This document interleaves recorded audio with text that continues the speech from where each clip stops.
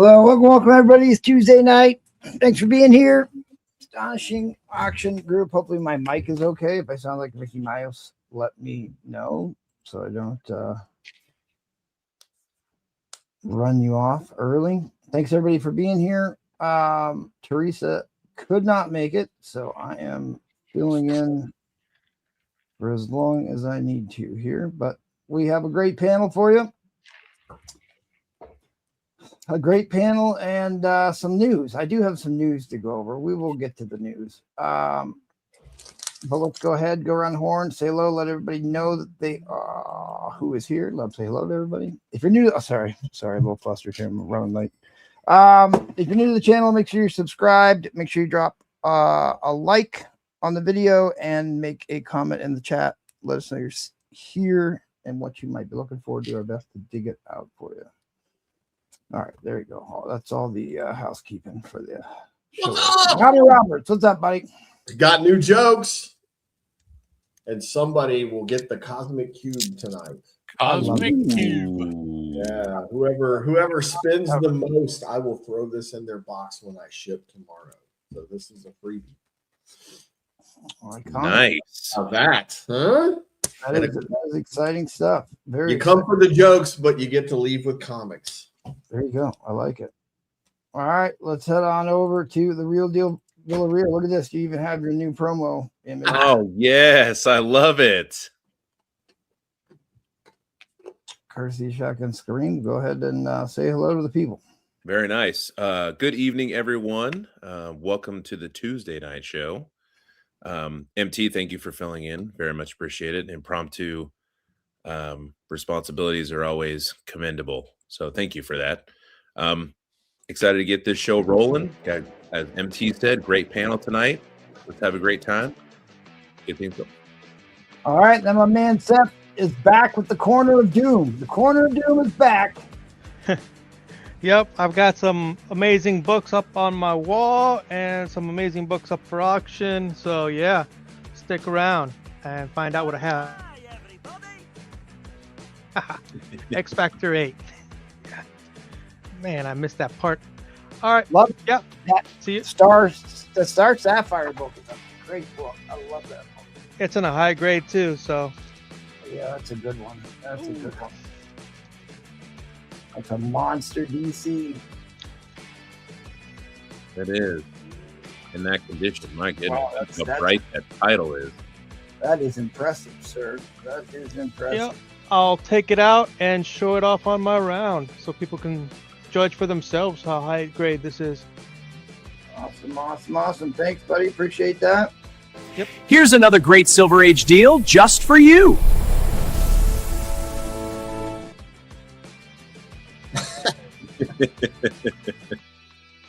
Cool. A lot of new stuff. Legend. Oh yeah. I love Green Lantern. Hey, good to be here tonight. Tuesday was the lead show last week. Picked this up for myself. Oh yeah. First Reverse Flash. My buddy Roman bought this at his LCS for me. And he got a super deal on it. That's $139 and $140. And here's the waffle that I got from. I actually entered one. I bought 15 of 20 spots because I really wanted this book in high grade.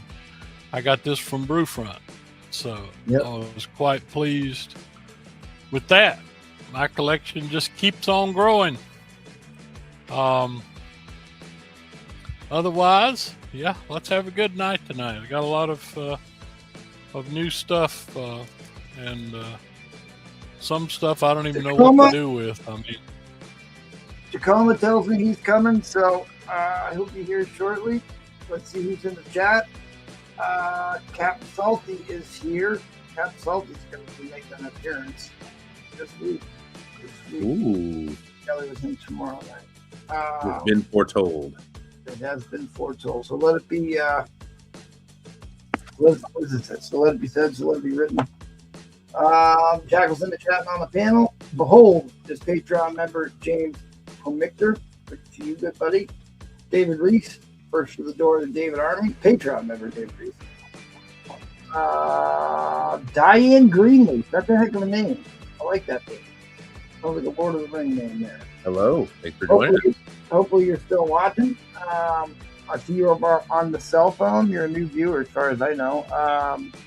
I will drop a link in the chat to the widescreen format. We do have a widescreen format of the show, and there might be things you missed just watching on the cell phone. But hey, I'll take a view anywhere we can get it. So thanks for dropping a comment. Let's see if I get that. There we go. So copying the link here for you. Roger is here, gold level Patreon member. Roger from the Great White North is in the building. Good to see you, good buddy. Roger, that X-Men book you were looking for, the MT mentioned, is heading to MT tomorrow. So be looking for that. Yeah, I've been getting copies everywhere. But no, dude, I'm surprised you were looking for it. That's a pretty common one, but you'll get another one. Well, I mean, it is a really great cover. It is. It is, it's one of the Sylvester goodness. Yeah, right, and it's similar to the other one where he's on the X. It's like the similar color format. Miss Susie Q is here. Good to see you, Miss Susie Q. Miss Mary is here. Happy Tuesday to you and Raph. Hopefully you're doing well. Hopefully you'll come back on the show soon and say hello to us all in person. Yes. Patreon members Michael Comics 54 is here. Adamantium level. Michael Comics 54. You good, sir. Dr. Don is in the building. Good to see you, Doc. Thanks for being here, buddy. Patreon member Rat Daddy's in the house. Y'all saw first printing manga graded, been popping up also. Naturo, Yu-Gi-Oh, One Piece. Well, yeah, I see One Piece is blowing up because of that Netflix thing, which I have to say, the episode or 2 or 3, I think I watched 3 maybe. I kind of skipped around though. Of the One Piece on Netflix is like a rather impressive production. Special effects are great. I will say I canceled my Netflix membership after one day again already. Don't waste your time going to watch the Peaky Blinders movie. It was atrocious. Oh. You're better off not watching it. Yeah, I canceled it right after that. It was so terrible. Cap Salty says, yes, bring on Salty. Yes. I need to get you on here. I have been in the lab trying to get books done. He wants to subject himself to the abuse. Yes, he does. Wild Thursday night, quality sellers on Tuesday. That's true. That's very true, Jonathan. There is the link to the full screen format. Glenn is here from the Great White North. Good to see Patreon member Glenn is in the house, as well as Patreon member B12. Happy Brews Day. Indeed. Question for the panel. What's more rare, Mark Jeweler insert or a Mark Jeweler ad? A Mark Jeweler ad page is not rare. It is not a variant. It's just an ad they ran in DC, Golden Key, and I believe Archie Brand Comics got that Mark Jeweler ad. Some were inside the book and some were actually on the back cover, but they're not variants. They're not rare. They're just the regular issue. I get that question a lot, actually. The only ones that are worth money are the ones that have the stapled in insert in the side when it comes to Mark Jeweler. You'll see a Todd McFarlane ASM one for me tonight. There you go. I like it. Picked up 19 MegaCon exclusives. Many signed variants of COA with bringing it back. Yeah, I saw the list of MegaCon exclusives, and there was actually 1 or 2 I thought were really good. I don't remember what they are offhand, but there were a couple I thought looked good. Hey, Mr. Unknown is here.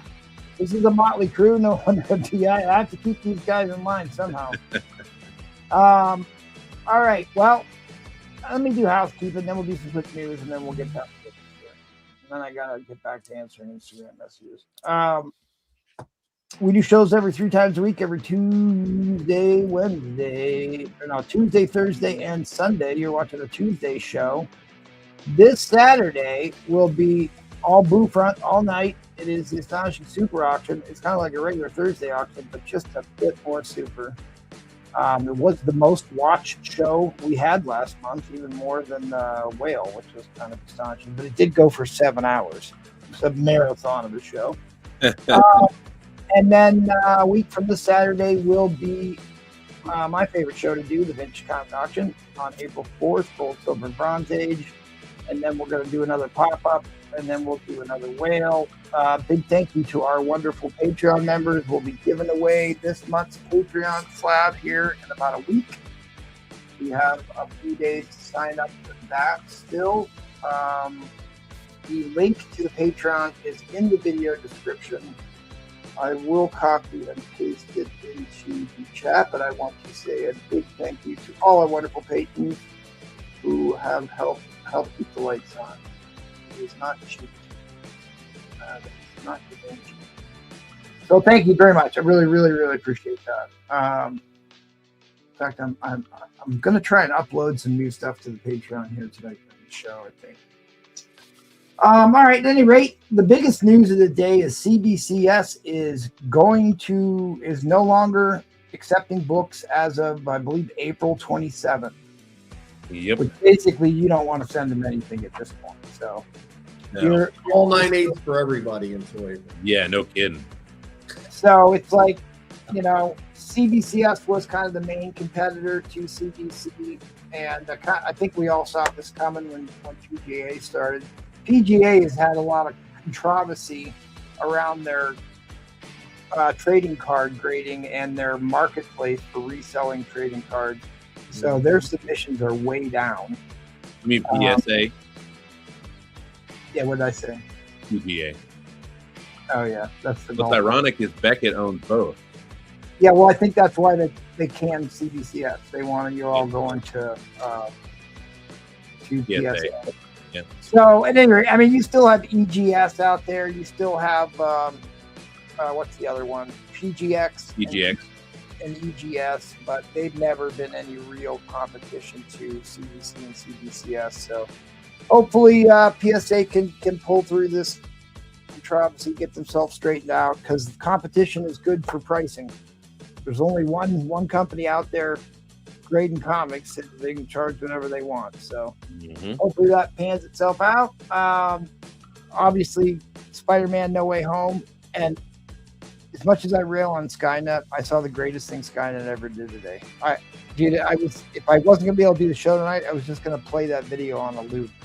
There's like this AI thing where they put an MMA fight together between the two Spider-Man and the two and MJ and Gwen Stacy.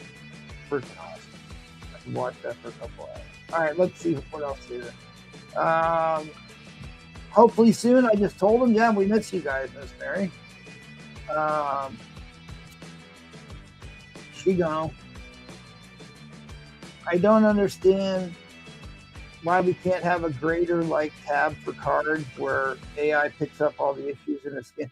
I mean, you could do that with modern books. You're not gonna be able to do that with vintage books because there's totally different grading scales and standards for the different ages of books. That's probably Mike Tinson. Yep. Yeah, CGC's gonna make hay over that. Award-winning Collecto 6 Patreon member, award-winning Collecto 6 is here, as well as Miss Susie Q. Thanks for being here. I appreciate that. Well, apart from that, CGC was grading books, and CBCS put out all those Banana Gate videos and TikToks and stuff. And with throwing shade. CGC is not going to forget that. No. And there's plenty of shots to take at PSA here recently. A lot of people are not happy. There's supposed to be a class action law. There's actually a class action lawsuit they're trying to build against them on their seller, where they're trying to sell cards, the card marketplace that PSA runs, because they were taking people's cards, telling them it was a lower grade, and then regrading them higher and selling them on their own website. Yeah, because they would buy them from you. Yeah. Because capitalism.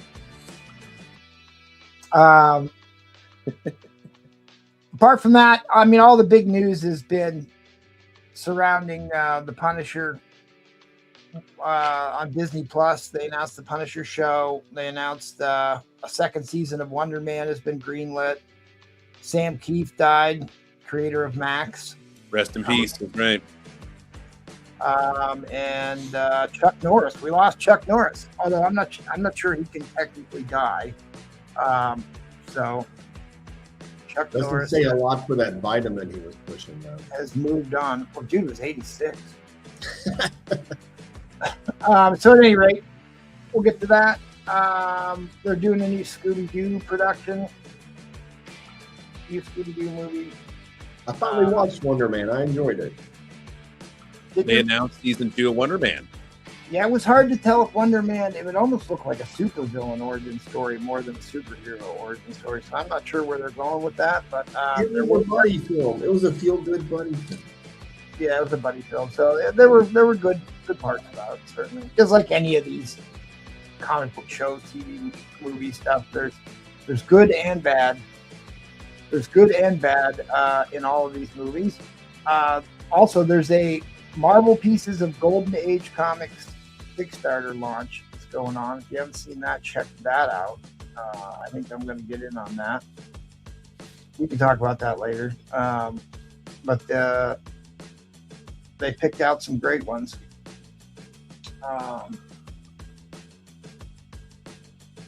Actually, I'll just run through this real quick because it's exciting to see. I'm surprised they put Cinderella love books in here, but these are the Kickstarter books for that. Planet Comics, iconic, terrific comics, another like good old days book when you could lower women onto spiked wheels. Seven Seas is not one I'm actually familiar with, but that's a gorgeous one. So that had a big sale here recently. Everybody knows that book, hopefully.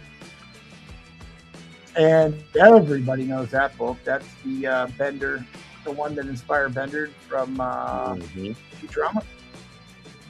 And the Phantom Lady needs no introduction, I would hope. Matt Baker. So at any rate, that's all the news is fit to print. Let's get into slinging books. Mr. Taz is here. Good to see you, Mr. Taz. You always say it like that. Mr. Taz is Are we ready? That's the carpet. All right. Well, my first bite now is a soon-to-be forgotten CCS 9.8 Moon Knight 30. It is a Werewolf by Night copy. I've marked it down to 150 to commemorate CCS. Come on. You get yourself a 9.8 of a no Moon Knight book for 150. What is this grading scale you speak of? Yeah, we don't know. Anybody looking to spec? Is that you want to bend the Moon Knight? Just let me know, Matt. 150. Yes, he does. Matt Reviews 2. Thanks for watching the show, buddy. That's a new name. Hit up Robin on Instagram. If you don't have Instagram, you can send them an email. It's rolling on the scroll at the top of the screen in the cell phone format. Don't email that email, though. I'll give you a different email if you want to email me. But if you want this, just say Ben Moon Knight and it's yours. If you follow the link I just dropped to our full format, there's a large format version of the show. It's a lot easier to read the information scrolling on the screen. I'm going to grade this a 9.8. If you're speccing for just $10, you can get the first appearance of Superman and Lois's son. His name is Jonathan Elliott. In Superman 423. Little James Gunn spec right here for $10. But thanks for being here, Matt Reviews too. What do you want me to do? Drop your other email in the chat? Yeah, that email only, it's just a PayPal thing. If you try to email it, I'll never get it. Okay, all right. I will put your other one in there then. This is loaded with first appearances for $10. Incredible Hulk 250. It's the first appearance of Arabian Night, Collective Man, Sabra, and the Soviet Super Soldiers. $25 book, but $10 tonight if somebody wants. What grade is that? It is. That's a pricey book in a high grade newsstand, actually. It's not high. This is a newsstand. I would say this is like a 7.5. And it's thick, so you know it's. So I know exactly what that book is. It's a big key issue. There's a lot of keys in that book on top of being a landmark issue. Yeah. So I would call this a 7 to 7.5. That's why I think I had it valued at 25, but somebody can bid it tonight for 10 if you want. 250. Is that a bin, Mr. Unknown Comic? You just write Hulk. I'm assuming. Yeah, if you're going to claim something, just type letters BIN in for buy it now. And then the book that you want. I'm assuming he wants the Hulk book. He likes that. He likes Sabra. He's a Sabra fan, if I recall. All right, I got you. All right. If S Drift Seth is paying attention, this is a very rare exclusive cover of Tokyo Ghost #1. It says right there, exclusive. $50. And I would grade this near mint.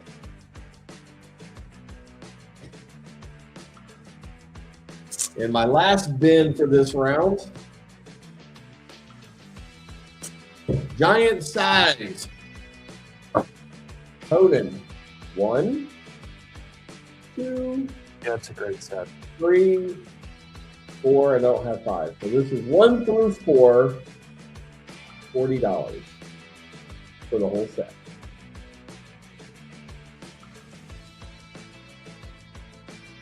And that's because they all have a little bit of a spine roll because they're those thick boys. Yeah, Troll in here stuck shit already. $40 for giant size Conan 1 through 4. That's my last. Yeah, that's a great set. I've got 2 sets of those. It only went to 6, I think. So that's most of them. One is new stories, and then the rest are reprinting the very early ones. Right. So there you go, $40. You can get your giant size Conan taken care of. I know I said that was going to be it, but I'm going to show you one more. You ready? You probably have this one, MT. Indeed, I do. Yes. I have the. That to me was by far the best cover out of the Kickstarter. That is by far the best Kickstarter cover. Frank Frazetta. Yep, I'm gonna let this one go for $60 tonight. $60 if somebody wants. This is a Kickstarter exclusive Frank Frazetta cover of the Heavy Metal relaunch from last summer.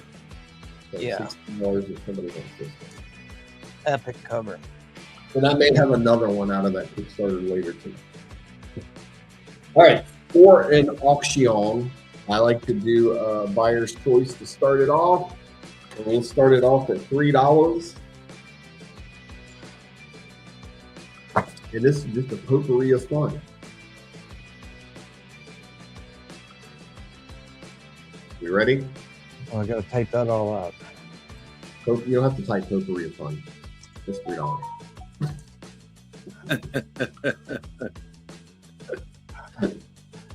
All right.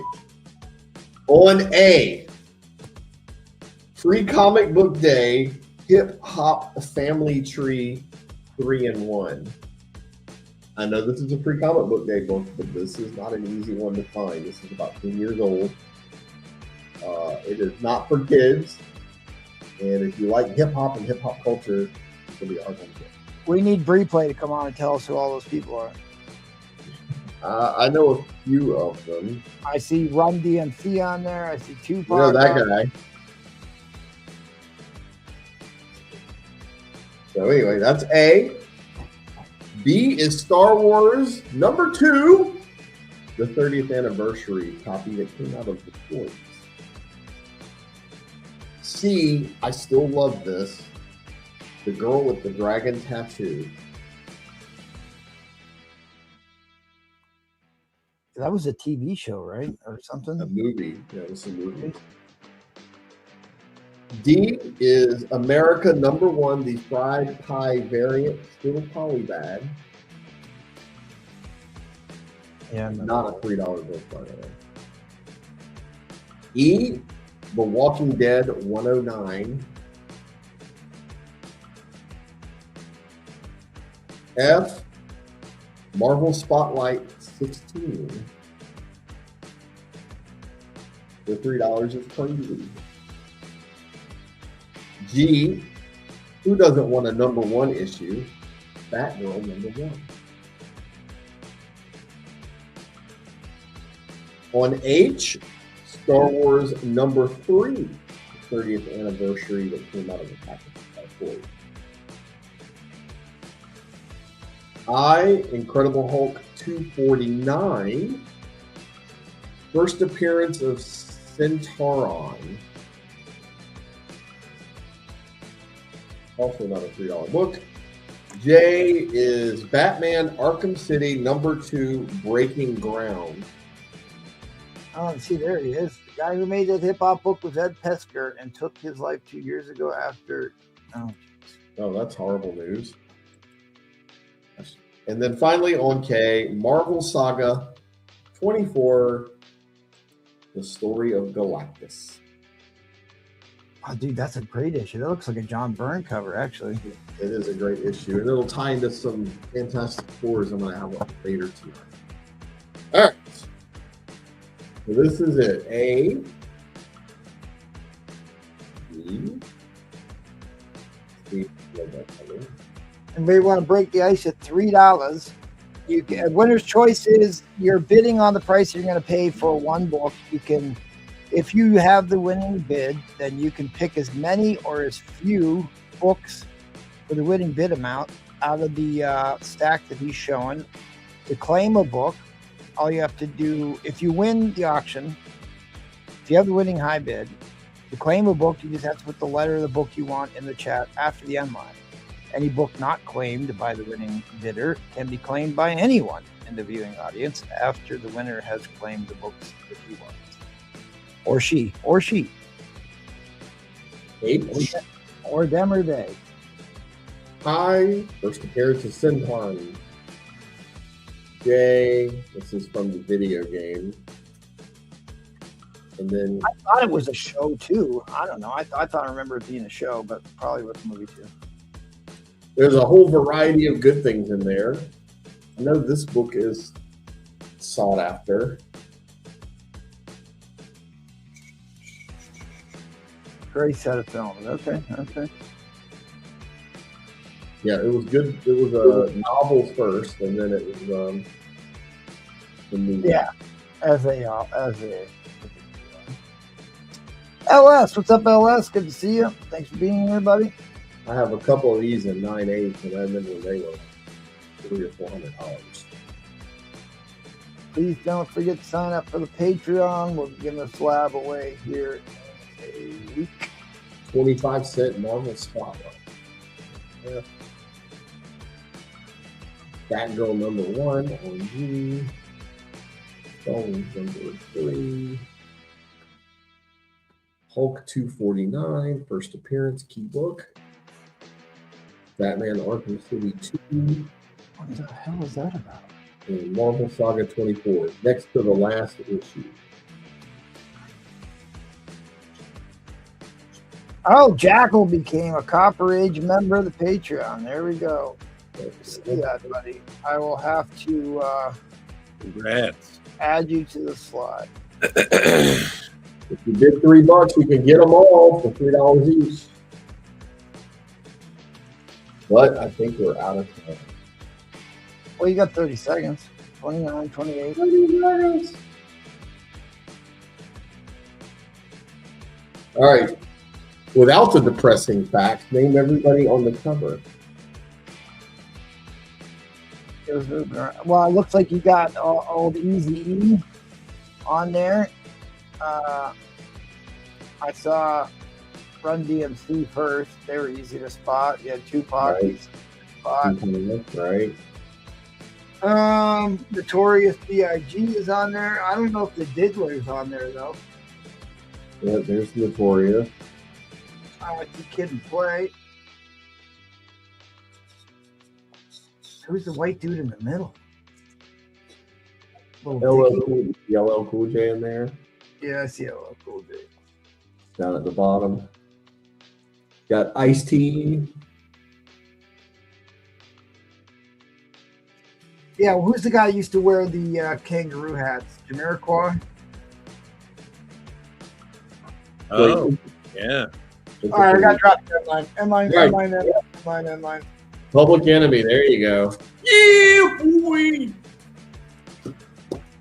All right. If you want any of these, just let me know.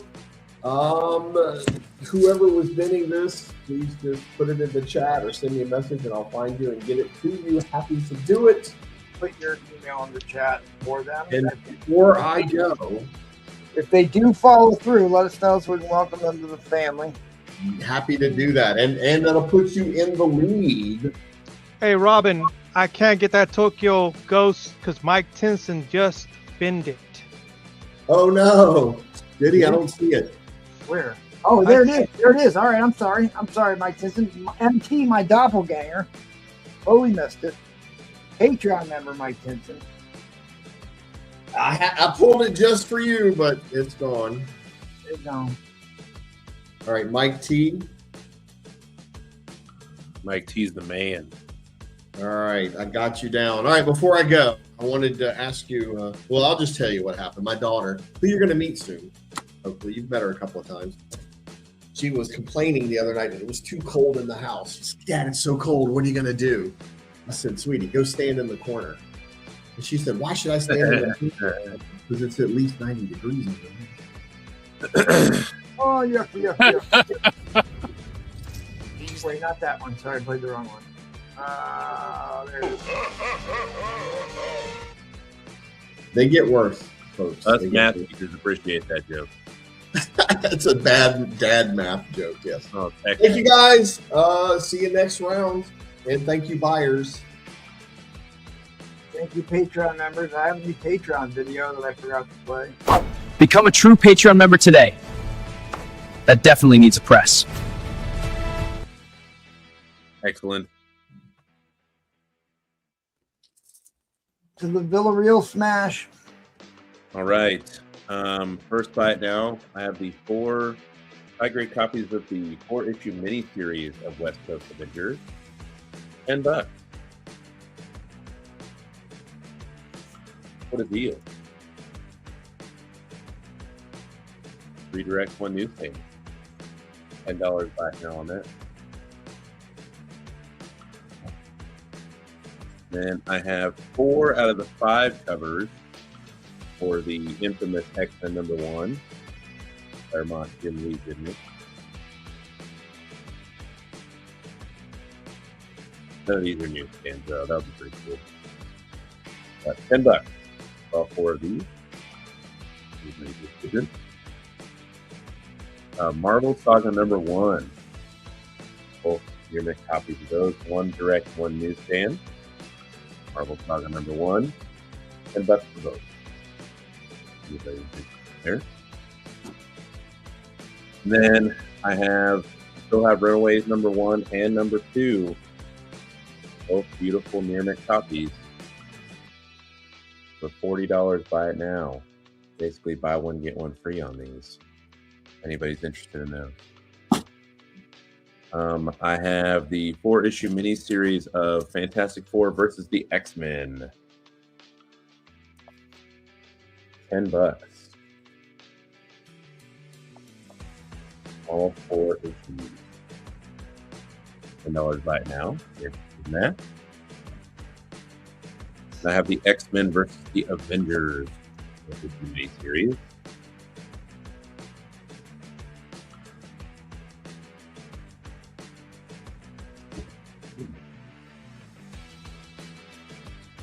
$10 buy it now on all of those. And then if you don't like directs, I have the X-Men versus the Avengers all newsstand copies.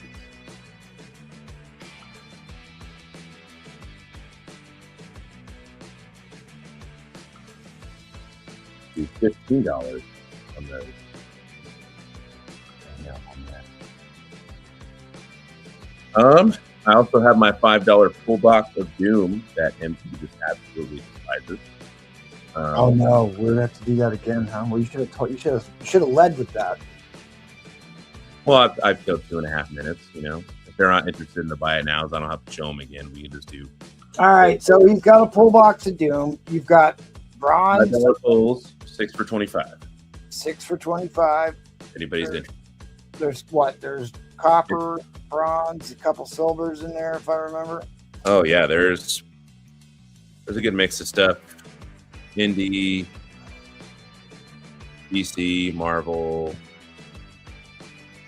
They're all teased in some regard. So anybody's any interest in that. Otherwise, I'm gonna do a dollar start on an auction. All right, well, no, let's let the pull box kick. Let's the pull box simmer a minute. You got a minute and a half left. Why don't you pull a book or 2 or 3 out of there and show people what's in there? Let it marinate. Let it simmer. Let's see. Infinite Crisis #3. First Time Reyes is in there. Star Wars Clone Wars #11. A very low print count book is in there. Annihilation Conquest Prologue. Buffy the Vampire Slayer #1. I didn't know that Venom 2099 first appearance books were worth a lot, but yeah, these are in there. I have a Forever People #2 in there. All right. Well, Dr. Don. We're going to get a visual on these because Dr. Don is going to take 12 books. Okay. 12 books. You got it, buddy.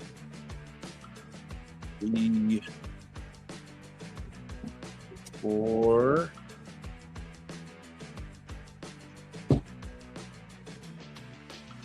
5, 6,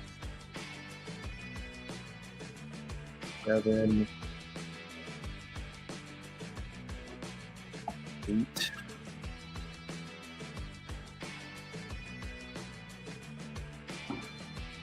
9, 10,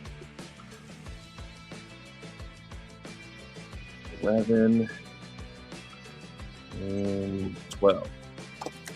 Okay. It says pick a winner, says Doc Don. Let's see. If memory serves, Shade the Changing Man. I'll pull a Firefront and give us a half-hour dissertation on each book.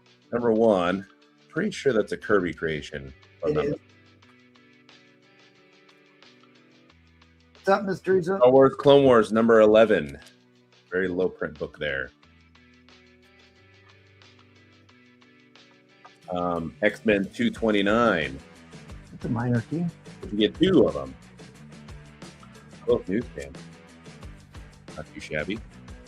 Captain America 255. The issue. Reprints the original. It does. Avengers 350. You get the little trading card with it. Yeah, it's a Battle Lines cover. Star Chambers versus Avengers. Suicide Squad 38. This is an origin of the Bronze Tiger, and Oracle is revealed to be Barbara Gordon. Yeah, that's a DC book I even own. Yeah, good one. This is Star Wars Knights of the Old Republic, but look what kind of barcode that is. Not only a #1 issue, but it's a newsie. Yep, easy. So 2%. 2% newsstand. Thrawn #5. Origin of Thrawn issue. Thrawn's be Thrawning. Fantastic Four 212. Good Galactus cover. John Byrne. Rock and Roll Comics #9. Kiss.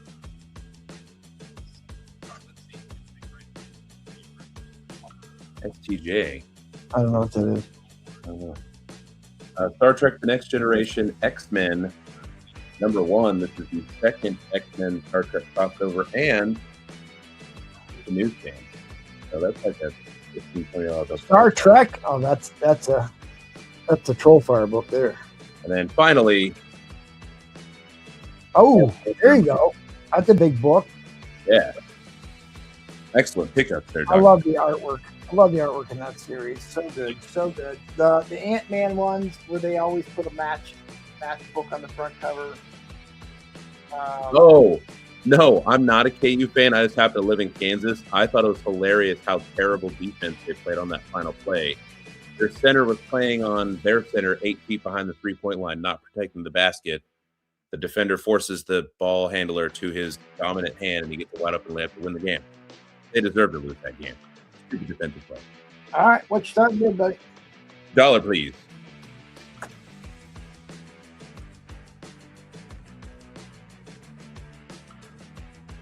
I alluded to this book earlier. This is an Amazing Spider-Man number 10. A Todd McFarlane cover in creation. But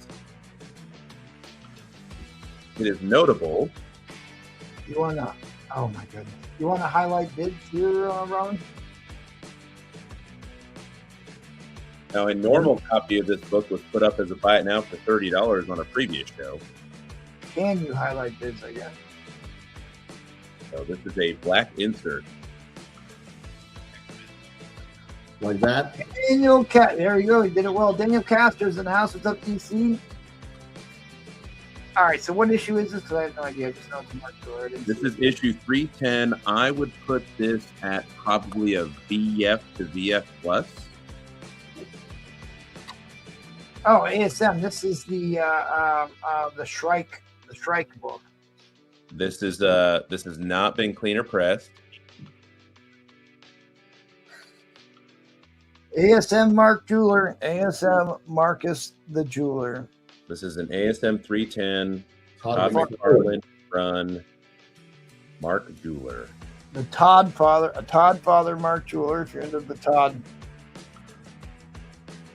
You're into that Todd guy.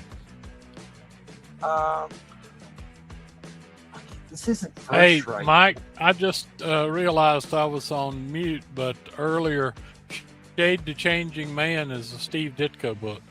Ditko, thank you. Not a Jack Kirby. It's a Steve Not Ditko Kirby. creation and Ditko. all art. Yeah. That was a really cool run that DC did. It was Yeah, just it's a bunch very peculiar of character. The creators just got to do their own thing, and they decided to see what stuck. But it's a neat book.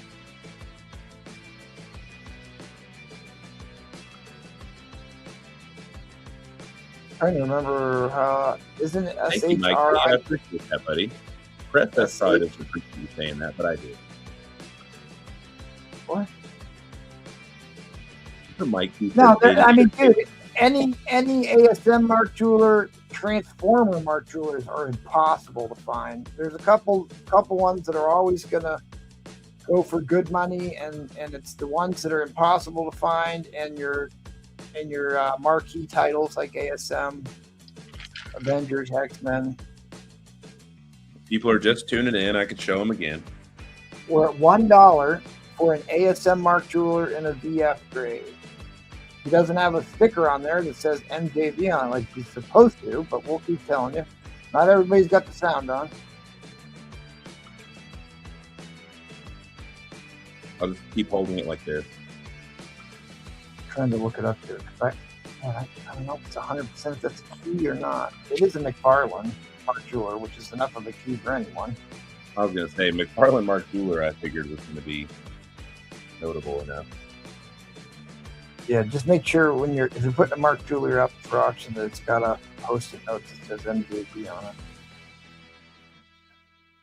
Because not everybody has the sound on when they watch the show. They're sneaking in the show on the couch with the wife, forced to watch some reality TV show with the wife. So There you go, buddy. awesome, thanks, buddy.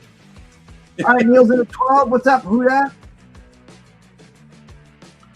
You can come check out Who Dat. Be responsible for what happens on Sundays.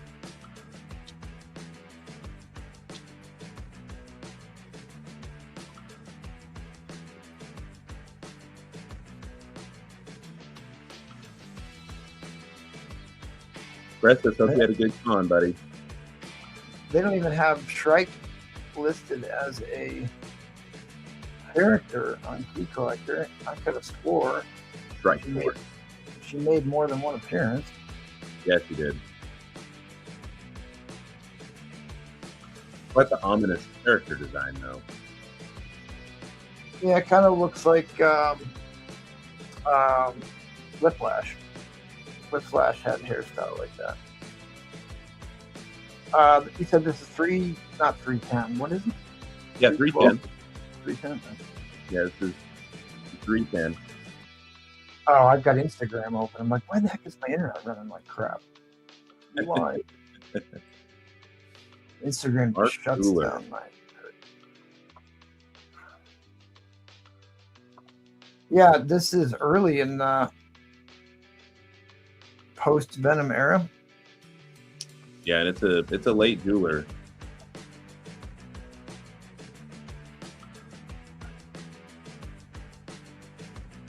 All right, well, that puts us into overtime. Shot clock coming up.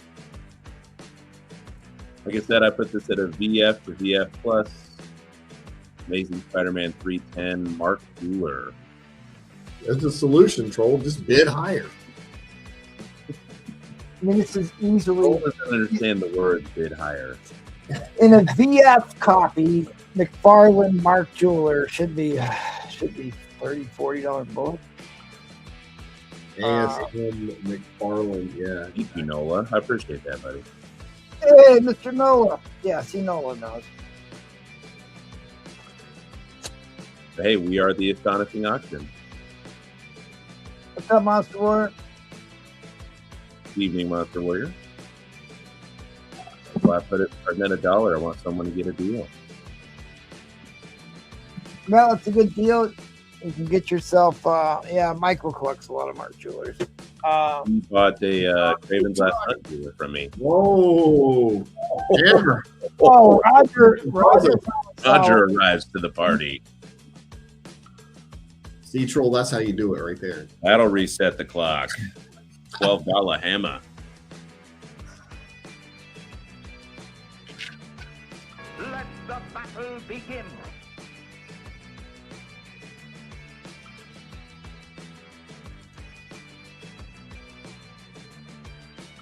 Yeah, Roger, I'm packing a box for MC tonight, so I will play Roger's video.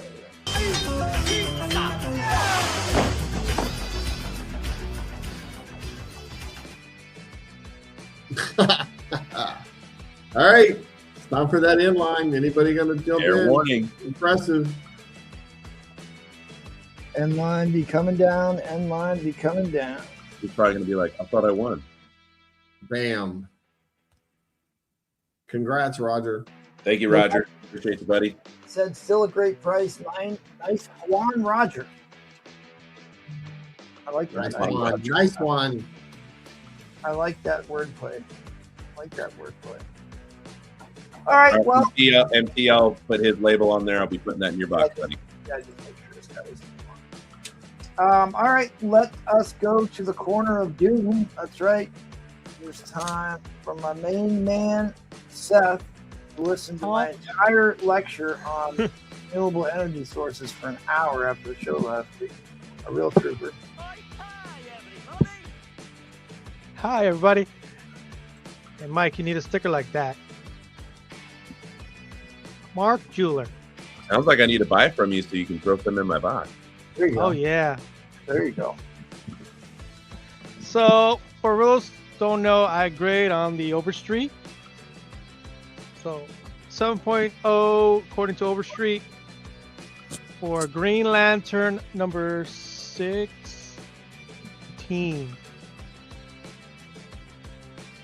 That is a beautiful looking copy. That's Yeah, actually that might be my favorite Green Lantern. And I'm not a tremendous that Green back. Lantern fan, but I really do love this issue.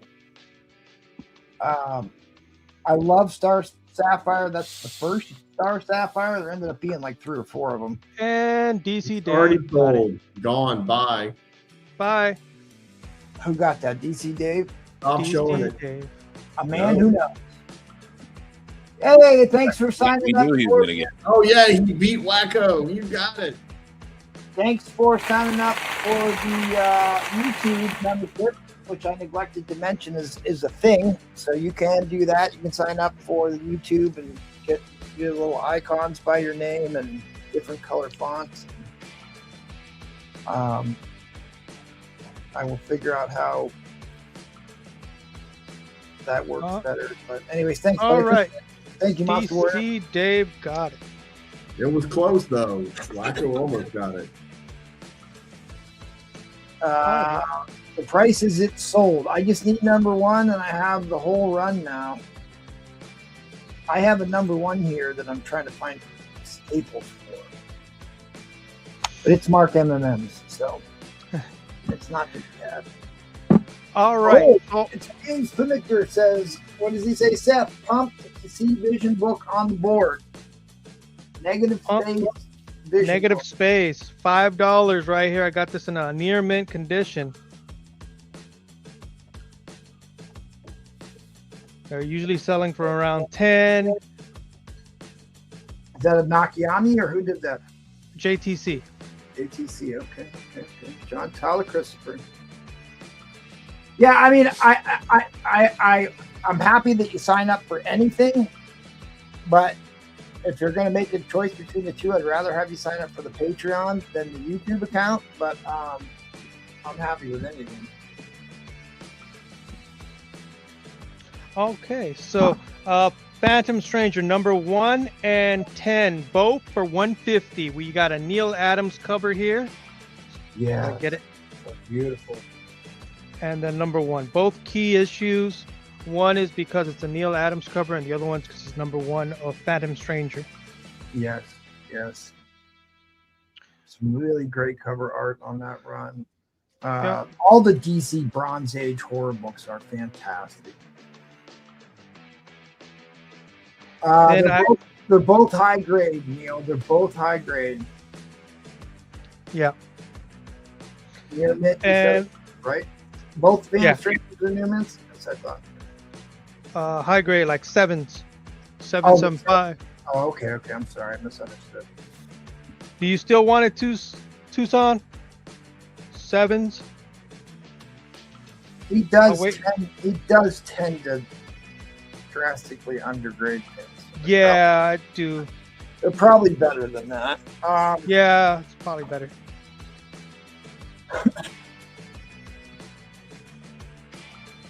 Seven is a mid? Now, I don't count. Mid grade is 4.0 to 6.0. Yeah. All right, it's yours, buddy. Then I've got these Sveta Subina.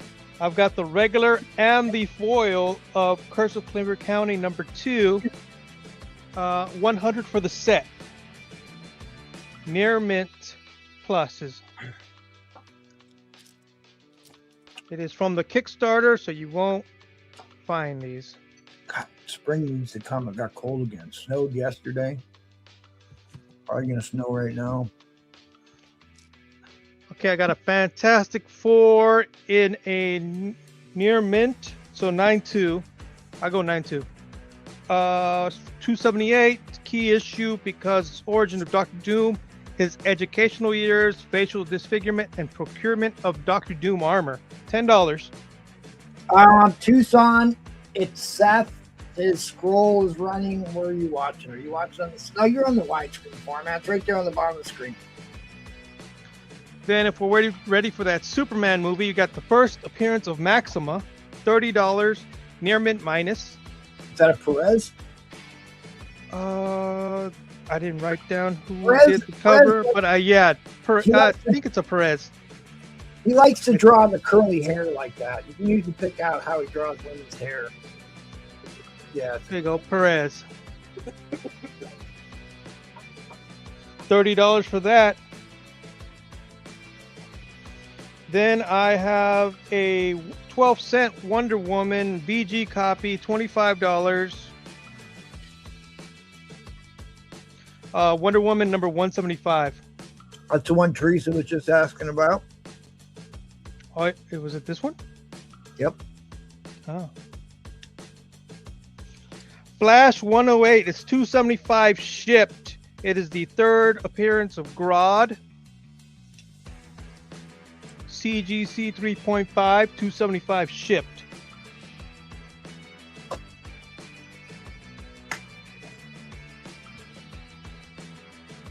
$275 is what you could buy it for the fee base, plus they add like $20 for shipping and all these taxes. If you just pay me $275, I'll ship it to you. All right, let me write down this name, Tucson. Got yourself a good deal.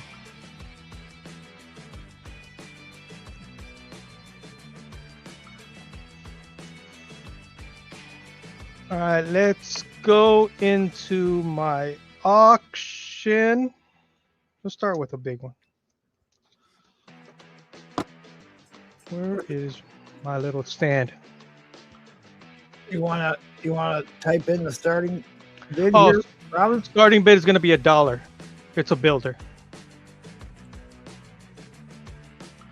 This one is going to be recognizable. Amazing Spider-Man 345. I've got this as a near mint 9.4 direct.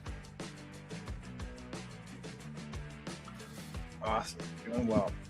That is for all you don't know, that is one of the cover swipes from the ASM trailer. I will call it up so you can see what we talk about.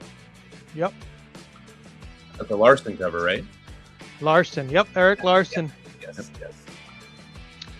It is the first appearance of the symbiote that will be later become Carnage. That's why it's a key issue.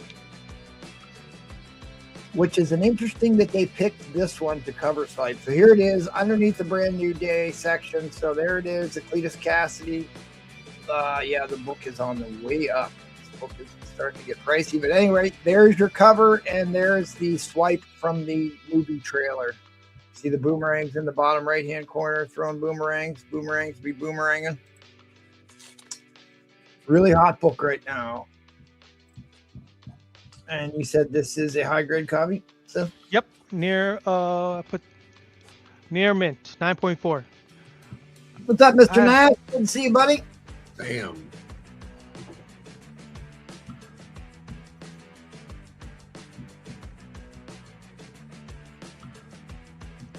Let's flip it this way better. That way people can see. I mean, the only thing, it's really cool that this is like in the trailer, which is awesome. But like, dude, it's still a really good looking cover. I mean, it's a good McFarlane. You got a lot of action going on. You got your classic contorted ASM or Spider-Man pose. Flat 9/8s are selling north of $100. Yep, now north of $100. Where is he?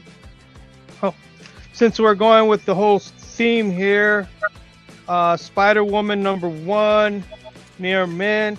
First, Julia Carpenter, who I believe Sadie Sink should be playing. That's your guess, is Julia?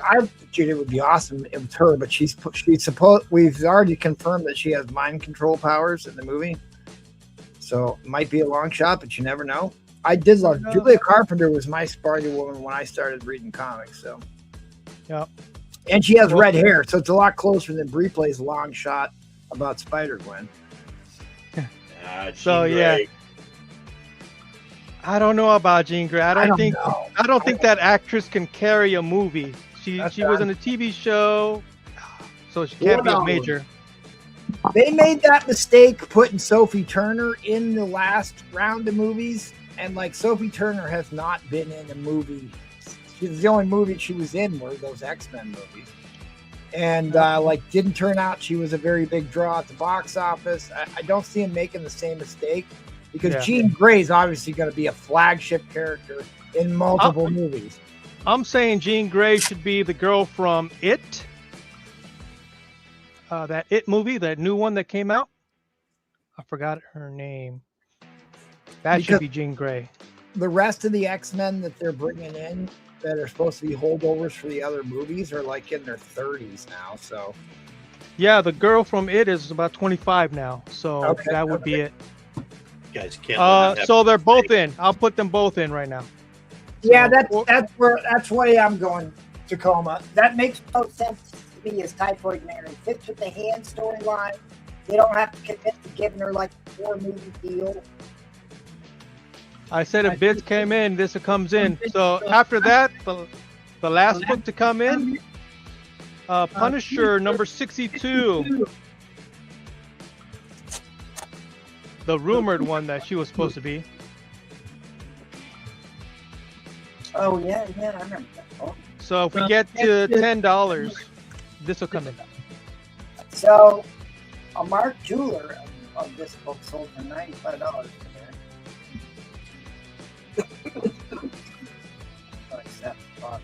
There was a EF minus copy that sold for $51 in this book today. There was a Pyramid minus book that sold for $20 in this book today. Yeah, this is the first appearance of Jessica. Or what's his name? I got that ASM on my spreadsheet for $30. So. All right, we're only at $6. The book is worth at least $20 right now. It's a near mint book. The near mint high-grade copies are selling consistently for $20. All right, it's in now. All right, we're in overtime. If we get to 15, I'll throw this brand new day Amazing Spider-Man 551. Manhattan Menace Mystery. You forgot the overtime part.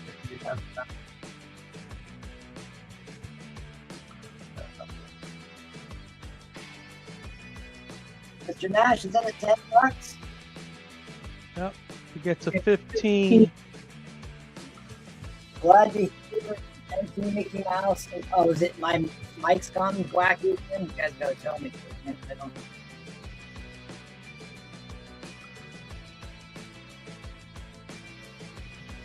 Reset the clock. All right, it's in.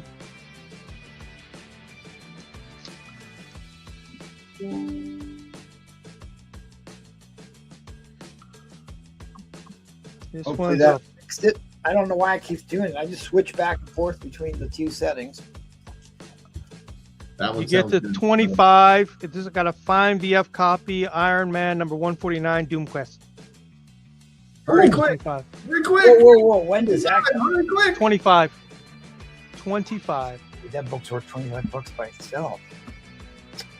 It makes you open YouTube. As much as I hate to type it, here it comes. Drop the I'm like, dude, that book, the book was worth more than. Jeez, the book was worth more than all of them. Yeah, look, the first ASM book I have is at $30. All right. Who got this? You got Mr. Nash 15. You got all these Mr. books. Nash, congrats. Yeah. These hamsters are on strike, so they keep walking out on me and won't power my microphone anymore. So. Although I Yep, think they'll be added. 25. That is right, Mr. Nash. 25. All right, so you were smart enough to buy the upgrade. Well done, Mr. Nash. Well done, sir. Well done. All right, Mr. Tacoma's here. You missed him on Sunday, but he's here tonight. What's going on, Tacoma? Not much. Just trying to look for some books and some deals here. I'll show you something funny. I was walking through half-price books, and I saw this.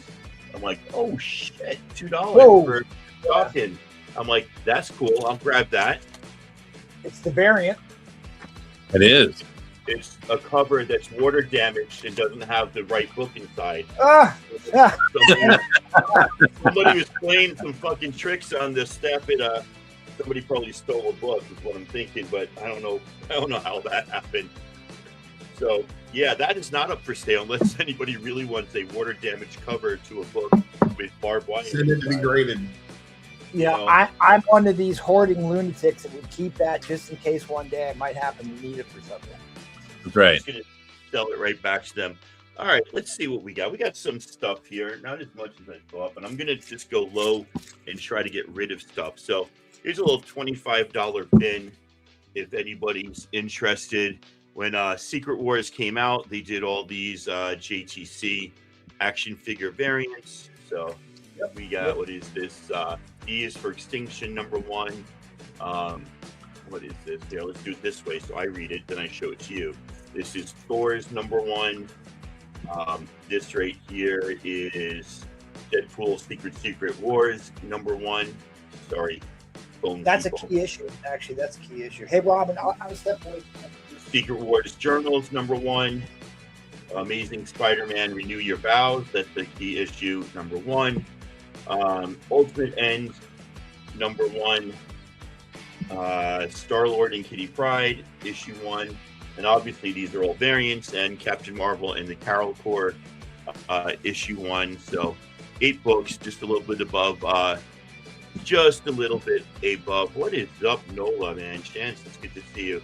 A little bit over $3 a book. If anybody likes to decorate their room like I do, by putting sets and shit up there, there you go. That's $25. This one's going to go for a little bit cheaper because 3 of these are just throw-ins.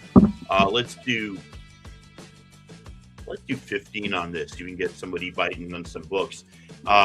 These are all Captain Britain and MI13. This is where, not Blade, the next one Blade. This is where somebody famous joins MI13, and now I can't remember.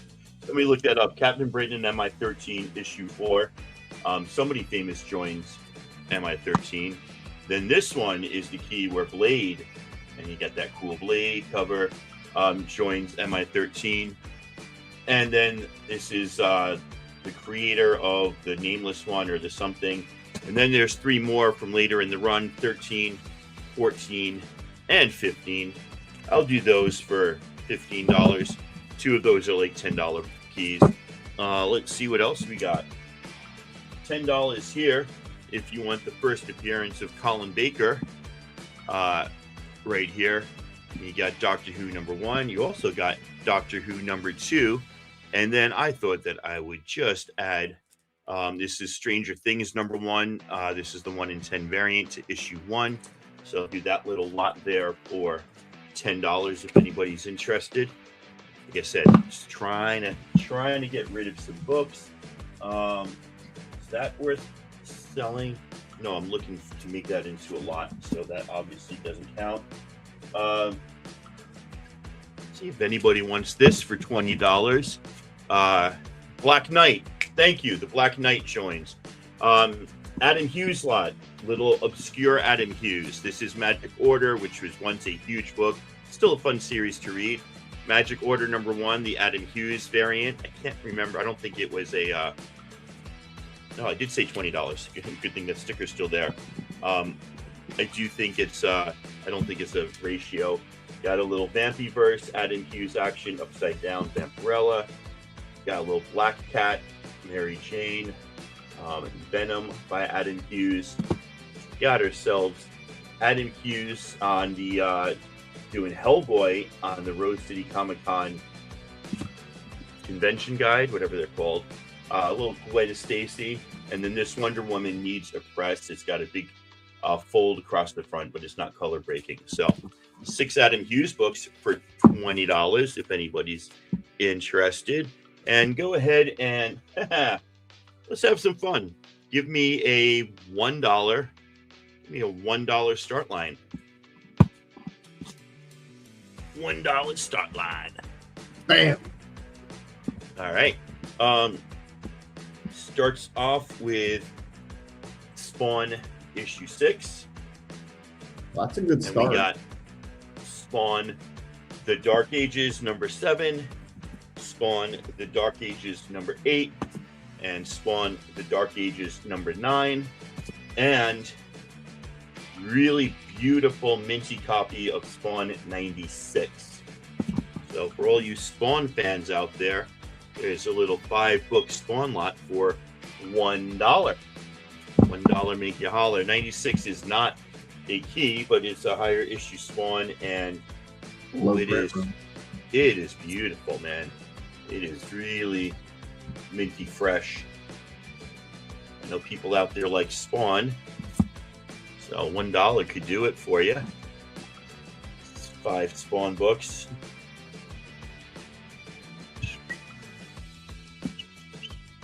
issue 6. Little Dark Ages. Little Dark Ages. Some more Dark Ages. And then, bam. Issue 96. So, $1. 5 books. Can't beat that with a bat, as they say. See if we can get some traction on this.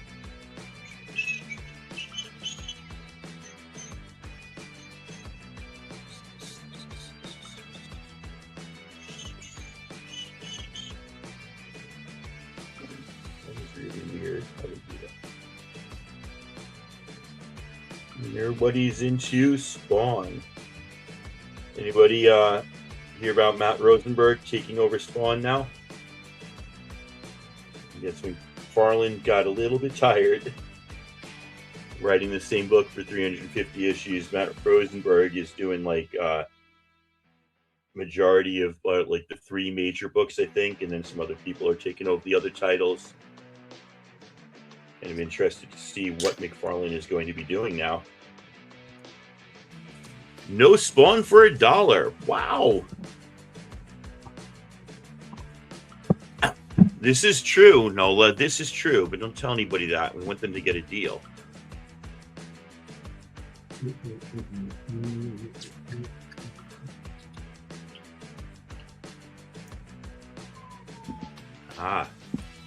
Tucson has sent the $10 for shipping.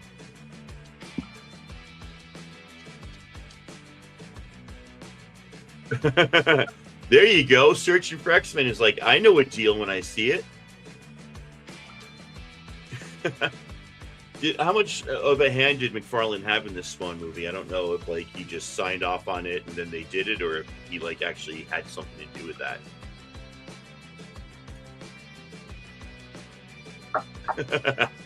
Appreciate it.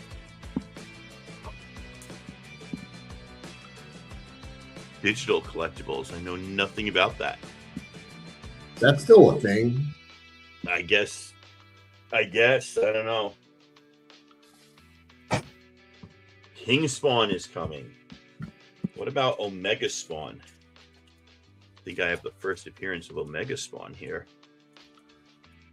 I was going to put it in at like $10, $15, but, you know, we only have $1. So, yeah, if anybody's interested, I got 2 copies of Image United. Put these in. Let's say we get up to 15, and you get your first Omega Spawn. Even says his name in case you're not sure. Wow. So $15, 2 Image Uniteds, one of them being the first appearance of Omega Spawn will come in. You got issue 1 and 2. Oh, speaking of Sam Keith, throw that in at $15 as well. Ooh. Or we could just let Searching for X-Men get the deal of the night. Scrum to the Yumsha Spawn.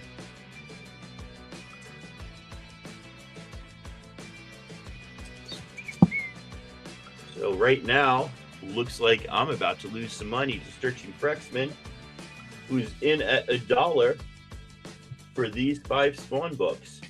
That's a Bitcoin, not $1. Oh, okay. I'll take that. Boom. All right. Just think I was debating whether or not to come on tonight. Tell everybody what's in that darker image number 1. First appearance of, is it the Pit or the Max? I can't remember. Well, the Max creator just died 2 days ago. Yeah, Sam Keith. He's also the artist on this, right? Yeah. Boom, the Max. So there you go. Searching for X-Men. My information is right there. You can hit me up on IG. That's going to be $12 shipping for your $1 $1 lot. But congratulations, sir. You've done good. Enjoy. First Blood Wolf. Michael says it's first. There Blood you go. Wolf. Do you have any cross? I do not have any cross. Noah there you says go. Everybody's dropping the Sam Keith knowledge now. Searching for X-Men. I have a lot of cross, but I don't have any tonight. Primer 5. Every time I put them up, nobody bought them. What So was that? Is that Garth Ennis? Who wrote Cross? Was that Garth Ennis? yes, and it's there's a movie supposedly coming that's going to be. It's got to be terrible. I mean, not terrible. Yeah. Thanks to Colin. Appreciate you being here, buddy. Great books. If you, Yeah, searching for X-Men. Send me a message. I have the cross torture covers and everything. if you saw anything in the buy now, you can always hit up Tacoma on Instagrams and see if you can't work yourself out a deal. Let's head on over to Jackal. You're up. Good evening, folks. I have I got about a whole new board up right now. I've picked up a lot of books lately. Just real quickly, I'll run through. I have two pretty high grade, fairly early bronze ASMs. First Grizzly and 150 anniversary issue, 7.5 at least, and 8.0 on this one. 139 and 150. Those are all 70s books. I was lucky enough to run across a copy of this very cool and hot book. 7580 white page. I couldn't, it was so close. It's probably like a 7.75, but Yeah, that's what I put on it. Super First Red popular Guardian. character. Super popular character in the movies. The guy did a great job. That's why they keep bringing him back for more movies. Stranger I Things mean, it's star. pretty sweet. Oh, I've got a lower mid grade here, 4.5 first. Excuse me, origin of HIM, who becomes Warlock. I actually have a Green Lantern. I've already got that one in my collection. It is older one. It's issue 57. That was when Gil Kane was doing Green Lantern for DC and a lot of books, and was working for Marvel under an alias. His alias was Adam Austin. You'll see that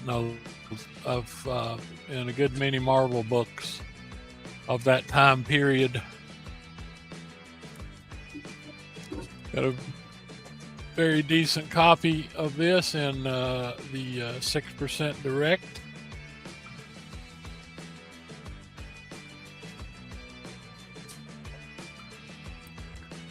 This is a oddball but nice actual DC Mark Jeweler. Now, DC Mark Jewelers are pretty scarce. This is a 30 center, so that's somewhere back in the 70s. Also, I got a couple of pretty decent and key Silver Surfers here. This one's introduced the Ghost, and also is I think it's the third Mephisto. This is my favorite of the whole lot. This is the one where Spider-Man is the guest star. I couldn't find anything wrong with this book, so I've got it graded 9++, and it is a news stand. Patreon member Jets is here. Is my microphone? I should probably fix that. I mean, literally, I couldn't find anything wrong. Front, back, inside, white, blazing white pages, a whole meal. Got a very reasonably priced high grade X-Men 100. New team versus the old team. And likewise, pretty high grade. I'm calling it an 8+. First Dazzler. This book is always out of sight. I think high grade. I do not go by key collector, but I think they have high grade listed right now at 180. It's a pretty tough one to get because it's got the black around it. The only thing I could really find, I knocked it down for, was it's got 2 little ticks and one little spot up here, and that's it. Otherwise, I couldn't find anything out of whack on this one. Okay, what grade is on which Spider-Man now? I'm sorry. Silver Surfer. Oh, the Silver Surfer Spider-Man. Okay, yeah. It's 5.0. One of my favorite books. I've got several copies of this one. So anyway, that's my entirely new board. Y'all are welcome to make reasonable offers, or if you want to bundle something, that's fine. I've got a ton more new books for auction time. I'm going to start with a lot of Silver Age Amazing Spider-Mans. These are low mid grade, but I've got Ditko and Ramita here, and $100 start.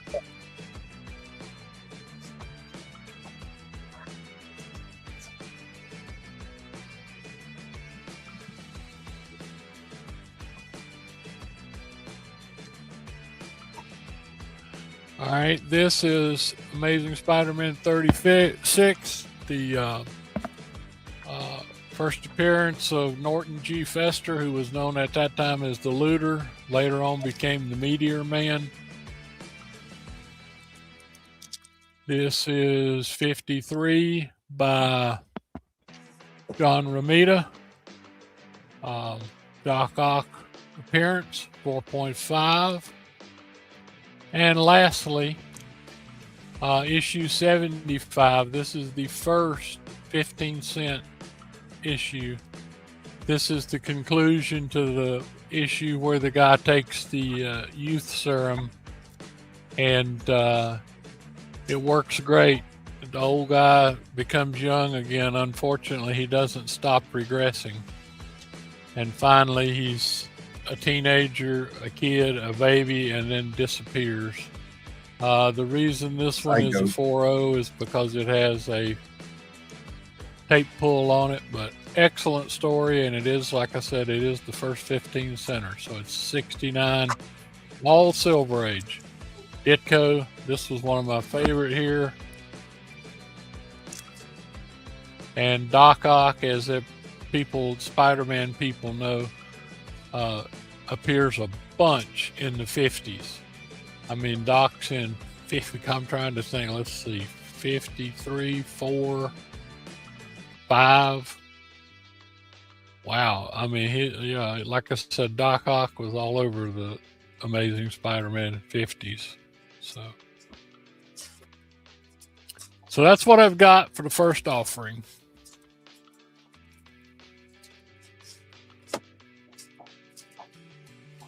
Key collector lists this in mid grade as $110 by itself.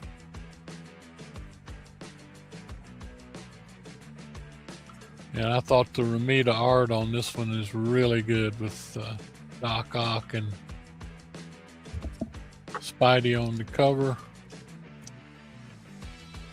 This one, another one of the sad Spider-Man covers. I mean, you look, it goes all the way back. 24, he's holding his head down. 50 is, Spider-Man no more or whatever. Anyway, that's what I got why not start the night off on a nice Spidey grouping? And like I said, don't sleep on some of these books back here. That the Red Guardian, especially the 2 higher grade bronze books. They're the Invincible Iron Man over there versus Doom. I've sold equivalent to that for 150 before.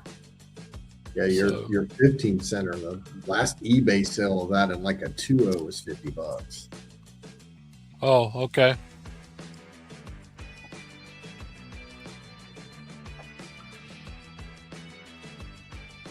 I got no clue. I mean, like I said, I don't grade things 9/8. I mean, you'd have to let people make it on their own. But I mean, I don't see, I look over a lot of books and I don't see anything wrong with this book.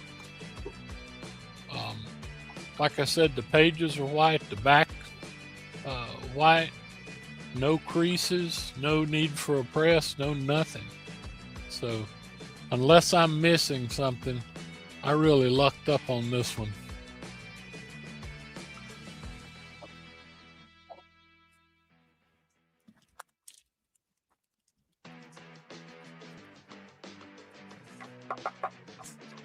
These books are all attached, nothing loose.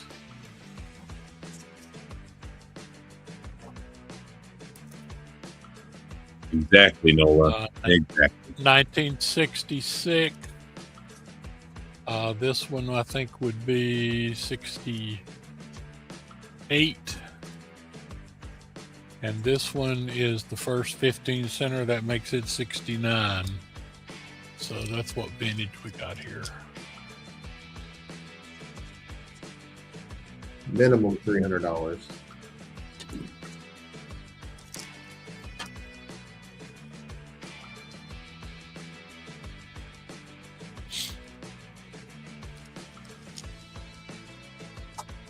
Okay. Hey, 20 seconds. Anybody challenging Mikey? We only got one bidder who will be happy. Well, you got a pin on the Wolverine. Wolverine sold. Emilio.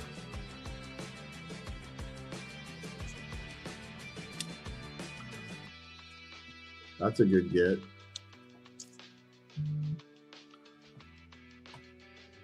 All right.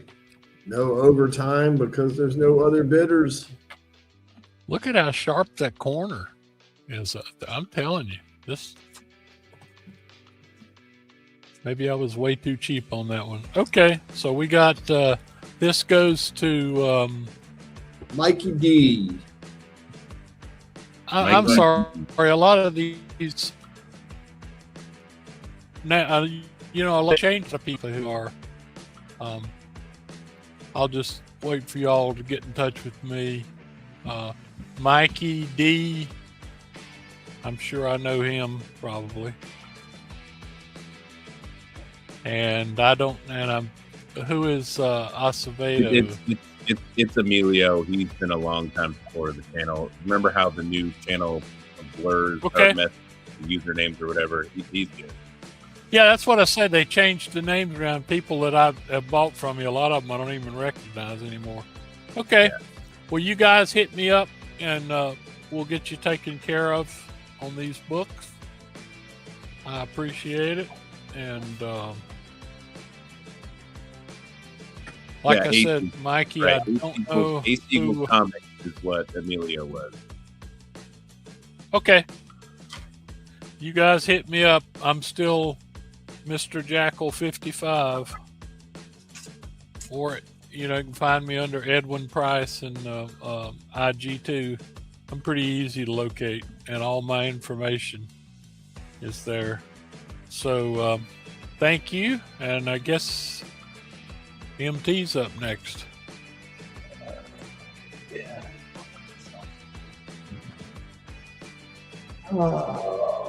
I hear him. He's around. I'll say I hear his groan, so he must be coming up. I am here. Thank you, folks. I'll say thank you, Mr. Price. Adios from Spidey.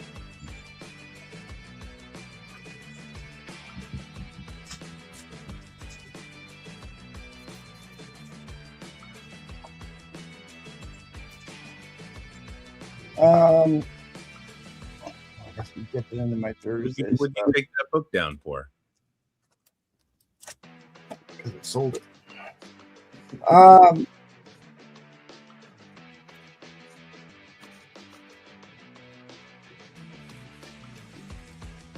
I have the Conan the Barbarian. We just got the announcement they're going to do the King Conan movie with the Governor Arnold Schwarzenegger. That is the movie special for the first movie, and there is the second movie, the 2-issue 1 and 2.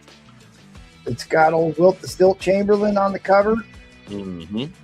and Grace Jones. They're all, despite the fact I don't have them in Mylar, they're all near mint books. All three are near mint books. I'll do all three for $30. $30. Wow. The entire movie set there. I was gonna actually include this on this lot, but dude, there's like 8 books on the census of this. Insanely low census count on this book. I don't know. I might have to end up sending that one in, but or if you buy these, maybe we can work something out. But impressive book. All right. Give me $1 stick.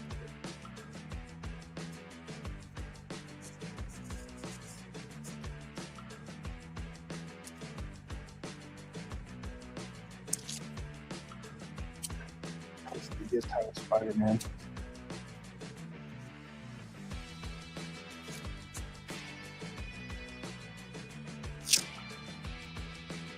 Kind of a mixed lot here, but really sharp copy of the third appearance of the Black Cat. I'll give you that. I'll give you the Ghost appearance at ASM. I'll give you that Dr. Doom and Spidey. I'll give you that Kraven's Last Hunt Part 2. Tarantulas on this one. Tarantulas beat Tarantulan. I believe this is a Bagley cover though, right? Yeah. That's when his cosmic powers go away and he has no powers. 340? Eric That's Larson. I've got some other ones I can add. The Scorpion Super Hot. This is McFarlane's iconic Scorpion cover.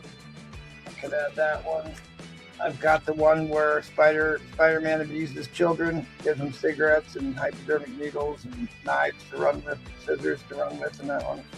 Sounds like the 90s. Oh, dude, this is one of the greatest books of all time. Gives them prescription drugs to take, buys cigarettes for them, shows them how to use a hypodermic needle, have them run around with scissors. It's the greatest. That sounds like elementary school for me. There you go. So you got this Larson, or I'm sorry, this was a super hot book. In Hook Lee, I think, did this one. Kirkham. Kirkham did that one? Looks like it.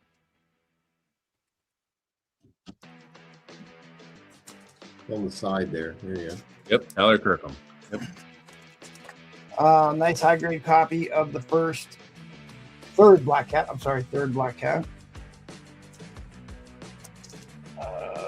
Ghost Be Ghosted, newsstand. Got the Dr. Doom. Is this a bin lot or a bid lot or? No, it's an auction lot that I started at $1. That apparently never got started. So Let's do that. Yeah, it didn't get started, and then we still have the $100 highlighted bid and Jackal Banner. There we go. How about that?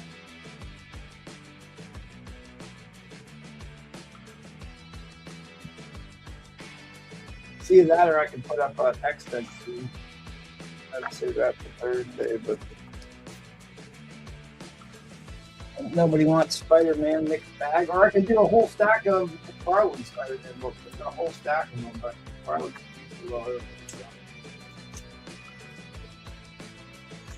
Oh, too late. Get those Spider-Mans back up. I have so many Spider-Man. You got a $10 bid. So that was a $10 book. That's what, $10 book at least for Yeah. second Craven's Last Hunt. Sorry, second Craven's Last Hunt. That is a tarantula cover. That is a Tyler Kirkham. Says $20 right there. Was worth $20 at one point in time. This is a cool looking cover art though, huh? And then you got third appearance of Black Cat, which was worth more than $20 in the grade it's in. Mhm. $20. It is a very high grade copy. On the newsstand, some 204. This one was just laying here, so I put it in. Negative space cover. First Black Fox. This is actually a key issue. I'm thinking that this is first Black Fox in the newsstand. I guess this was laying here. I'll give you this too. Don't know what this is. Spider Flint book, free comic book day with Venom. Don't know. This was something for a while. This might be the first Spider Women issue. I'm not sure. Spider Women, Omega, Spider Woman, Spider Gwen, and Silk. So you just get that one for free. You get that one. 1, 2, 3, 4, 5, 6, 7, 8 books in here, and you still haven't. Not just 3 of those books is $50. Yeah, you haven't got to the price of that one yet.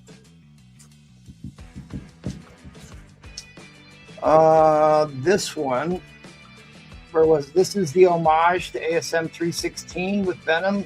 This is a limited to 3,000. Hey, that's a Craven book. Diego.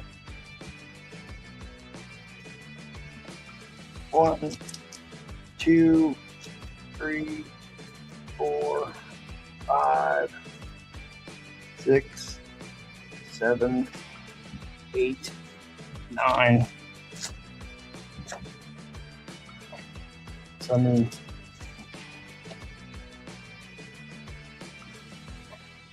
yeah, let's put more in. Well, I'm gonna leave.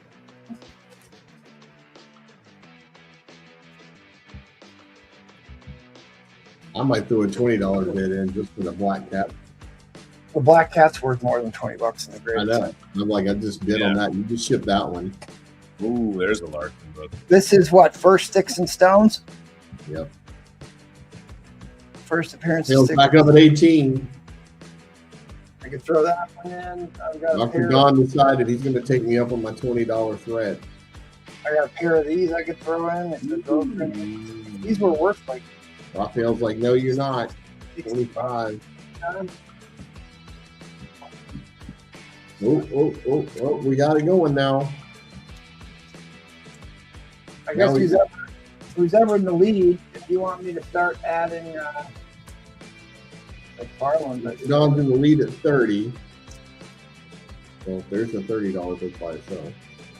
of a high grade copy of this. Spider-Man 29 issue numero uno. Let's see here. So we're at $30 for one. I gotta get to 10 books. I'll put the first Sticks and Stones in there. How's that? So you get $10. You're at $3 a book. $3 a book for the third appearance of Black Cat in a high grade newsstand. Your high bidder has a question for you. What brings in the Tods? Okay. All right.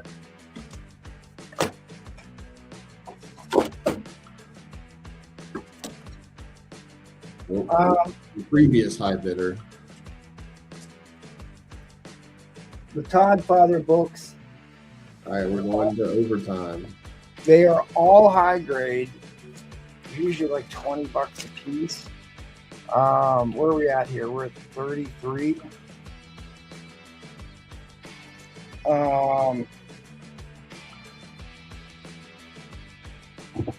At $50, at $50, I'll bring in the Scorpion.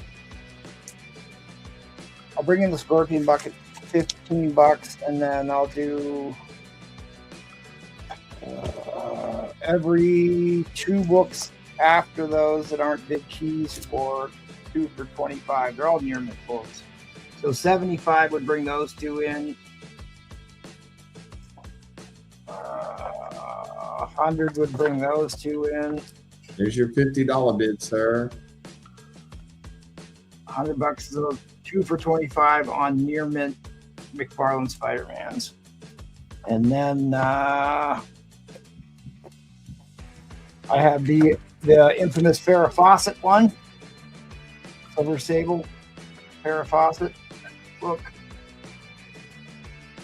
And then the last one would be the homage to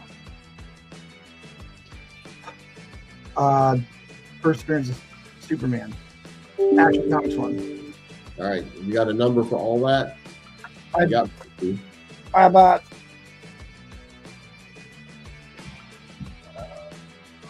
$130. I have them all. Woo! What a deal! $130. Did you hear that, Raphael?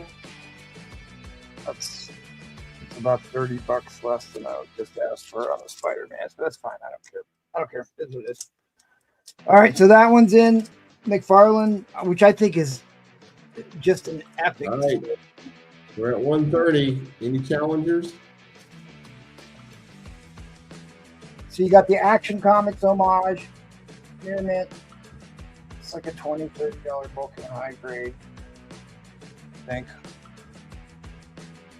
It's worth more than the other ones, but anyway. You got the Silver Sable, Farrah Fawcett one in there, man. You got the Paladin, and that's his Silver Sable's ex-husband. Anybody else can jump in. There is California Schemin'. There was a song about that. You got the Rhino versus the Scorpion. That's the Farrah Fawcett one. Right? I don't like Farrah Fawcett. Anyways, he kind of modeled Silver Sable on the Farrah Fawcett. You got the Scorpion, the newsstand, or Lizard. Sorry, Lizard be Lizarding. This is the Inferno crossover with X-Men. Great book. This is an epic cover. With Mac Hurry up. First Black Fox. My slow fat fingers are coming. Whatever that is. Homage to Limited. There we go. Congrats, Dr. Don. Yeah, you did well. There's plenty about it in here. 2, 3, 4, 5, 6, 7, 8, 9, 10, 11, 12, 13, 14, 15, 16, 17 books.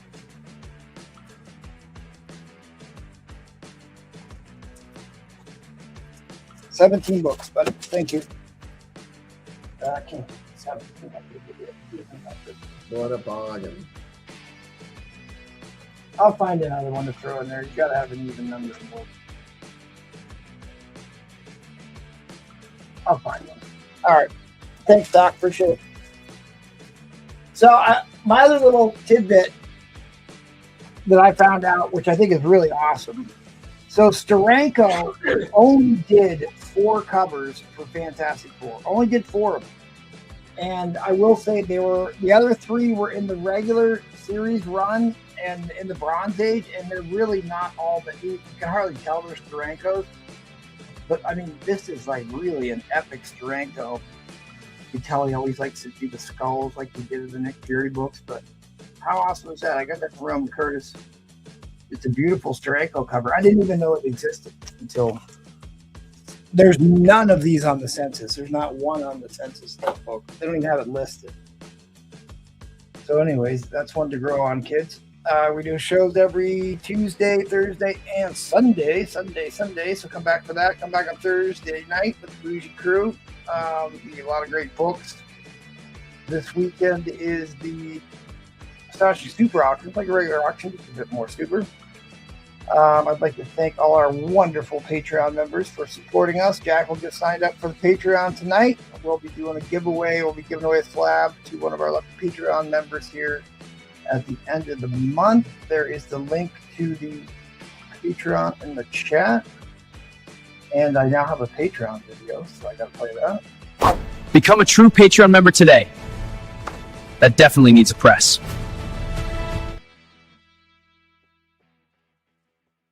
If you two want to subject yourself to this abuse, hit me up on the email or the IG. And here we go once more around the carrier to Ron Roberts. You're up, buddy. Hey, I didn't mess it up too bad, I hope. Did well. Did well. All right. I still have this Moon Knight 30 low print run CBCS 9.8 Werewolf by Night appearance. Marked it down to 150 if anybody wants this one. Yes, I did, Trollfire. Yes, I did. I went and ran out and just grabbed some slabs, and so I'm going to show these and offer some amazing deals. This is Ultimate X-Men #1. This is the Lee Virgin variant. This was a 1 in 100. At one point, I had it priced $560, $200 right now. $200 for this 1 in 100 Ultimate X-Men #1. All right. I also have Teenage Mutant Ninja Turtles Color Special #1. It's got a lot of stuff written on here that's all kind of cool. In a 9.4. I have it priced $250. I'll take $200 for it right now. If you know, you know. Don't really want to sell this one, but I promised. This is X-Men #1 from 2024. This is a Christopher variant cover of one of my favorite X-Men characters in a negative space. Oh, Magic. Yeah. I love this. Yep, I'll sell it for $150 right now, although this is one of my favorites. $150. And then finally, I doubt we'll get anybody to bite on this one because they probably don't know about it. This is Cobra Commander #1, the Mac variant. This I can't remember if this was I think this might have been either 1 in 100 or 1 in 500. Super hard to find. At one point, I had this thing priced $1,600. I will sell it half off right now, $800. If there's any GI Joe. Otherwise, it'll just hop back into the PC. That's fine with it being there. Is that a Mac cover? David Mack. Wow, that's what I thought. Okay. Can't remember if this is a 1 in 500. I just know this was like the rarest of the Cobra Commander variant covers. All right, something a little more affordable. I have Civil War II, The Fallen One with the Hulk cover. This is the Diamond Retailer Summit exclusive edition. And The Accused #1. This one's more valuable than this one. They're the same one bag. If you don't know what these are, Diamond Comics, back when they were the main distributor, once a year would hold a summit somewhere, and everybody who owned a comic book store was invited. Not everybody showed up, obviously, because you had to buy a plane ticket and hotel and all that kind of stuff. And when you went, they would print these just for the people who attended that conference. So it would be limited to whatever number of people were attending that conference. So usually less than 1,000. I will sell both of these books for $25.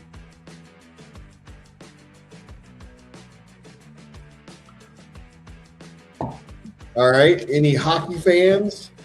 Got a unauthorized biography of Wayne Gretzky, limited to 5,000 prints from 1992 for $10. The great one. not signed by Wayne Gretzky. And if you're not a hockey fan, if you're more into basketball, I have the same thing right here, Michael Jordan. And I'll write a 23 on there for you in a Sharpie if you want. On the bag, not on the book. And the last, no, I got more. I can't say last. We have this cool little what if buy it now lot. We have what if number 2. What if number 16? That's a good book. Yeah, the Fu Manchu before they changed his name. Yep, that's a money book. And we have what if 18. And it's sticking here a little bit. And then Phoenix what if 27 if Phoenix had not died. 4 what if books. Let's see. I had, oh, yeah. Yeah, they're all volume 1 issues. What if? Yeah, and this is first appearance of somebody. What was the starting bid? Evil Doctor Strange. What was the starting bid? No, this is a buy it now. I'm gonna do this as a buy it now. It's $75, which is the value of it. $75 for this 4-book lot.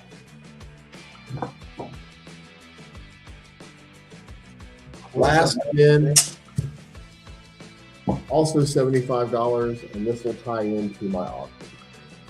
Fantastic Four 168, Fantastic Four 169, Fantastic Four 171, Fantastic Four 184. You got a starting bid for these, or this is a bid at 75, and then it goes up to 199, and then of course there's a little key right there. Franklin Richards. Yep, at 272, and then a little key here, which I think we've seen this one tonight. 278. And this lot is 75.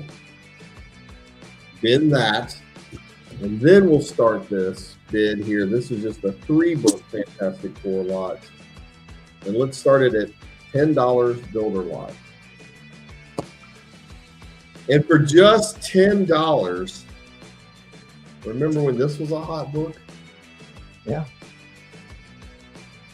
Yeah. Fantastic Four 244. This is the first appearance of Frankie Ray, which was the other Herald of Blackness in that movie. Right. In that movie. When does the next book come in? Next book will come in at 25, and it is the first appearance of Avatar.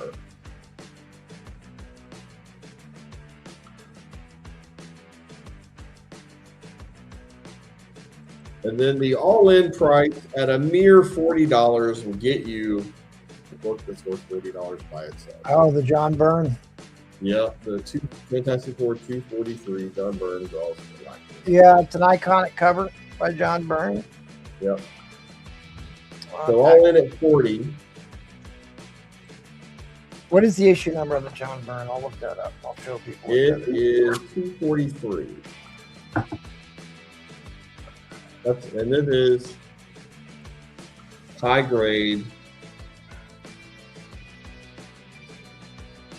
The 245 is a high grade, and then the 244 is a high grade. That's why I started. Last summer, this book was what? Yeah, I mean, it's still key issue.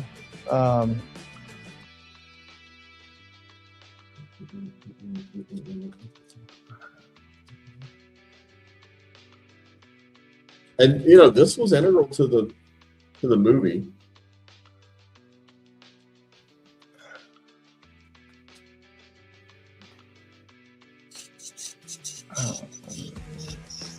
And then if we get some bidding, here's some of the key issues he showed in the Buy It Now lot.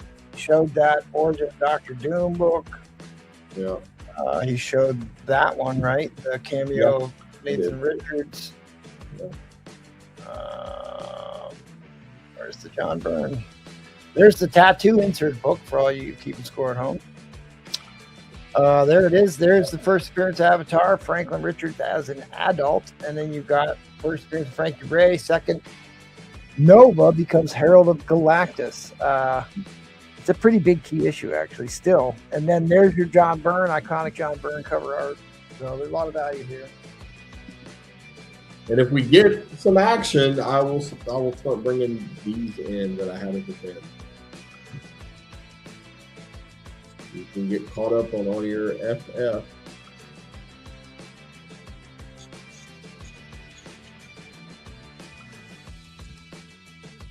Or you'll have to. Galactus versus Terrax the Tamer, says Fellow Comics. If you want to break the ice at 10 beans, you can get all three of them in, you said, for 40, right? 40, and then I will start dropping these in if we get some bids. The book value on the Frankie Ray book and the price guide says $40. What that's worth to you.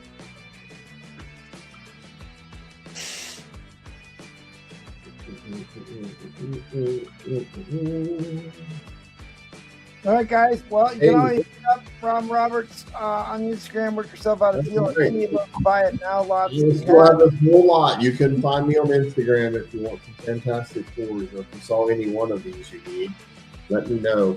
I plan to sell them. And next round, I'll have Man Thing, She-Hulk, Moon Knight, and this rare book. But until then, what does a cannibal do after dumping his girlfriend? I don't know. What does a cannibal do after dumping his girlfriend? Wipes and flushes.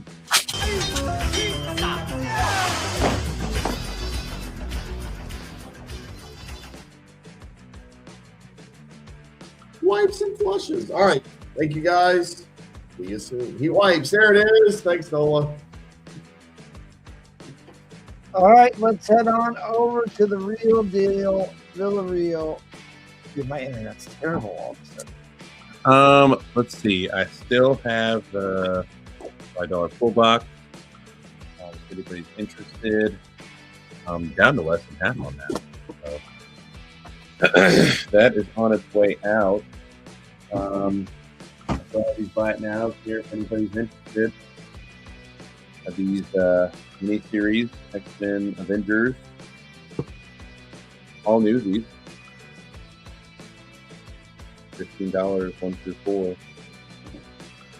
All beautiful copies. $15 for those. If you're not into newsies, I have the directs. So $5 less.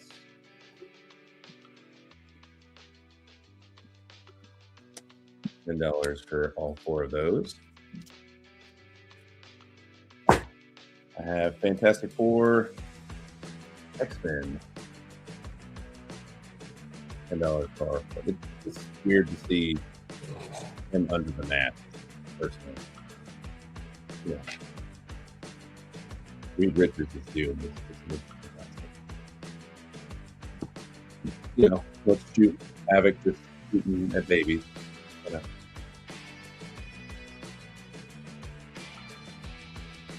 $10. I know this.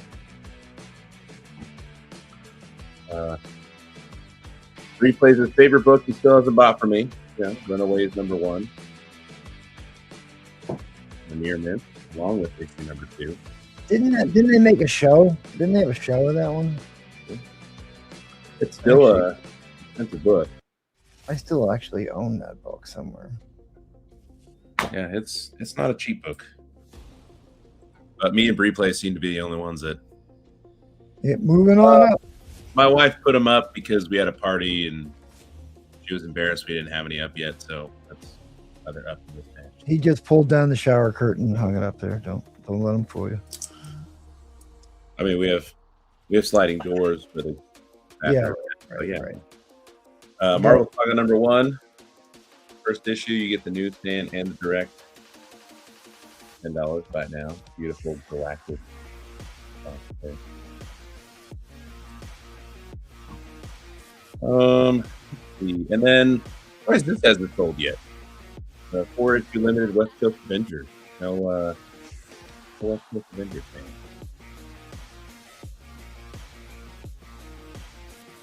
Well, they were talking about transitioning Wonder Man into a West Coast Avengers series. So I don't know if that is what they'll end up calling season 2 or what. Let's see. No takers on the pull box. Got some Kraven's Last Hunt in there. Speaking of John Byrne, a Byrne Batman. Wasn't ready for that one, but that's in there. Yeah, anyway. Let's do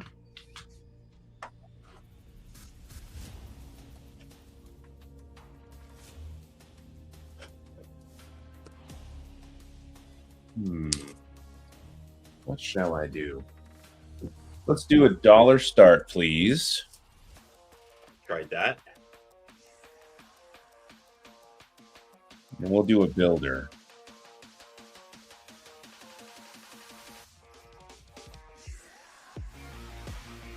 Hey, $50 brings everything in. But this is a lot I've tried to sell many times, but no one seems to take it because I guess they don't like him as a character. This is Batman number 8. Today's the day. Yeah, of Damian Wayne. Damian Wayne. Oh, yeah. Anybody that's paid attention over the years, $50 brings everything in. And we're looking at 3 more books that could come in.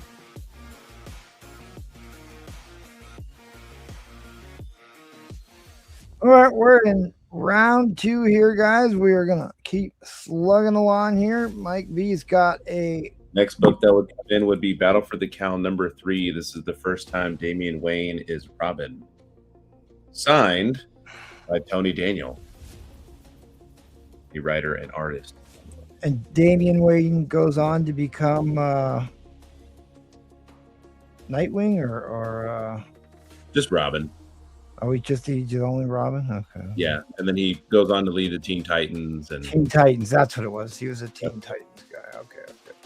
Yeah. Not that. And then the other 2 books are his first cameo and first full appearance. Would all come in at $50. But he's also got a pull box, guys. It is 10 books for $5 pulls, 6 for $25. Yeah. 6 for $25. There's copper, bronze, and silver age books in there. All notable key issues in there. Dick Grayson is Batman. It's that one, right? So Dick Grayson is Batman in the Batman and Robin Grant Morrison run. So that's when Bruce Wayne gets killed in Final Crisis.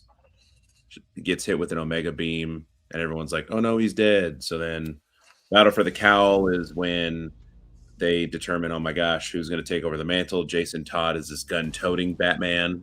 Yeah, that one. Everybody, and then Dick Grayson has to defeat him. And then after Battle for the Cowl, yes, Dick Grayson does become Batman for a while. And then there's this terrible storyline about how Batman fights his way through time from the past to the present because the Omega Beam didn't kill him. It sent him back into its dumb. Who's the Batman Beyond kid? Terry McGinnis. Terry McGinnis. There we go. That's the one I always think. When Bruce Wayne is an old mentor. Yeah, right. I always think that's the Damian first Wayne. Batman Beyond was Tim Drake in the comics. It was Tim Drake's in the Convergence storyline, I think it was. I thought that was Family Ties or something. Tricky Dick goes on to become Nightwing. There you go. Nightwing first, then Batman, then Nightwing again, and then the New 52 launched. And yeah, dude, it's so bad. So bad. The new 52 was another. I mean, DC's notorious for relaunching their entire universe. They are. New 52 was one of the more popular versions of that, as I recall. Mm-hmm. Quarter Owl story was cool. Captain Obvious is here. YouTube member Captain Obvious is in the house. Mike would sell more if he took his shirt off. That's right. I appreciate that. And the socks. Yes, there you go. Even after we got him a new shirt and the Hulk out, which is an Adidas sponsorship. I love it.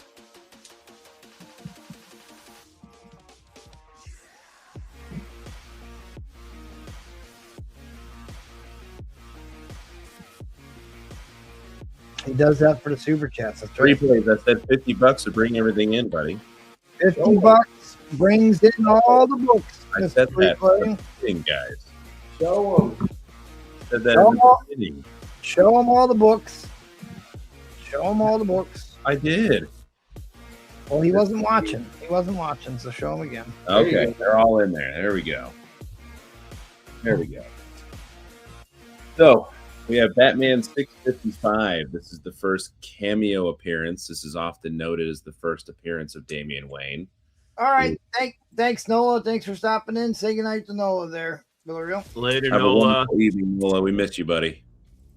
Good times. Known that guy for years. Good dude. Yep. Long time. And Batman 656. This is the first full appearance of Damian Wayne. Those two fluctuate. They're usually around worth the same amount of money, but sometimes this one's worth more than the other one, depending on the news. Batman Brave and the Bold is the movie that they're getting a script ready for. James Gunn has profusely told everyone that Damian Wayne will be the Robin featured in the movie. So, yeah, that's why he's of significant relevance in the DC universe. Then you have the signed by Tony Daniel issue number 3, which is Battle for the Cow. First, Damian Wayne is Robin, and then you have his death. Here we start with his death. Why not? All right. Well, let's go into replay. He is the winner. Buddy. I just checked the box. We're just starting a new box, buddy. So you got yourself a signed Batman book on top of that. All those great keys. Yes. Troll Fire is dropping a red flag. If you didn't, okay, yeah, hit him up on the Instagram. I literally have yours packed up right here because it's got you and Spider-Flint's books. So I will need to start a new box for you, buddy. Let's head on over to the corner of doom. Sorry talking about MT. Sorry about that. No, it's all right. It's all good. It's all good. There we go. There's that Fantastic Four book I was trying to sell. $10, $278. Education of Dr. Doom, his disfigurement, and the acquirement of Doom's armor. Sleepwalker number 2, first appearance of 8-Ball in near mint. $5. Great character. Hey, I want that Vision book. I'm gonna send it to James from Victor. If you got books for James, just send it to him. If not, send it to me, and I'll send it to him. Yeah, I'll send you the book because I don't have anything from James Victor. Yeah. Along with your other books. I'm slowly getting a bundle of very obscure Vision books for. All right, I still got the Sveta Shabina, Curse of Cleaver County number 2, Kickstarter variant, regular and foil. All right, Robin, you got this for a second. I gotta go downstairs. Yeah, I'll do my best. Change books out of the I'm no Damian Wayne, but you can call me Ron. There you go. Superman Action Comics number. I got an echo. 645. Near mint minus $30. First appearance of Maxima. It's not me. I muted myself. I stood up out of my chair. Wonder Woman number 175 VG copy. I just saw on the Feebase somebody's actually selling it for 25, so I'll do 20 for it if somebody wants it. Wow. I just want to be below the Feebase so people get deals. So $20 for it. Now this, if you don't know, you need to know because it's going to be made into a movie. Viola Davis is making it. Untamed, Sinner's Prayer, #1, first appearance of Niobe, first print, dual signed by Sebastian and Peter. Along with the special reprint, dual sign, foil by Sebastian and Peter. And Niobe Endura, #1 by Raheem. Beautiful cover. $500 for this lot. Like, that's a first print from 2009. See how long I had that book. Now they're making a movie, so it's going to go up higher. They're making a movie and an anime. They're doing a Niobe anime, and they're doing a movie on the whole world of the Untamed. Yep. It's going to be awesome. All right. Let's see what else I can put on.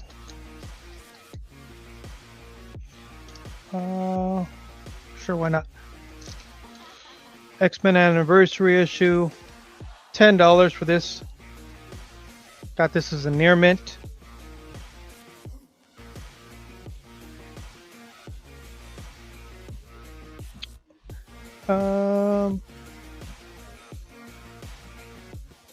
What else do I have to show? Oh yeah. What If #1, Volume 1. Signed by Stan Lee, 500.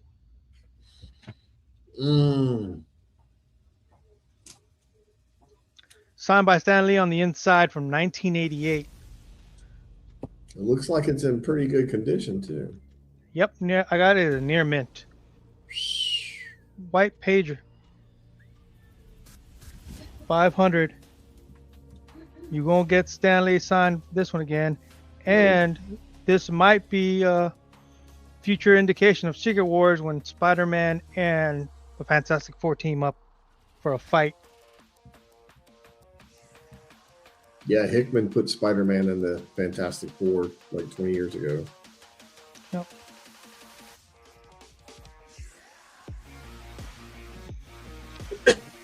So 500 for that one if somebody wants it. Okay.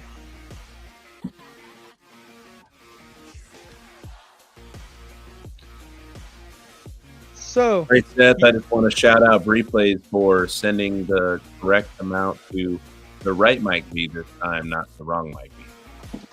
all right, welcome to the family, Bree. Welcome. Welcome. There you go. Confetti. Well played, Seth. Well played. No, I can't auction off that What If. That What If is 500 firm. Yeah, that's a great Can't book. get another signature, that's for sure. Yeah, not on the inside too, and it has the date too. Says 88. I'll open it up for you guys, for everybody to see. Don't drop it. Oh no! Beautiful back there.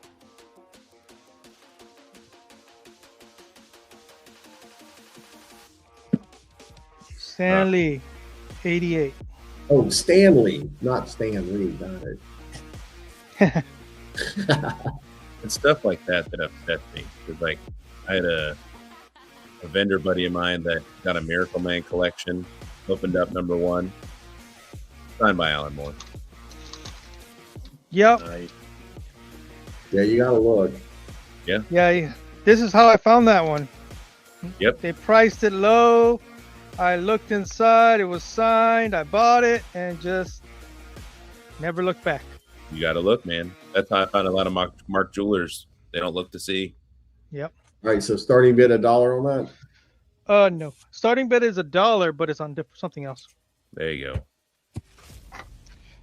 Replay says thanks. Marvel Fanfare #6. This is a beautiful cover.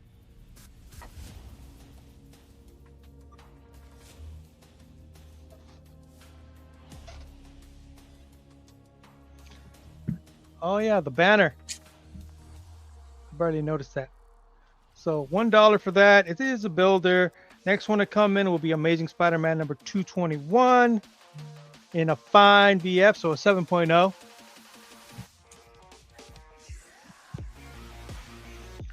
Next one to come after that is Amazing Spider-Man 654.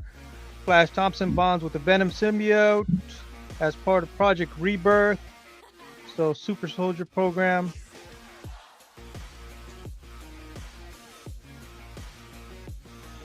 Next one come up to that is in a poor condition, but it's Amazing Spider-Man number 55 from 1967, iconic art by John Romita Sr. Yeah, that's poor. Yep. Still a classic, though. Still a classic. Get bids in. I still got a lot more Spider-Man to come in. Woo! Rad Daddy said he was glad he missed it, but you know, I've got some Larson. Little Shakespeare there. Little Shakespeare with the Venom tongue and a VF copy. The iconic cover. Mm-hmm. Got another one right there, Cardiac. Got that one. Think this one, yeah, Eric Larson. What was this one about? First appearance of Dr. Elias Werthman, later revealed as Cardiac. Then I have another Eric Larson before he did the tongue. A McFarlane Wolverine. You got an all-in for all these? I did not have an all-in. You know what? All-in. Shoot. 150. Woo! Somebody's gonna get a deal. Number 289.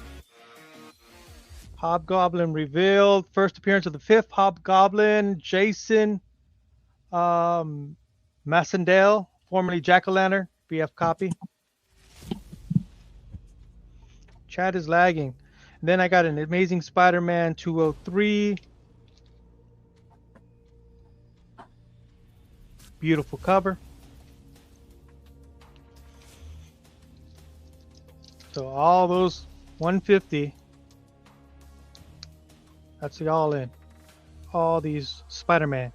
Oh, look at that ASM 55. There's some good Venoms in there too. Yep. Chat is lagging. Let's go to the tubes.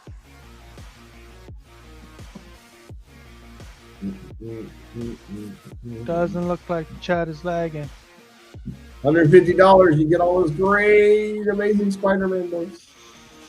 Yep, and then after 150, I can start throwing in some Mark Jewelers X-Men. But wait, there's more. Could throw this iconic John Romita Doom cover and a Mark Jewelers. Mark Jewelers. This mid-grade Uncanny X-Men, first cameo appearance of Mutant X, son of Moira Tigert, and a cameo appearance of DC's Phantom Stranger and Popeye in the background. Classic.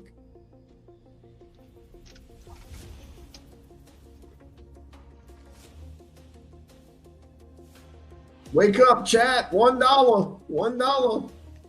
$1. You get this beautiful cover, nice colors, everything. Pops on this.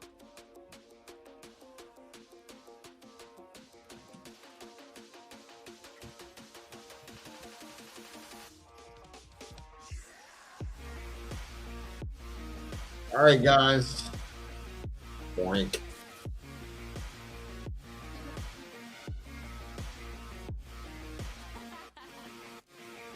Okay. All right, people. Thank you. We'll see if we can find Tacoma. He's over there hanging out. Say hello. Hi, me. Hey, okay. look, we got you. I'm gonna throw down a lot of books at you really fast because I don't think I'm built for Tuesdays. So this is actually my last round. So let's hit it. you saw this. This is Untamed. This is the third print foil, shiny foil cover. I will do 25 on that if anybody's interested. I spent all day Saturday on the live YouTube stream for the new Kickstarter for their new book. All right, what do we got here? This is a bunch of books involving people. Ooh, wow, $50 on this. Buy it now. What do we got? We got Superior Spider-Man, signed by Dan Slott, #1 variant. I don't know which variant it is. It's the 4th variant. I don't know if it's ratio. We also got the Hastings variant. We also got a 2099 in there. We also got the 1 in 50 first Cindy Moon in there. We got the Edge of Spider-Verse, first Scottish Spider-Man and first Spider-Rex. This is the 1 in 10. This is the 1 in 25 of that same book. This is a Spider-Gwen 1 in 25 from her first series. This is the Spider-Gwen annual. And this is a Rose Sketch Spider-Gwen. This whole lot is $50 if anybody's interested in that Spidey lot. A lot of hot heat. Yeah, this is $20. This is a little Ghost, whatever. Is it Ghost World? Can't remember what they're calling it. You got Rook Exodus #1. You've got Red Coat #1. That is the first printing, but it has 1 tick on it. You've got Ghost Machine #1. You've got another Red Coat #1. That is the 3rd print. And you've got a Geiger #1. That is the 3rd print. That is all $20. Remember the black suit? It came, it went away, it went back. I don't know if this is all of them, but this is quite a lot of them. And I will do 25 on this. These are all the black and black, pack in black issues that I have. This one is a newsstand here from pretty late in the game. Don't remember the date. So we got Friendly, we got Sensational, and we got Amazing in this lot. All of them have the Back in Black banner on the side. At some point, I thought it was a good idea to try and collect all of these. It probably is a good idea. I'm just running out of room, and I need money. So $20 takes this whole lot right here. Boom. And boom. There's the last one. It's about 15 books there. I didn't count, but if anybody's really interested, I will count. Here's another $50 lot if anybody is interested. From the first Solo Miles volume, there's #1. There's *2. There is #20, famous cover. John Jiang on Spider-Man and Moon Girl. Forget who did this cover, this graffiti cover. I'll throw that in. Here is the first cameo of Starling. This is the first full appearance of Starling. First appearance of Quantum. First appearance of Billy Morales. And to round this out, you've got a Ryan Delato Virgin variant limited to 800 with not quite a COA. It's a little card in the back. The back of that card has all the info about the issue. That's Miles #25, I believe. So I think I said that was 50. If anybody is really into Miles, the #1 and the 2 that I showed you have got like 1 through 15 in that. If you really want, what else do I got? Slow down. Hang on. There you go. Finn the Spider-Man in black suit. You got it. Dr. Don Dyer.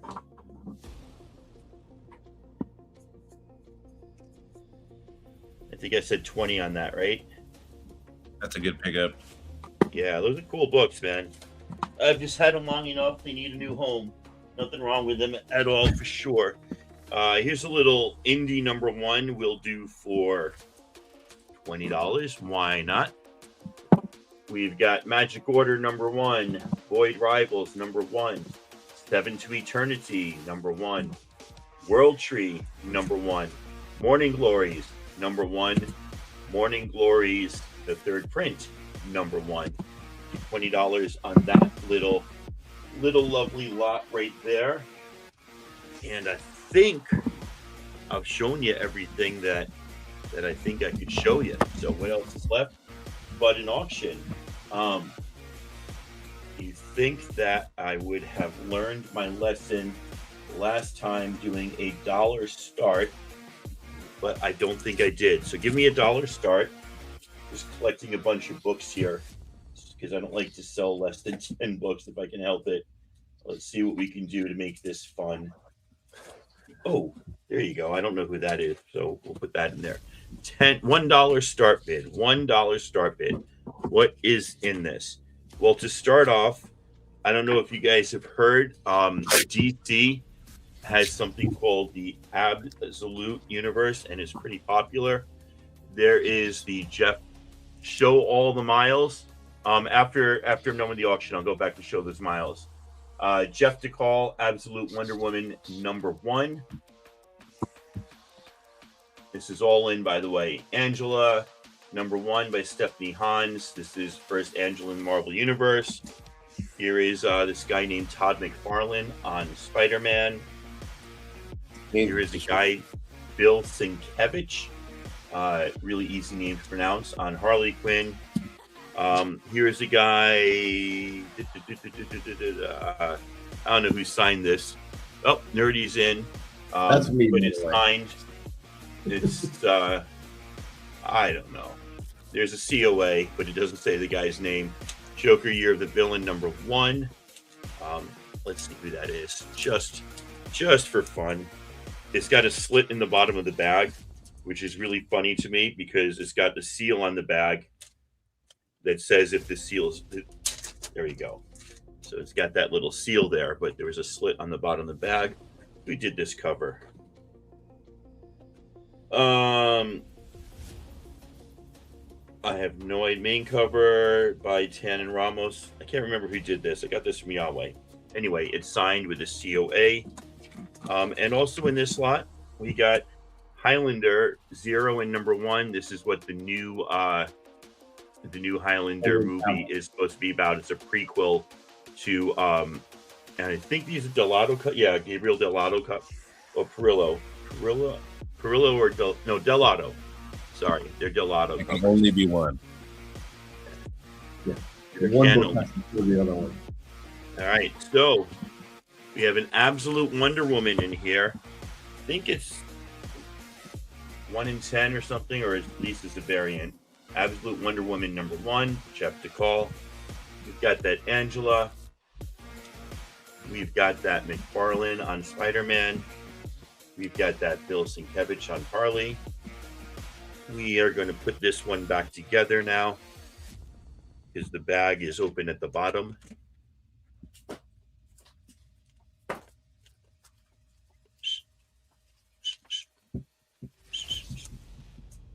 And we'll just shove that COA up in there too.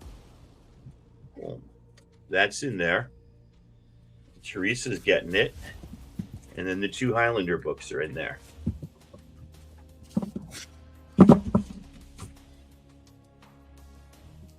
You say show all the miles. Okay, I'll go back and show the miles lot in 36 seconds or so. One more time. Jeff DeCall variant to Absolute Wonder Woman #1. First appearance of Angela in the Marvel Universe, covered by Stephanie Hans. A random McFarlane Spider-Man newsstand.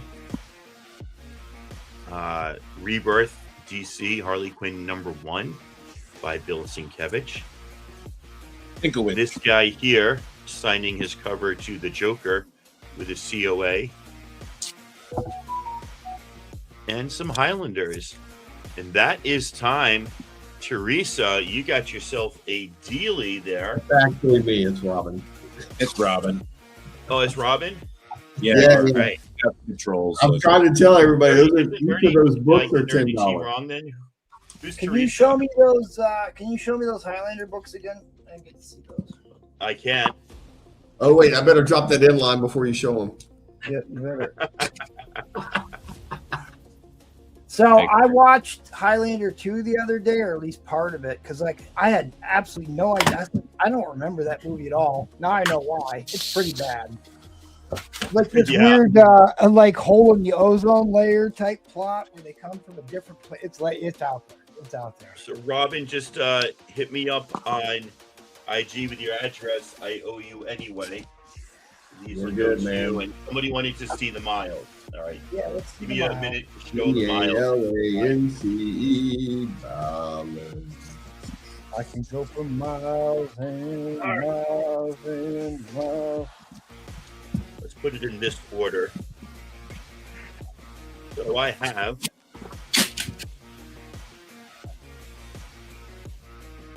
this is the Raza. This is variant, I forget. These are both, or this is to the newest series that's still ongoing. This is from the Solid and On Med series that started in 2018. You've got first cameo of Starling, first full Starling, That's first key. Quantum, the assistant of the assessor, first Billy Morales, and then issue 25, you've got that limited 800 Virgin variant by Gabriel Delato. Nice. So I got that, and then I got a nice run here. You got Spider-Man 1, 2, 3, 4. This is Miles' first solo series. Love this cover. 5, 6,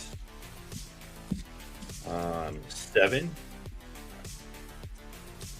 and 8, 9, and 10. Love this cover. 11. I don't have 12, 13, and 14 because they're part of that Kissing in a Tree set. Oh, And, yeah, that's a good cover. 17. Sorry, What was the price on these?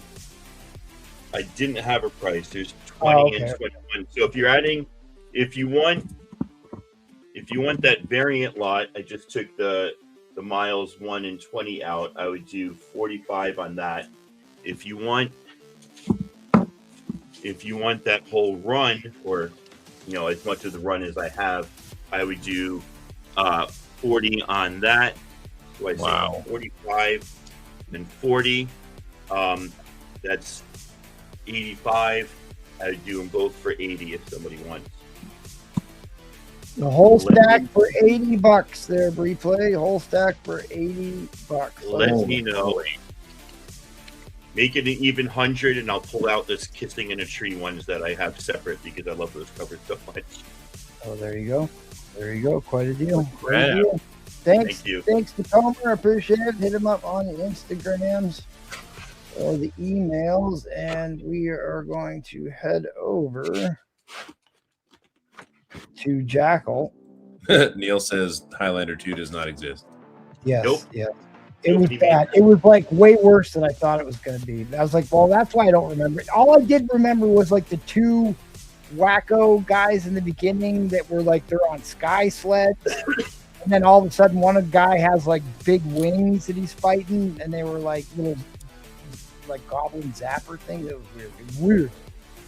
It was weird. Speaking of weird,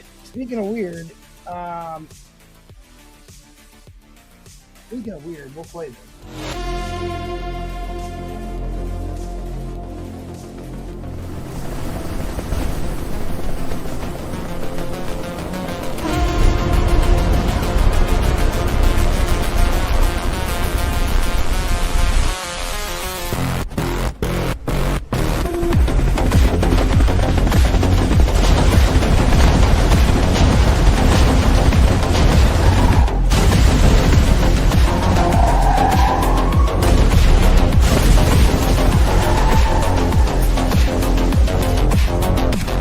Jackal, listen to me.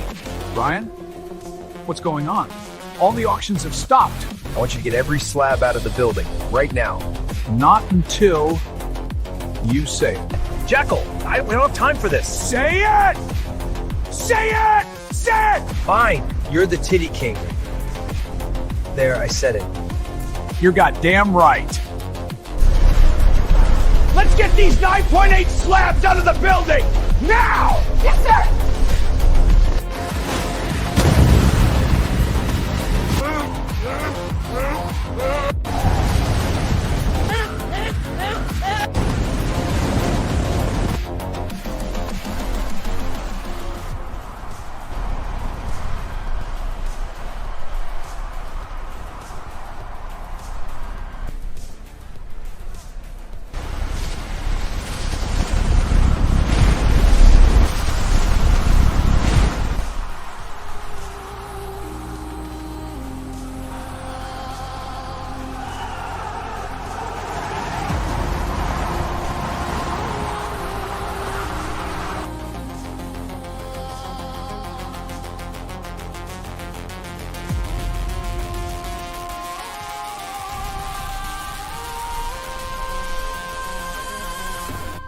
Jack Kirby, please have mercy upon my mentee slabs.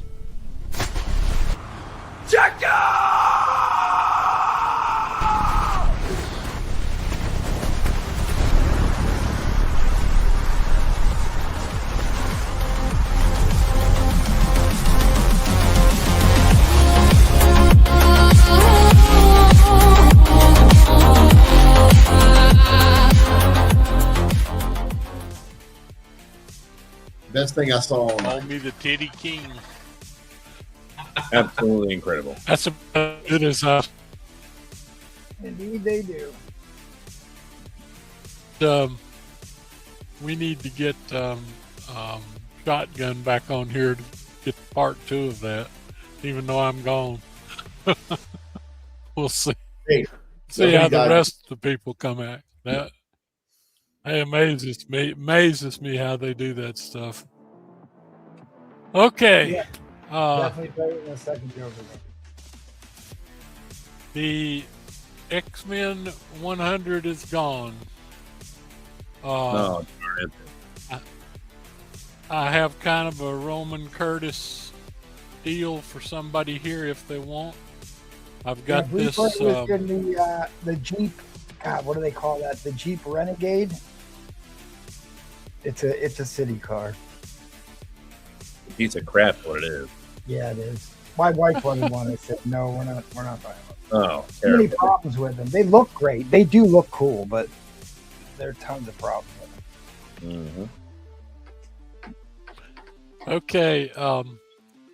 I've got this number 67 Fantastic Four, which is a key. This is the origin of HIM, him, or Warlock. I've got it at $100. It's a 4/5. It's an expensive book. In kind of a Roman Curtis type deal here. Gamble 20 and you get a second book that is a key that's somewhat related to that and in better condition, but it's a gamble.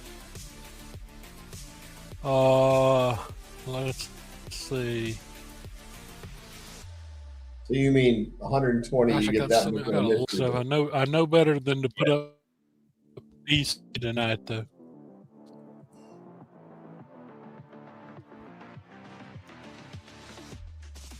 I know better than to put up DC. Let's see. I still do it anyway. And nobody seems to like. Nobody seems to like Man Thing. I've got They the don't? first. I don't understand that. I've got the first Man Thing, and I've got the first where he has his own, where it's titled Man Thing. I've got both these. I was thinking about auctioning them, but I guess I'd have to start them really cheap. I don't, according to the guide, they're very expensive. I mean, I've got them under, but as I said, I paid virtually no attention to the guide. I was impressed the fact that this one actually had white pages, but and I've got an all-female offer here, all high grade. Tell you what, everybody knows this book. I think the last one I sold in around this grade was $130. I'm not going to auction it, but this female book. Yeah, you got Captain Marvel and Spider-Woman. This high grade white page female book, 1977. This probably candidate 9+ Spider Woman, and this beautiful 1979 6%er Second appearance of She-Hulk. Right, with the origin. Mhm. With the origin. All right. These 3 books, this one's at least $100. These 4 books, all high grade. Buy it now, $200 if anybody's interested. And I mean, that's near minty. That is 9+ any way you look at it. This one I probably undergraded, but it's quite lovely. A white page. And this one, which like I said, has before for a 8.0, and this is an 8.0 plus, I've gotten 130 easy on those. I don't see how anybody can go wrong. And they're gone on that. Are they? Okay. All right, let's see who got them here. Oh, Doc. Okay. All right, Doc's already got books, so he's good on no additional shipping. All right, I think that's a darn good deal for very high grade, especially this one. I don't know how many copies of that we got. That's my wife's favorite book. We've got at least a couple in the bedroom. I know I've got one in the collection, but she loves that one. Okay, so those go to Dr. Don, who just beat out Mr. Taz. just barely. Quick What on do the you trigger. what do you want to do for that? Dr. Don. All right, let's see. So, auction. All right, I don't want to use up all my time here. I got, of course, we did have some. All right, auction. Let's do this. I have 2 key Silver Surfers here. First Ghost, third Mephisto. The only appearance of Spider-Man in Silver Surfer. What was your start? All right. I'll start it. Both of them 100. The Spider-Man book is a pretty big Silver Surfer key. It most definitely is. It's always worth more money than I remember it being worth. It's probably, I mean, outside of the Mephisto first appearance, it's the next biggest key in that run after Silver Surfer 1, Silver Surfer 4, then the Mephisto. But like, it's so shame because this is such a heralded series and it just ran for such a short run. Yeah, it still baffles me. I mean, even the 18 Submariner, who started at the same time, ran 72 issues, and this one gets canned after 18. Yeah, 18 it was. So just a year and a half. Usually they'll end it at the end of the year. Usually you get runs that go to at least like issue 24, issue 50, they'll end it. Yeah, I mean, and they did everything they could. I mean, they had Thor in it. They had Spider-Man, the Human Torch. They had Frankenstein. They did every kind of crossover. Yeah, there's your Buscema book. Your Buscema book.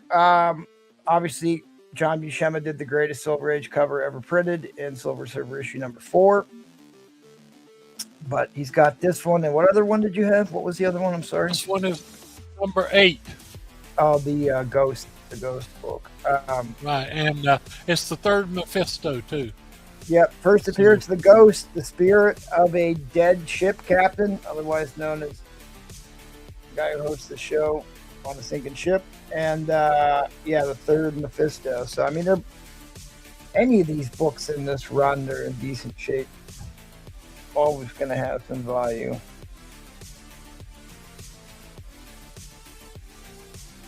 I mean, I'm basically, you know, I've got it starting at 100 is basically more than a third off on. In fact, Key Collector just updated most of the book values on this run, and they're all higher than they used to be. Well, not all of them. Some of them are. Some of them are. I don't know. You know, you either like Silver Surfer or you don't. I love Silver Surfer, and I understand. And it's kind of like Man Thing. If I didn't have those Man Thing, I would keep those Man Thing because I've got one of those in the National Diamond. Or what's whatever. The grades? The grades you have on these? This one is 5.0. This one is 6.0. Both mid grades. So you are looking at $50 a book here. $50 a piece, yeah. I've never sold one of the Spider-Mans that cheap because, like I said, I've got several of these. It's the first meeting of Anyway. Spider-Man. First meeting of Spider-Man and the Silver Surfer. What's up, Gatekeeper? Cosmic Guy versus regular Earth Guy. Gatekeeper, Golden Age, Patreon member, Gatekeeper has arrived in the chat.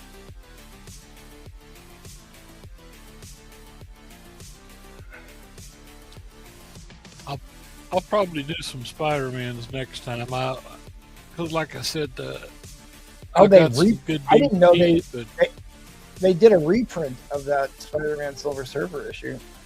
That's wild. 2019, they did a reprint. I didn't even know that. Yeah, I didn't. One I to grow wasn't on. aware of that either.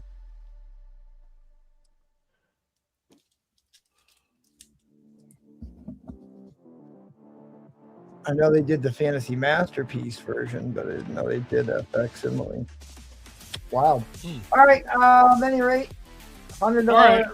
Ignore the Okay. stickers on. You got 20 seconds left. Ignore the stickers on the book. The starting bid is $100. You never know. People could be looking stuff up. Give them all the time they got. Sure, no problem. Like I said, you know, I would love to put up some DC stuff, but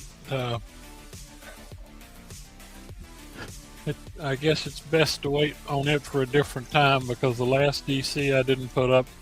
I can go next round. I got a bunch of nice silver, not silver, but I mean Bronze Age Spider-Man, and these two are absolutely stunning.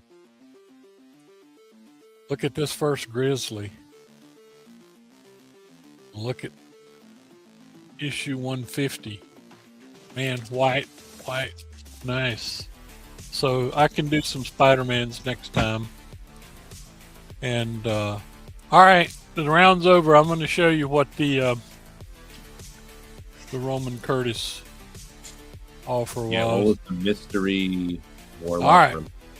If you got this book, which is already underpriced, for $20, you got this one. Wow. Warlock number 1. That's 7-0. And it's a 7.0. So well worth the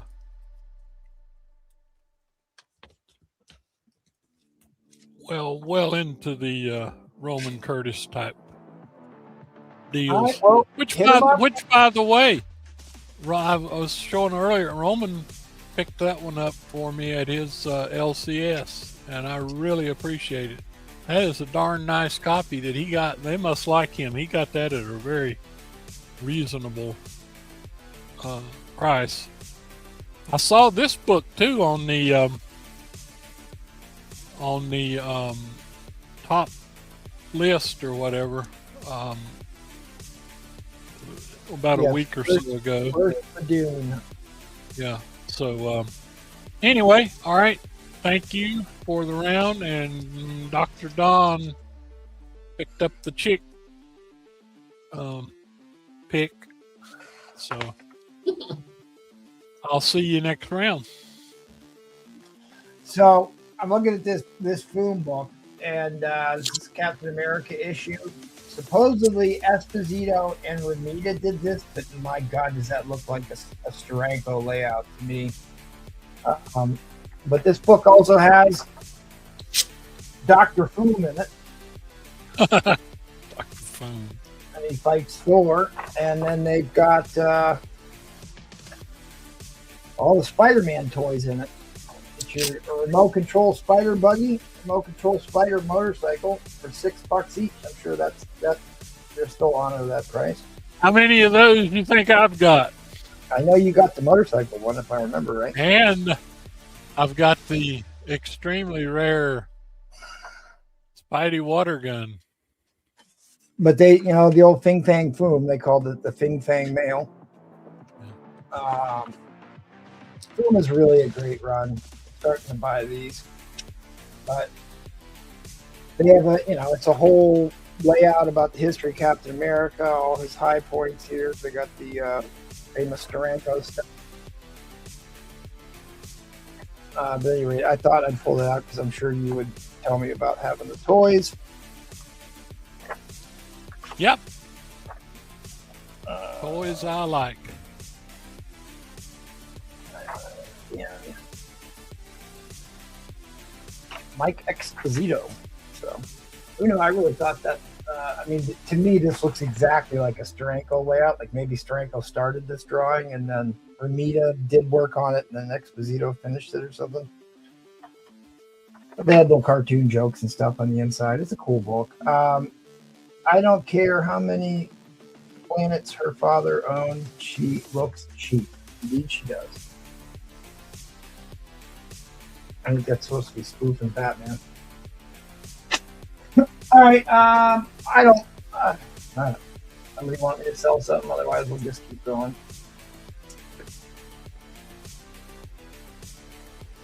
I don't have anything ready. I'm not gonna do it. All right. Well, I got stuff Thursday, and if I have to do Booth Front show on Saturday too, I want to make sure I have enough stuff to sell. Which this Saturday is a super auction. Super auction, which is like regular auction, just a bit more super.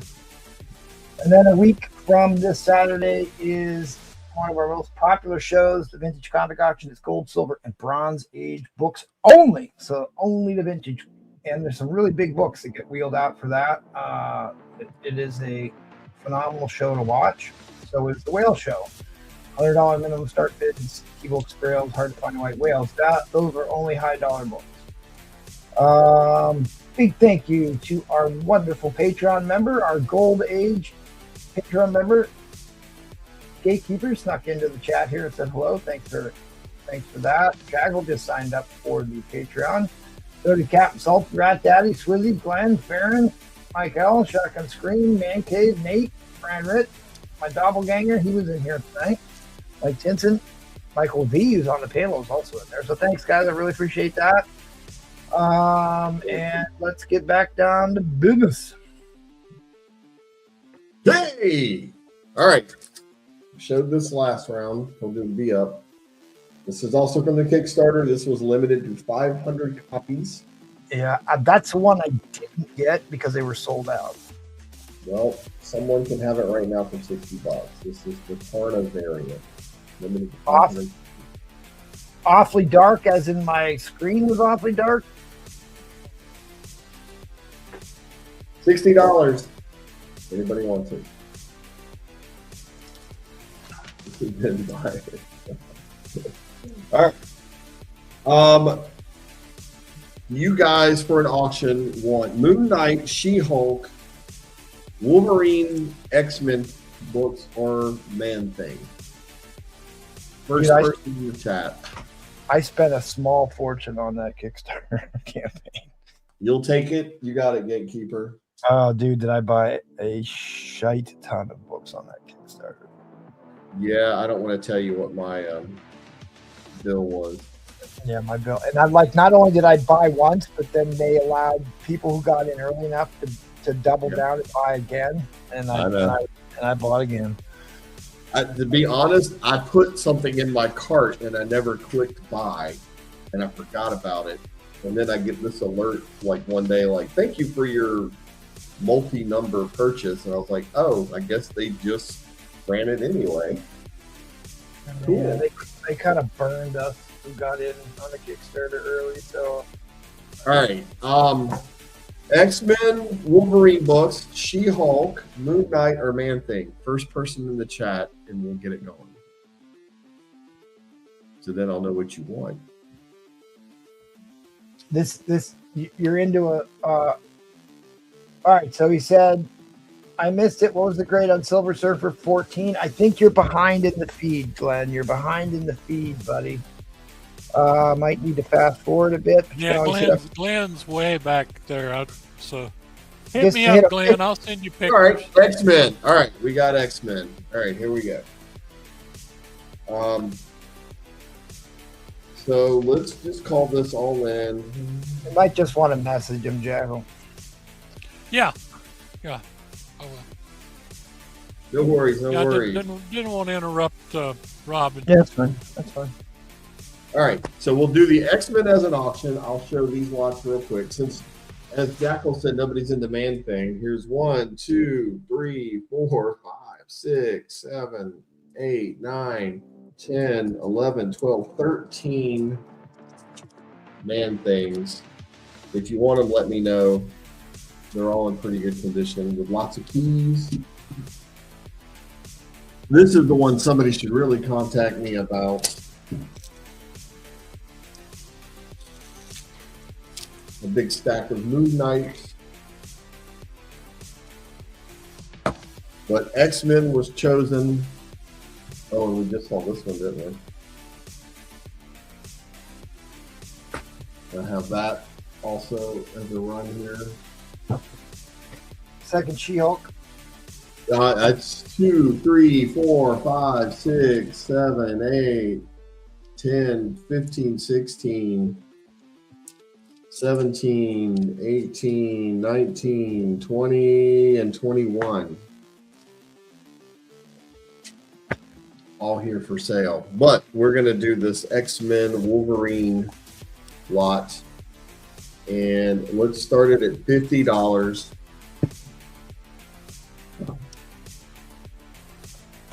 The last one is not a Wolverine book, which will be added to the lot. They're all in at 50. First is X-Men 205. Sinkovich. Yep. Classic Weapon X cover. Next one, 212.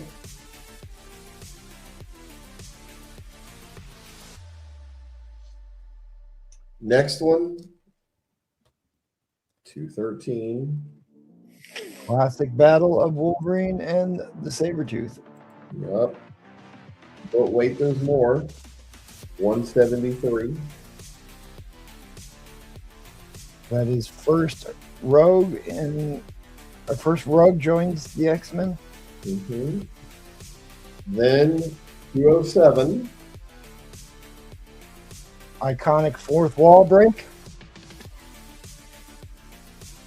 Then 222.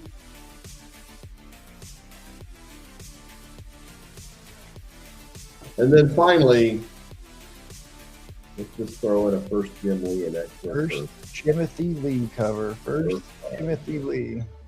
Yep. Oh, look at there. So all those, except for this one, are classic X-Men Wolverine. Oh, no, that's the debut of Storm's mohawk and new costume, and the one with Rogue on the cover. That's what it is. I always screwed it up. Also, Origin of Silver Samurai. But I'm pretty sure that is the first Rogue in the X-Men title as well. Now, she joins the X-Men in 171. I'm sorry. There's a classic cover right there.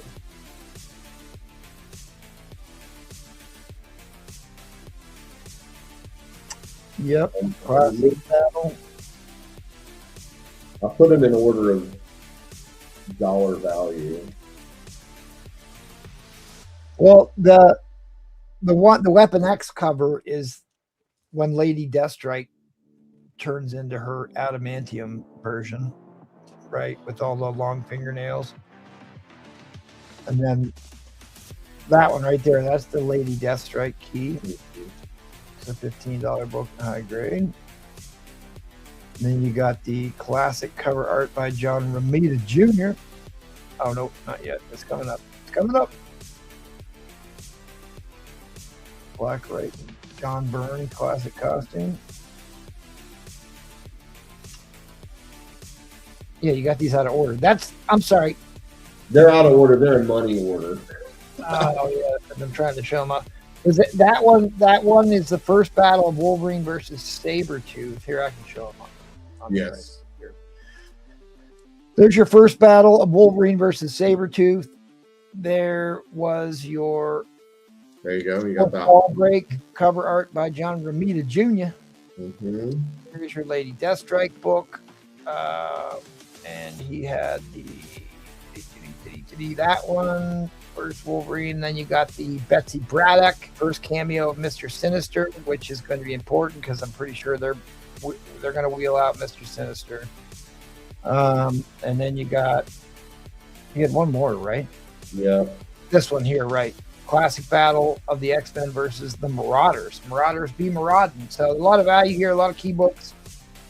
And then, of course, the first Jim Lee. And the first Timothy Lee. Yes. First Timothy Lee. First published artwork on the X-Men title by Timothy Lee. Neil's in the lead at 55. Just the way.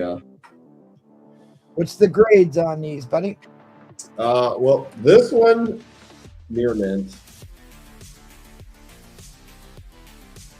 We'll call this one a 8.5 or higher. Same. This needs a press, and then you're definitely going to be an 8.5 or higher. This one has a few ticks, so let's call that one like a 7.5. Again, these are all. I mean, this is the only one that has ticks. What's the book count here, buddy? If they get pressed, I mean, they can all be in the 9. 1, 2, 3, 4, 5, 6, 7. Seven books. So you're what? $7-8 a book here. I think you're doing just fine. The 213. Yeah, the 212. You mean, right? You talking about the 212? Yeah, that's the first battle of Wolverine and Sabretooth. Yeah, and unfortunately, that one's got about 5 ticks. This is the worst condition of the lot, and it's in pretty good condition. The rest of them, they don't look like they've ever been read. Yeah, I mean the 207 is probably the most expensive book in that stack. The Ramita fourth wall break. All right, we're in overtime. Sorry. Yeah, Origin of Silver Samurai. You are correct, sir. You are correct. Origin. Here are the rest of them. Silver. How good is that X-Men 213 cover? That was the 212. I think it's great. I think it's a classic, iconic. You know, they used to put that inside of ads and comics, and that was. 213. I thought you were talking about one. Yeah, that was a book with the cameo of Mr. Sinister. It was a book we always used to chase after. Yeah, there's nothing wrong with this. Stunning cover art on that.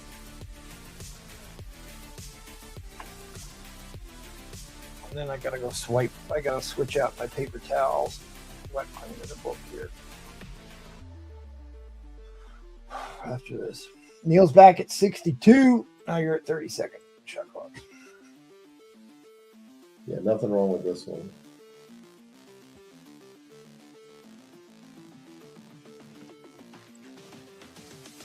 I mean, with the X-Men, Claremont, they hired Claremont as a producer advisor on the upcoming MCU films, so they're obviously all going to be Claremont stories. And outside of the Dark Phoenix saga, is that a gatekeeper, or there we go? I think the Marauders would be a decent storyline to chase for them if they're going to tie in Mr. Sinister, like they keep saying they're going to. Essex Corp, you would have the Marauders and Sinister. Maybe the Hellfire Club, although they did do the Hellfire Club once already. They did. Not very well, but they did do it. And these are the. Although I thought the X-Men First Class movie were great. I mean, I still think the Quicksilver scenes are some of the best scenes in any Marvel movie. Dude, when Magneto sends that quarter through his head, oh my god. Incredible. I'm thinking when he saves all the kids from the mansion blowing up and when he breaks Magneto out of prison. Oh, no, you mentioned First Class. That's what I was talking about. Last chance, anybody? Yeah, No. I'm just talking about that era of Yeah, movies. yeah. There was 2 movies about it. End line coming down. I mean, problem is they paid what's her nose, Jennifer Lawrence, all that money, and had to change the story around to be all about her when Quicksilver explaining that Magneto was his father would have made the story make more sense, more powerful, especially at the end to get him to stop destroying the earth as one of the horsemen of apocalypse. But that sweet dream, Thank you so much. if you have not watched that Sweet Dreams scene where he saves the kids from the mansion, it's worth a gander on YouTube. And if anybody wants a stack of She-Hulks or Moon Knight, which is really good, or these Man-Things, let me know. And before I go, since it's getting late, it's time to ask this one. What does masturbation and brain damage have in common? Oh my god. I don't know. What do they have in common? After a few strokes, you can't go back.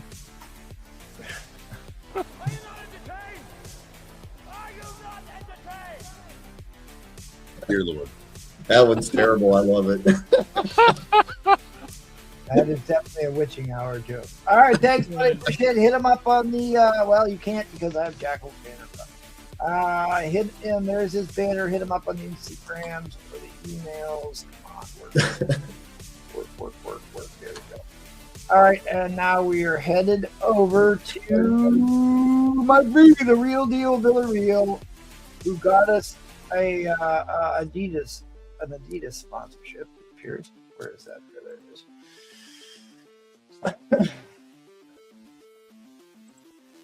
All right, buddy, what you got? You got a pull box here, $5 a book. There's a lot of great stuff in that box. People should Here, I'll even offer this up. If someone wants to do a pull, this will be the first pull right here. In there. There you go, part One of 5. two that's in there, actually. That's when he unends himself, right? Yes.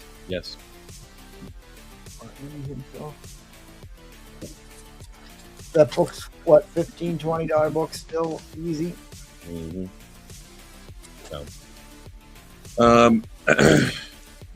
They're not all Marvel Gatekeeper. There's some DC. No, in there. there's a mix. There's some indies in there. There's all sorts of stuff in there. What's up, Mr. Collector?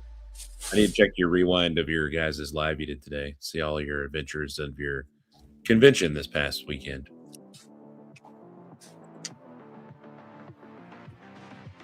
I can just go into an auction. I'm a Dapper Dan man. He is Dapper Dan indeed. I can't. Rat Daddy, they're $5 a pull or 6 for $25. 6 for $25.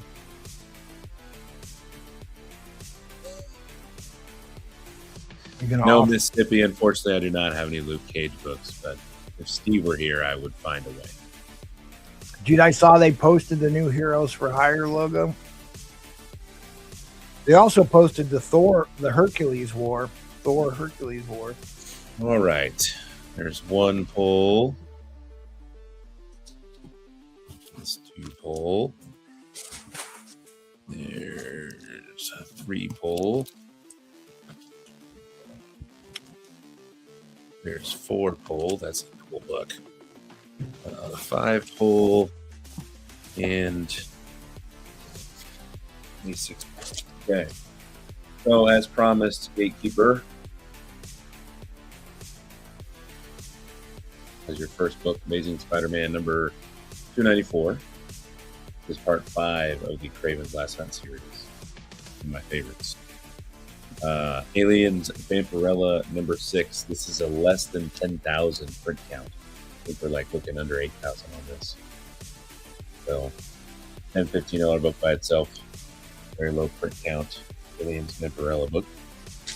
Star Wars Dark Empire 2 number 5. This is I think it's a Solo Twins origin first appearance, maybe, I think.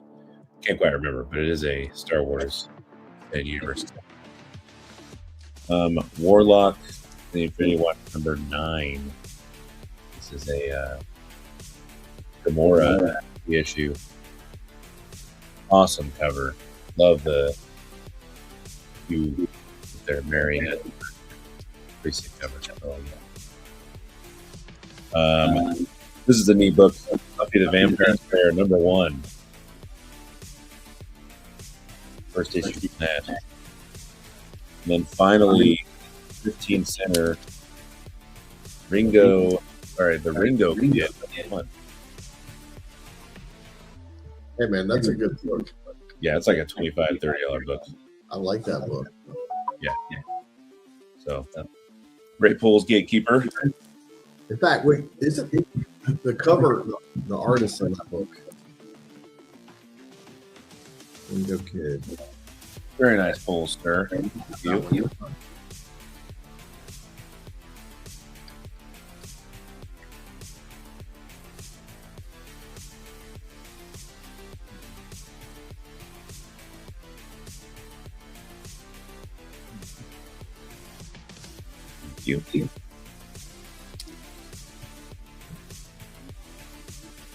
Again, anybody else is interested, I have those polls.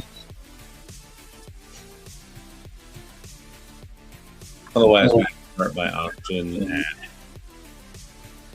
$1. Why not?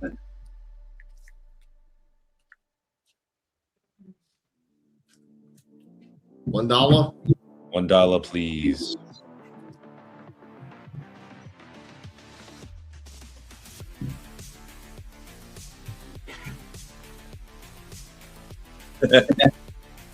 I will take that one. You don't want it. No need to pay me.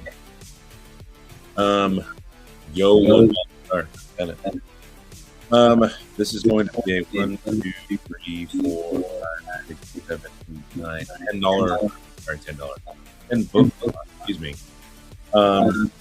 This is going to be Scott Snyder's 7-0 run on Batman. This is first foray into comic number 8. This is going to be the Black Mirror run, missing 71, which is the very first one that says the Black Mirror on it. I got to sign my name, staying in my PC. And then no AP, because that one got signed and sold at a previous email auction. But it does have 81, which is the final Detective Comics issue where they read it. But beautiful jock covers. A lot of these books go for at least $2 by themselves. All near Echo.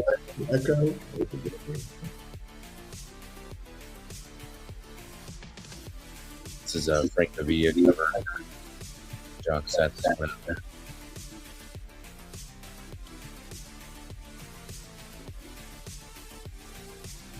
This one as well.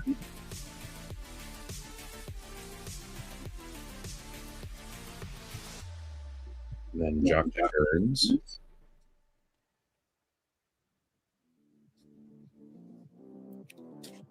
But if you have not read the storyline, you are another beautiful cover.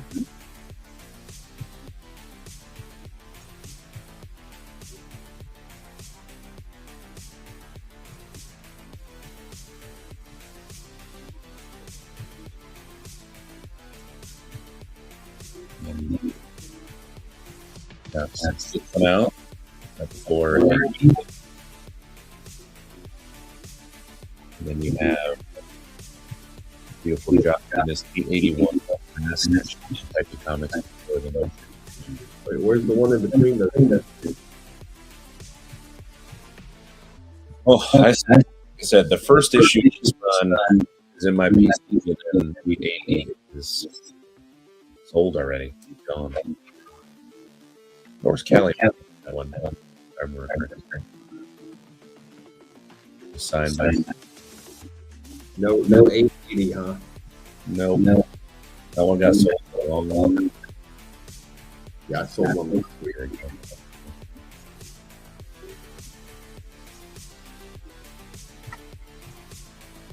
Yeah, MT's mic is going pretty bad. Oh, there we go. It's done. Yeah, I've sold this cover by itself for $15 before. The last issue goes for at least $15. Somebody sees a bargain. Yeah, this issue alone. Last issue of the run.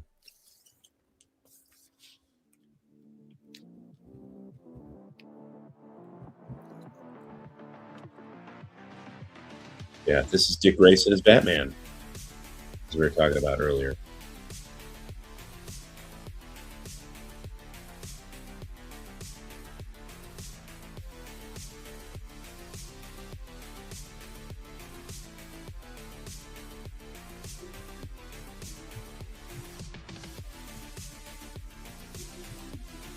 You have to mute my mic. Yeah, it was echoing really bad. Yeah, that's that.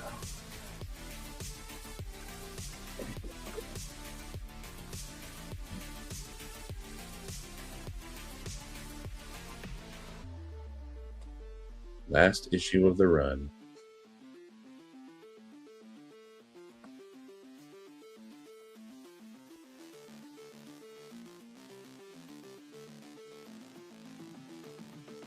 Burn that book. What book did he want you to burn?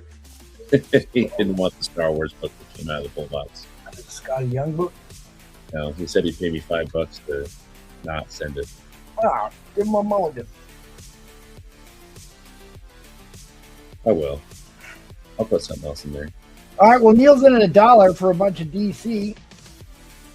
These are the Black Mirror books minus 871 and 880, including the last Detective Comics book before the relaunch of the New 52. Which is that book. That's the final issue. Mm-hmm. Yeah, a lot of these jock covers go for at least 10 to 15 bucks by themselves. Mm-hmm. All right, well, let me see if I can look that up in the next 10 seconds. The only ones that pop up, I think, it's the last one, and then there's another one in here. Well, last warning here, people. Fair warning on that Yeah. end line. He's basically doing a giveaway. Yeah. Big time. That's a $80 shipping.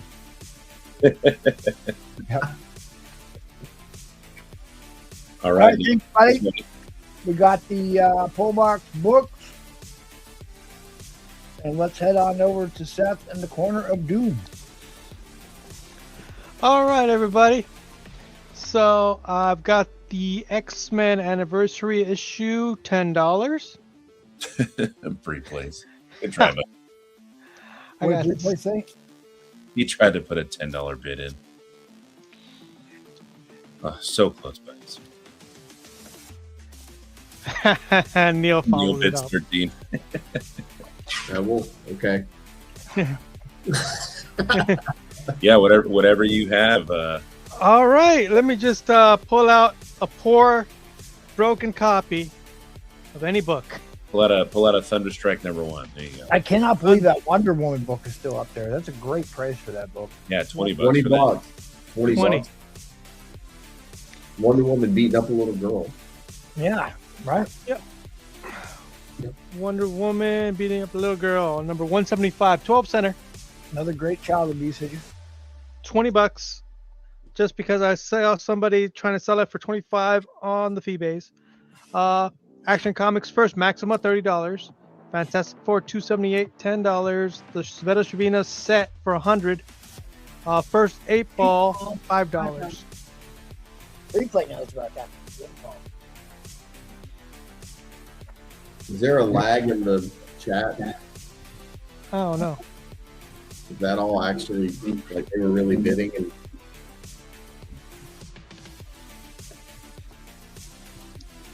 They gotta be We're bidding on this X-Men Gold.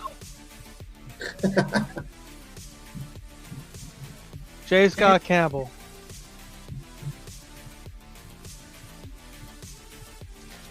Yeah, let's see.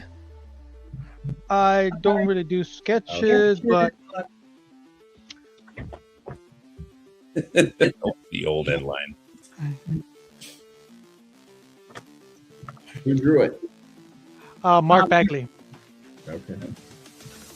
$500 or best offer. It was supposed to be the cover for Venom War Spider-Man #2. Go back. What do you mean go back? We dropped the end lines right here.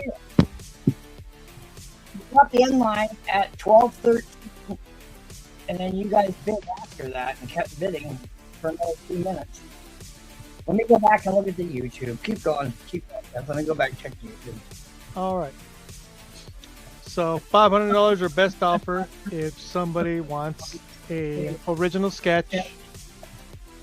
Well, you would have been the cover.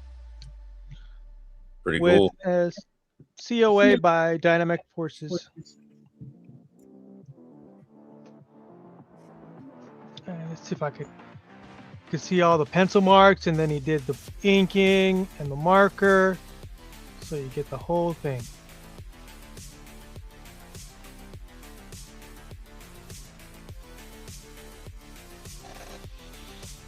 So that's what I got there. Do I have a slab I can sell to? I'll give you more time here, but let me just show everybody this. Okay. I don't know if he's trolling me or not, but at any rate. Is the auction over with? Tell us it is. There's your chat. There was the starting bid of $1. Neil bid at $1. That was the end line, and then you guys started a bidding war after the end line. Well, if what I was going to say, if the auction's over, I'll take the Wonder Woman.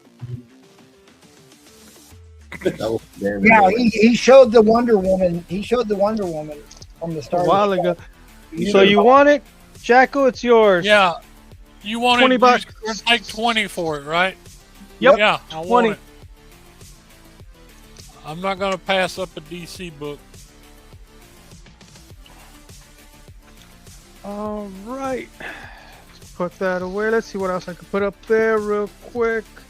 Yeah, we know you were bidding on. We know that you were bidding on Mike's books. We know you were. Well, I got a whole bunch of these Wonder Women. So I'll do this another $20 for this one. Wonder Woman number 181. Since both of you were bidding on it, we can go back and put a 1 minute clock on those Batman books and try them again.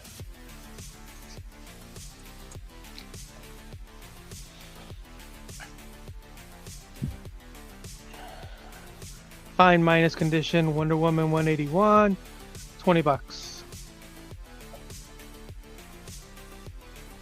Got Oh, look what Neil has to say. Dang. I don't know what to tell you guys. We did that in real time. There was nothing wrong with it in StreamYard. Oh, Spidey is questioning that logic. Blood Hunt number 1 variant, 50 bucks. I just watched the replay on YouTube with the chat on the screen, and there was no problem with it. But we'll run it again. I'll give you a 1 minute clock. You guys can duke it out after we get done with Seth's round here. All right, we're moving into my auction. Dollar start. This is a VF copy. First appearance of Ghost. Iron Man 219. You can't see who he's fighting. It's a ghost. Sorry, I just thought, what would Robin say? So I said it.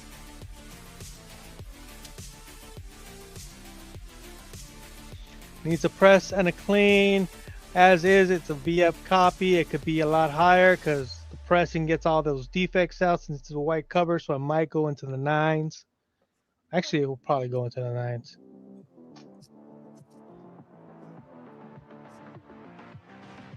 Yeah, they gender swapped this character. Yeah.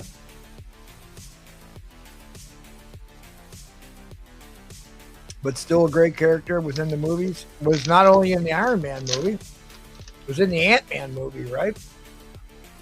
And then Iron Man, Ant-Man, Thunderbolts, and will be appearing in Doomsday. I thought they killed her. Oh no, they killed the Taskmaster, bro. Yeah, Taskmaster. Right.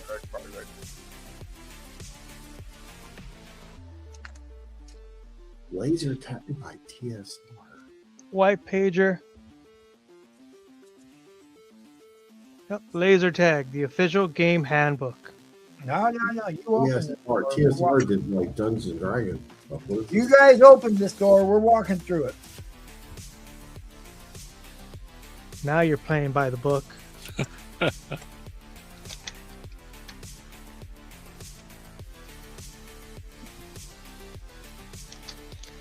I mean, So it's a dollar nobody, store.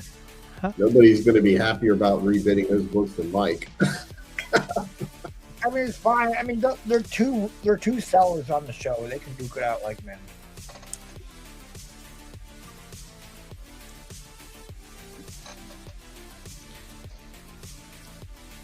So I got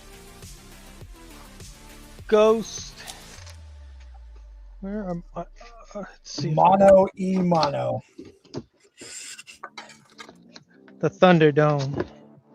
Guys, this is like still a $25 book, right? Yeah. Yes.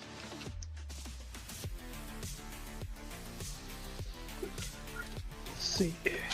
Get bidding. I could put in more Iron Man books. Well, show me. It's one of my favorites. We'll help you. Where are we going from here, buddy? I am looking for my Iron Man That books. first War Machine. Oh no. I don't have a first War Machine. I sold my first War Machine. That's what it was. Oh, dude, I love that book. The foil, black and white cover. Yep, this is after Demon in a Bottle. Yeah, After the Doctor Doom. We're still digging first Obadiah Stane. There it is. First appearance of the Ghost. I think I put all my Iron Man books in my PC.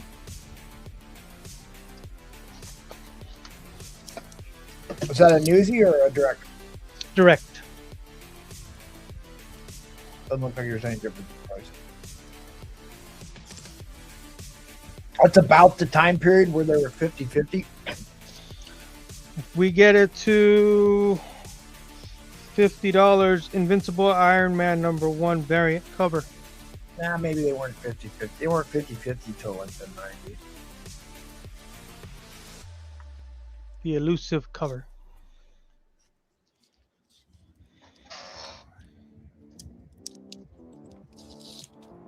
But I could open my Patreon account and check our collector guide, giving you newsstand versus directs by year.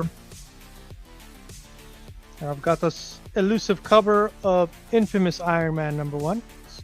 1987, it was 41% newsstands, 59 direct, so not far off of 50-50.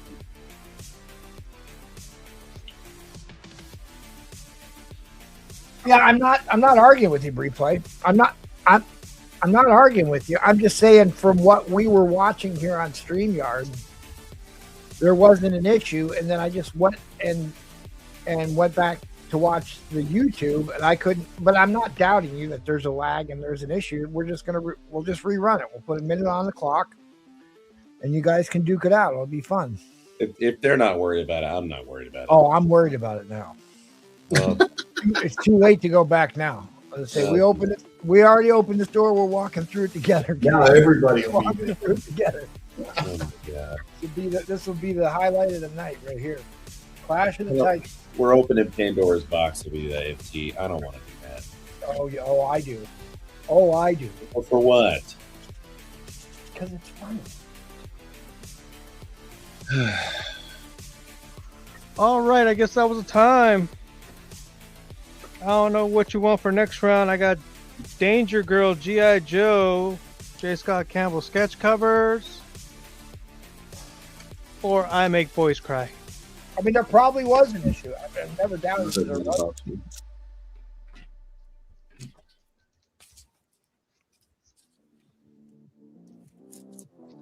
I'll give you a 30-second clock. How's that? All right. Well, I got to drop the end line in this one. Fair warning on the end line. Fair warning on the end line. Michael V, sit up straight and get those books out. I told you it's good. I'm not. No, we're no. I'm not. I've got a showcase 34 tonight. Oh, okay. Nice. All right, let's go over. Is Tacoma here? Did he bail? I don't know. Tacoma bailed, so you might as well rerun that. All right, $300 starting bid. 30 seconds on the clock. They're already in a stack. I'm not worried about it. We tried. All right, Jackal. Floor is yours. Oh, the floor's already mine? It is. Yep. Okay. All right. Just to prove you can't. You did. There was drama. Move Ask DC books. Replays and Neil about it. I'll tell you what I'm going to offer up here. The bromance was having drama. Good old-fashioned Donnybrook. That wasn't.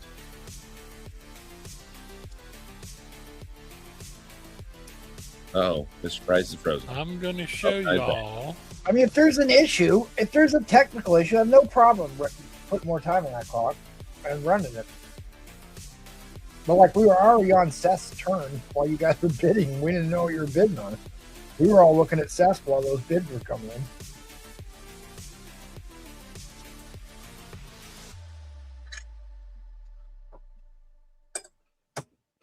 All right. This is a buy. This is a buy it now.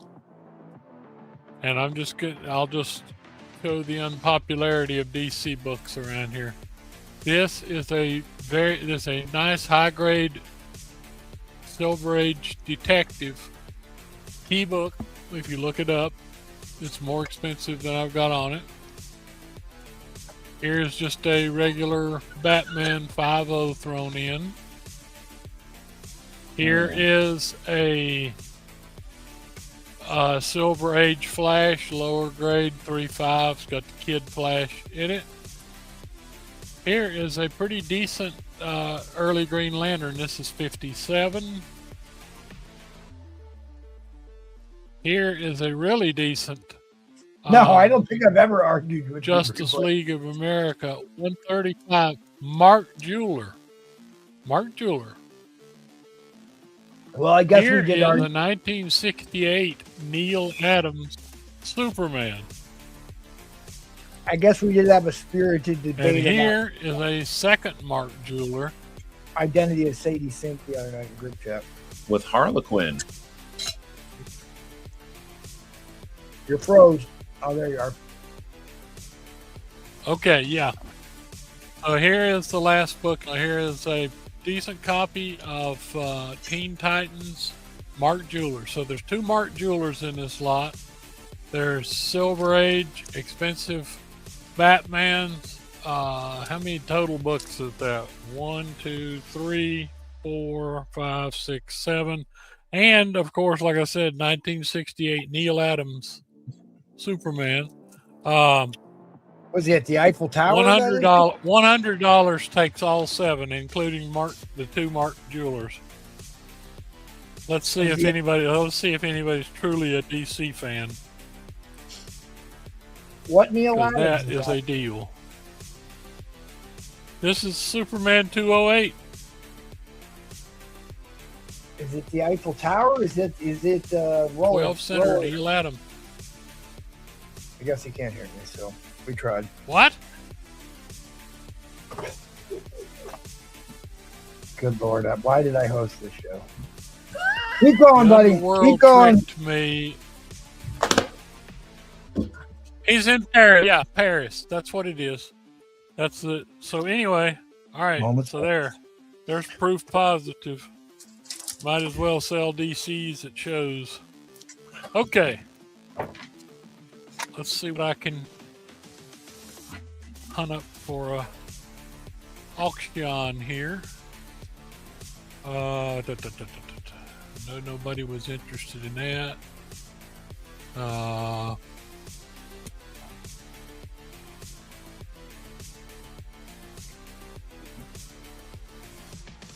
right, let's do this. This is 7, 5, or 8 to 8. Very nice copy. We'll start this auction at $50, and it is a 1981 direct.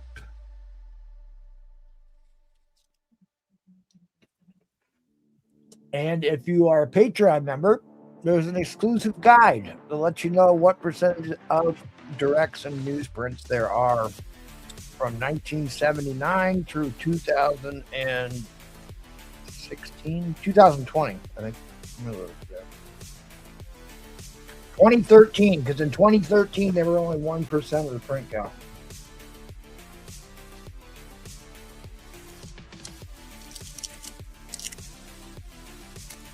Yeah. So, like I said, you had to get these. You had to get these books out of what was it, full bag? Well, here's the thing: they had started. Pretty...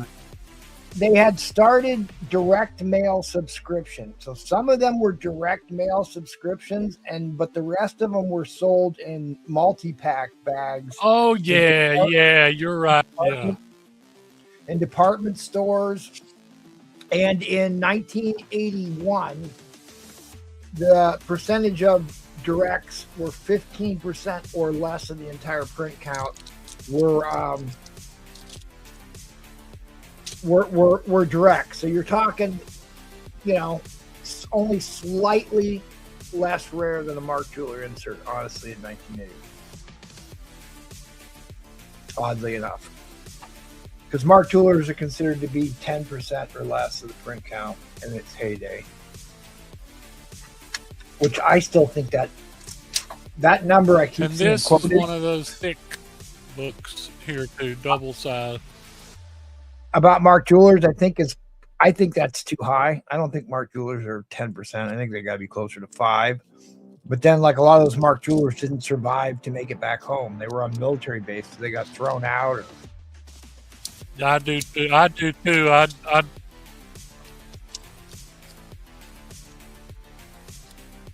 I saw stuff come through shops for 20 years, and I did not see that many Mark Jewelers. Dude, you guys are lagging behind. I need to take this off because it's start. We're lagging behind YouTube. All right, I'll look. Blame the equipment. I don't like it when you guys fight. We're not fighting. We're having a spirited discussion. Go to your room. Spirited discussion. Just wait till I bring up that Frank. Wait till I bring up that Frank Miller Wolverine cover. And you'll see some fireworks. All right, this seems to be going nowhere. Let's do you this. Got 3 minutes. You got no rush, people. There's a lag. I know, but you know how this. If people don't pay any attention to that early on, they're not going to do what? All right, it's up to at $100. Why am I getting all all this What'd you say? All of it's in? 150. One for all books are in. All books are in at $100. I must be a nut, but anyway, I'm doing it. It is the MT hour. High grade Makes bronze. Sense. That is a high grade bronze. First Grizzly. That is a book that, like I said, you used to sell for $150.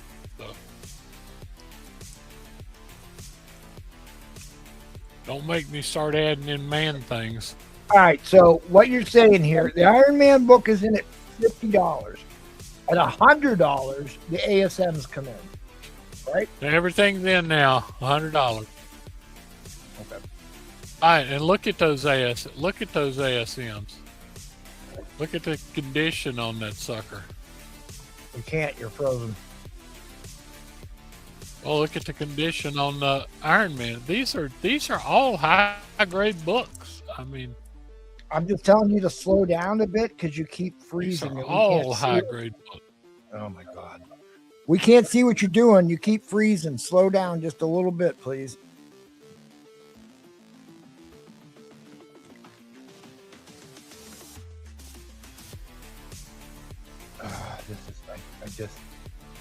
This night is dead. I'm 100% stationary here.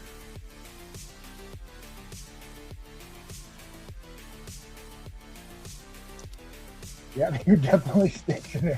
There's no doubt about that. I don't know. Like every couple seconds, you keep freezing. I don't know what's going on then, because like I said, I mean, I've got this blasting thing plugged right into the.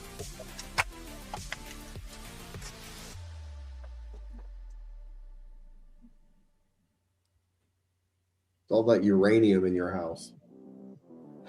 That could be. Yes, I do. Okay. I just hate that if I've got a bad picture on there, how much to add in book IG you about? Well, it's getting kind of late to add in a book. All right. Well, I only have one bidder here, guys. I gotta drop that end line. Fair warning on that end line. Fair warning on that end line. And it's fine. That's giving fine. you some extra time here for this last. guy deserves the deal, and I mean, I'm pleased to offer up books like this. Okay. If those had been up for bid from somebody else, I would have probably bought them myself. So, I don't know. Maybe my picture and stuff's not coming through good tonight, but people have been buying stuff through the DMs too and on the show, so I can't complain. I just hope I'm, like I said, I need to look to see why I'm freezing up. Okay. Thank you very much. All right, you come on to hurl your insults in person. What's up? Yeah, dude, I'm so confused because I'm watching the clocks on YouTube and StreamYard. They're way off. They're like 20 seconds. They're like almost 20 seconds difference. Even worse on my end, like way worse.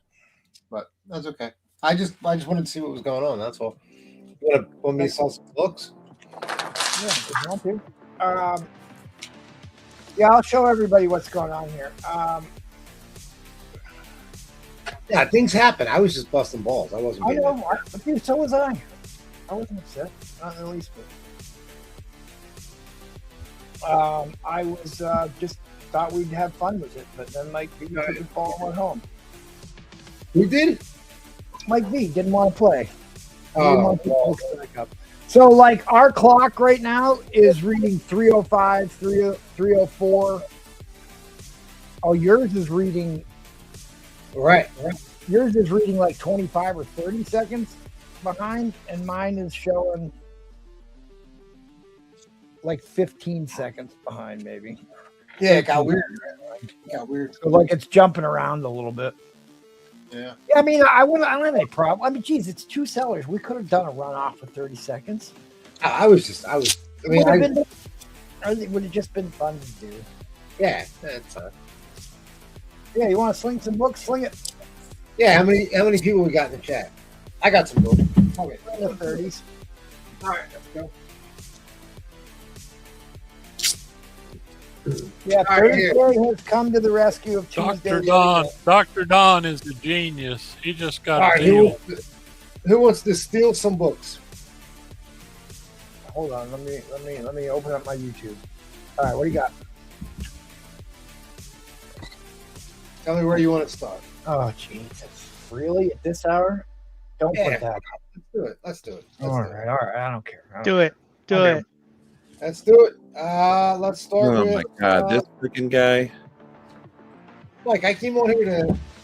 Yeah, to have fun. Here's Mike Phil being pissy pants. All right, let's start with a 105. I didn't grade this one. It doesn't matter. You're starting at $1. What are we doing? $1. Yeah, that's What's it. all in?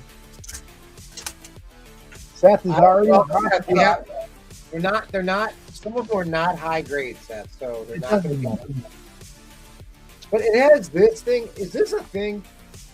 The fishing ad?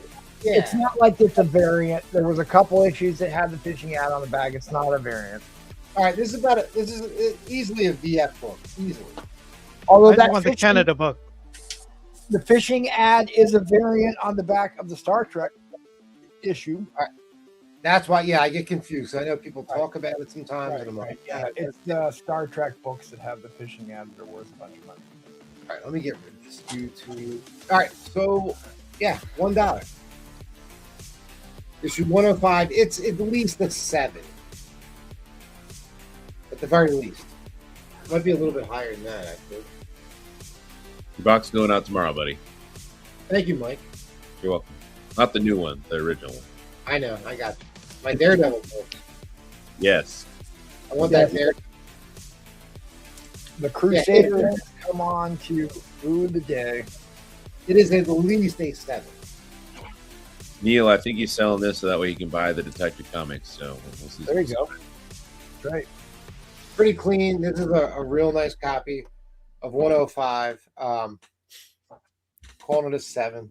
I think it's golden age of Claremont books here. We can get even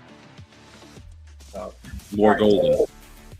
This is when Jean Grey gets her Phoenix powers and battles the Fire Lord. That would make a great music, but Fire Lord. All right, so Tuscan. My family's from Port Richmond, actually. That's where we're from. No, he's from downtown Kensington. We were born in Kensington. Well, I was born in Kensington, but Yeah, Tuscan knows the deal. He knows the deal. he knows. Well, I guess apparently Tuscan actually lives in Hawaii, is what somebody told me. Oh, wow. That is correct. His box is going out tomorrow as well. Yeah, When's you the need to next book come in? Tuscan. You bought a book from Houdat the other night. He's still waiting to hear from you. So maybe Mike V can send you Houdat's. All right. Well, I was going to say Tucson communicated through email with me. So All right, we all know this book. It's a big book, dude. I have it in a fine condition. Yep. Because see this corner? It's missing a little piece up there. Yep. that's a very big book. So it could still pull a 6 on that. I mean, you want to get to $100? I'll throw that in, and I'll throw another book in as well. All right. What's the other book? The other book Our box is in, buddy. is the first burn. It's a DG copy because the staple is popped on the bottom. Yeah, staples popped on the bottom, and there's you cannot fix it. You can't fix it. Is it missing a piece? Yeah, staples popped on the top. All right. First John Byrne. So I'll put both of these in at 100. They're already This there, buddy. one, I'm saying, it's fine condition. Everything's great except for that one corner. It's got a little tear on the back. So, All right, we're there. Let's find something else. What's next? The last one's a bigger book now. Let's hear it. The last one's for Starjammers, and in case you guys don't know, so these 3 are in for a hundo. Like all of a sudden, that Starjammer book just blew up. Yeah, guys, this book is sure why. This book has gone through the goddamn roof, and I'm not exactly sure why, but I don't know either. I don't know. Maybe it's a spec thing, and that's not even. it is Wolverine's new Fang costume, but like, or somebody just made a run on them, but like all of a sudden, a ton of these started selling way above the average. So, all right, fine. It's a 7.0 copy. The VF minus 7.0 copy. First Star Jammer is 150. So you Oh, get the dude. 150. And I'm telling you, this book right now is going for like $100 by itself. I know. In that, so like I know. it is what it is. I don't know why it's going for so much right now. So if you get the What number is it now? 107. MT's already there. All right, thanks, Tucson. Thanks, Tucson. I appreciate it. We were trying to find your contact info. It's why, dude. If you, I know it sucks. I wasn't a fan of getting on IG either. I fought it for over a year. No, he's on IG. He told me he was on IG. Oh, did he get on IG? Oh, okay. Yeah, he said he's on IG. Now look, first John Byrne on X-Men, top staples pop. It cannot be replaced. So I'm calling it a VG. It's still a really great copy. It just the top staple is pop. That's all. You got First Star Jammers, 107. I mean, this is a goddamn steal. 105. This is a VF copy.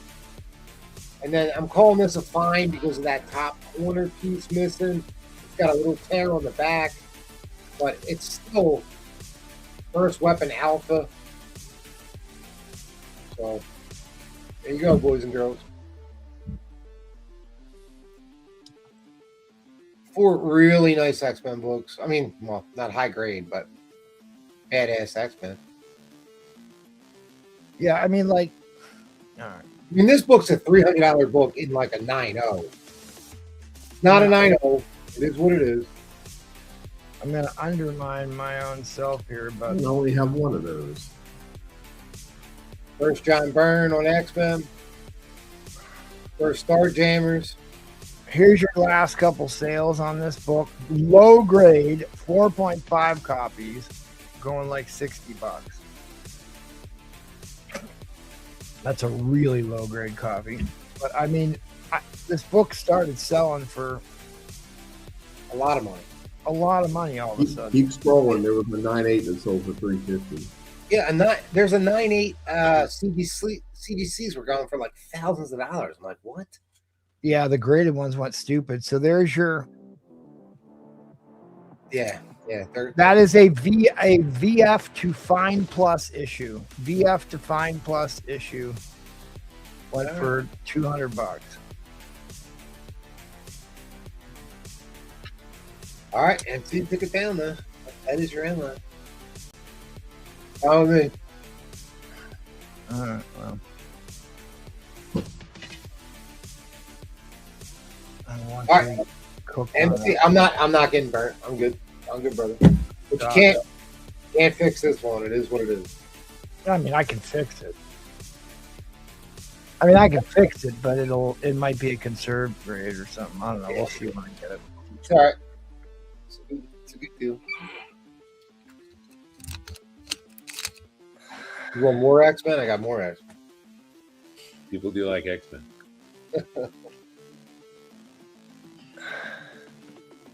I gotta. Did you work on any of those books already?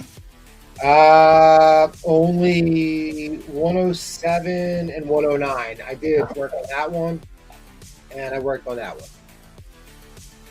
So I'll tell them this weekend that you like X-Men replays. I'll tell them for you. I love X-Men. I got a whole store box full of Silver Age X-Men behind me. Yeah, I don't know why some of those were selling as high as they were. I mean, they want $300 for a 9.2 or something. There we go. Let me look. 9. I didn't get those Batman books that I needed for the end of my run. Those jock books. God damn it. Yeah, here was the sale. Apparently nobody got those. Apparently. We're just going to pretend it happened. You know, well, we'll put 30 seconds on the clock and duke it out right now, but you didn't want to have fun and redo it there, Mike. You have to have both of them consent to the duel in order for it to be a duel. No. They both sell on the show. We'll tell them what to do. Neil's like, dude, I got them for $1. That's crazy, dude. Those jock books, I needed them at the end of that run. Whatever you and Neil want to do.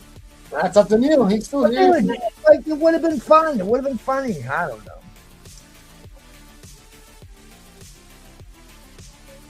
Come on, Neil. Neil could always sell them to you. Come on, Neil. What are we doing, Neil? What are we doing, Neil? John says dance off. I'm not a good dancer. Dance off, dance off. Whoa. So it's like, dude, I can only load so many images into StreamYard, but like, I don't know, Mark MMM is probably not watching anymore, but we only did show these once. I feel bad because he probably put a lot of effort into these. But I'll show them again here. I did load Jackals in. Neil says I own the dance. All right, yeah. There's Bry Vincible. Yeah, I forgot. That's a great one. I forgot about that. Bry Vincible in his Wolverine costume. That one needs, we're conflicted about that one. Super Paul. Yeah, there's too much white on his hair for that one. Yeah, there's too much color in his hair. Must have been the Saturday show when he gets a touch up. He's got big Popeye fist there in the foreground. There's me. There it is. MT whore. That's not very nice. There's Neil's. There's Neil's entry. Excellent, Neil. Who didn't want to rerun the Batman? Auction lot. Yeah, Weezy. That was Paul and his absolute Batman. These are shotgun screams ones. There's replays. There's Jackals. That's what he did for me. There's Bill Real Smash. That's right. I did have to embellish that because we didn't know who that was at first, but they see how he's up against the sliding glass. It's literally my house. I know.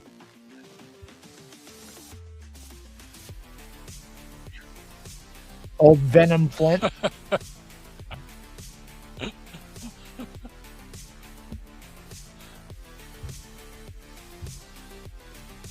Let me see what other videos I have.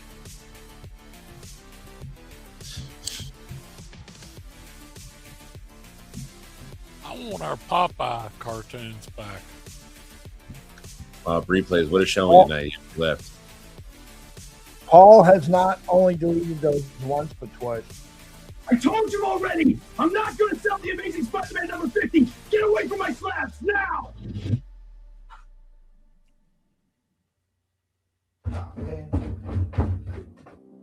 What happened?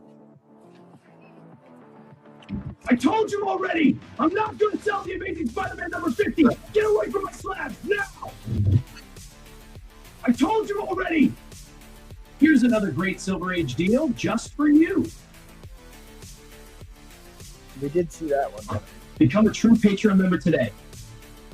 That definitely needs a press. Become a true Patreon. And the award for most professional host of all time goes to Paul. The dance. The dance is the best. Thank you very much for this award. I have Absolute Batman number 1, the 55th printing for $35. Yeah.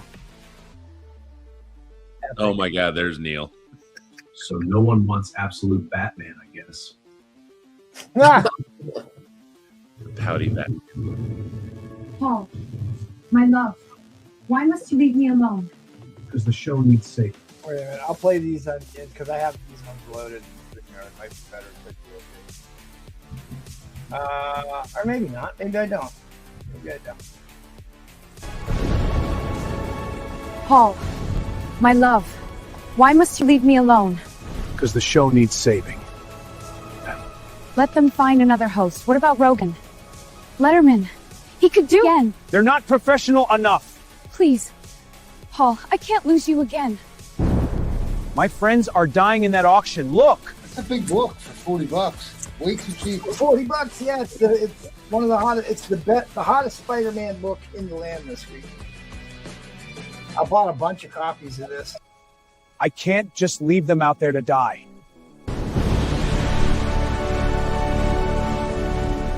The auction needs me.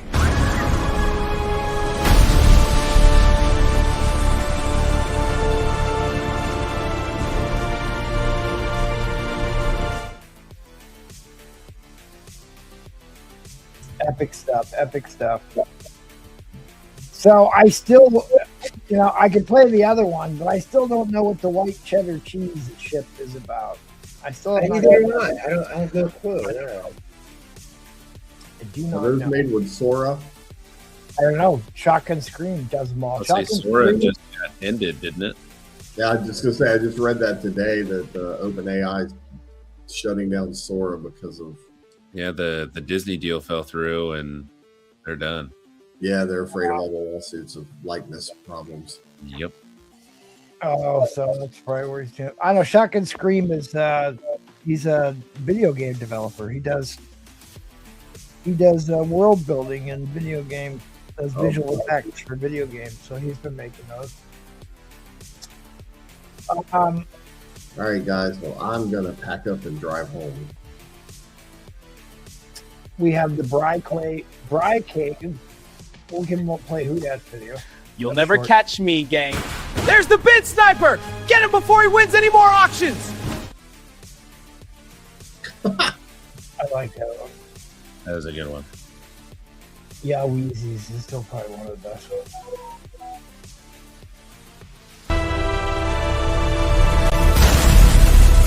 $15,000 starting bid!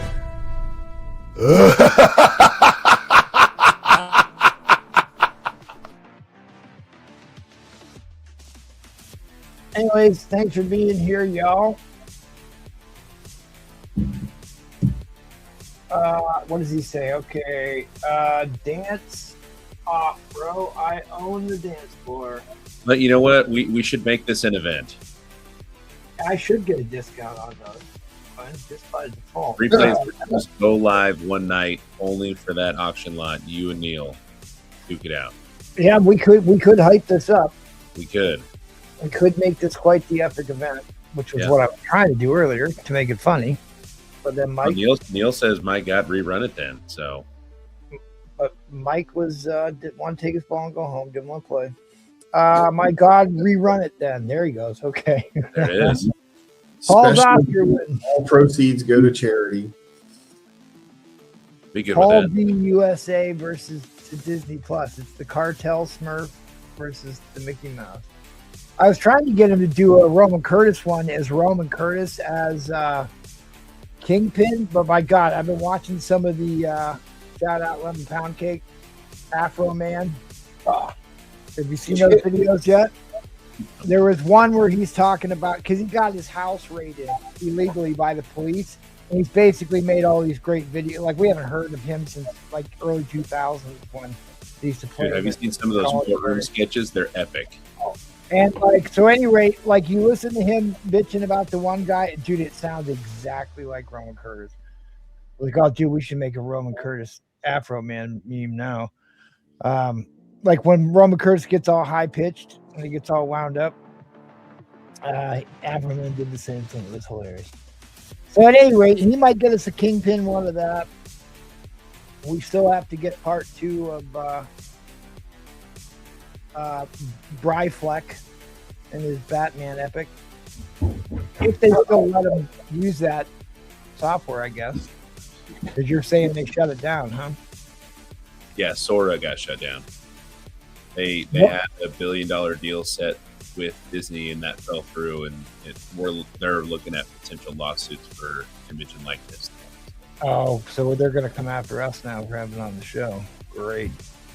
At any rate, I'd love to see one done with Frank Miller's Sin City when they're on the balcony. God, that would be great. That'd be epic. That'd be awesome. So actually, because I had to take down Maddie Freeze. Remember Maddie Freeze had that dancing cover of Poison Ivy? Mm-hmm. I got a Russian copyright strike on that. Oh. Russian? Yeah, from Russia. It was all in Russian. I'm like, I don't care. I'll cut it out of the video then. So I had to delete that one. I like that one. But I had to take that one down. Look, I had a TV show on Fox. I made my own music. We did the show, and then every time we put it on YouTube, I would get copyright strikes, and I'd have to send out the same email over and over again. All the music is original by me. Everything in the show is by us. It aired live on Fox. And it took about a year before YouTube just blocked the copyright strikes. They finally said, okay. And they told me that they have bots that just do it because all those things add up. They have bots that just do it. And like I pay for our streaming music and I put those links in the chat, but even still some of the streaming music I was using kept getting flagged, but they're like, okay, we see that you have it posted, we're gonna let it go. But I just got tired of them flagging it every time. Yeah, because they would sequester. Nobody could watch the video after it got posted because it was under review, so it was killing the views on the video. So I just got rid of it. Yeah, if you've ever watched any of those Star Trek fan productions, CBS clamped down on them. They're not letting them do that anymore. And some of those productions were great.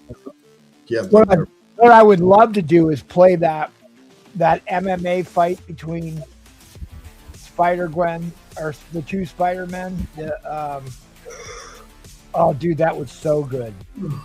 Where they brought out MJ, what's her name, Zendaya. They had a couples MMA match. Dude, I watched that like 3-4 times in a row. With Tom Holland and Zendaya versus, I can't remember what the other guys. They're both British, but who was the guy who played the last Spider-Man? Tom Holland. The kid, No. the young Tom Holland. Tom Holland's the kid that plays him now. Oh, Andrew Garfield. Andrew Garfield.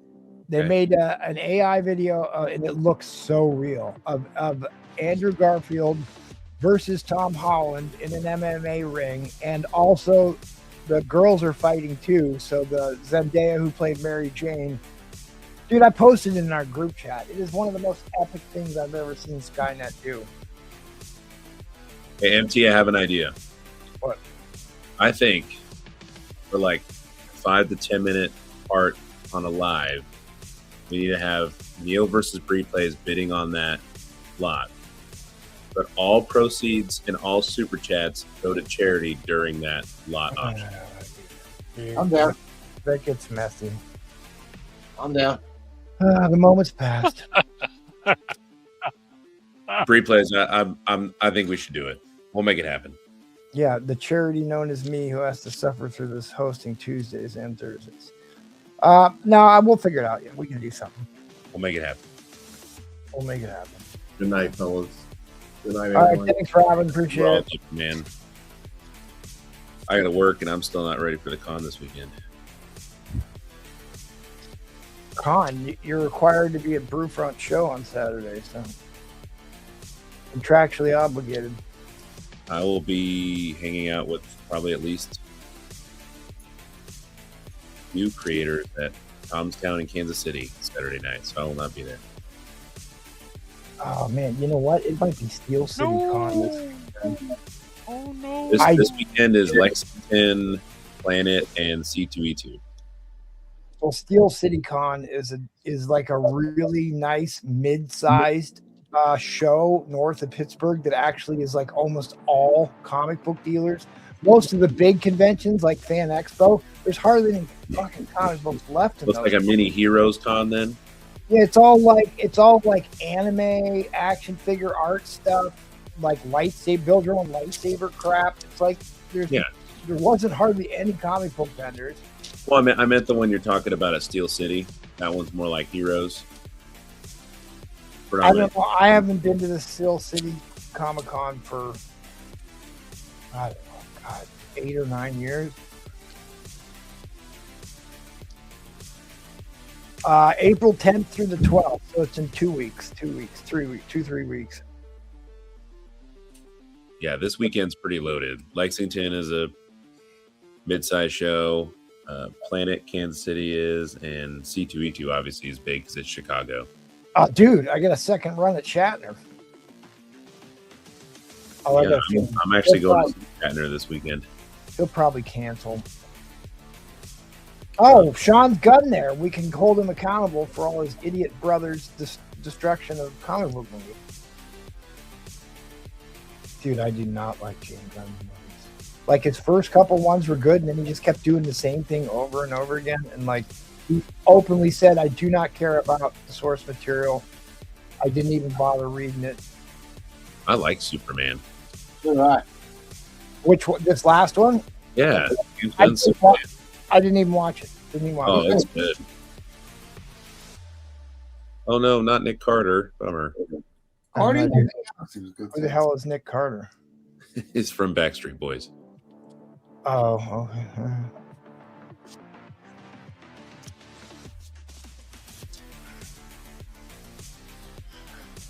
I usually like to go, like, especially on small cons like this, I like to go on Sunday because that's when all the Ready to make deals. The vendors will make serious deals. Yes, they will. Good left over, but yeah, it's in the Monroeville Convention Center. God, I can't even remember what that looks like at the moment. Well, MT, I'll let you know how Shatner's doing. Well, I saw him in Cleveland like 3 years ago, and God, he was looking really old. He was around in one of those little moto scooters. Oh, he's been like that for years, though. I met him almost 10 years ago, and he was like that already.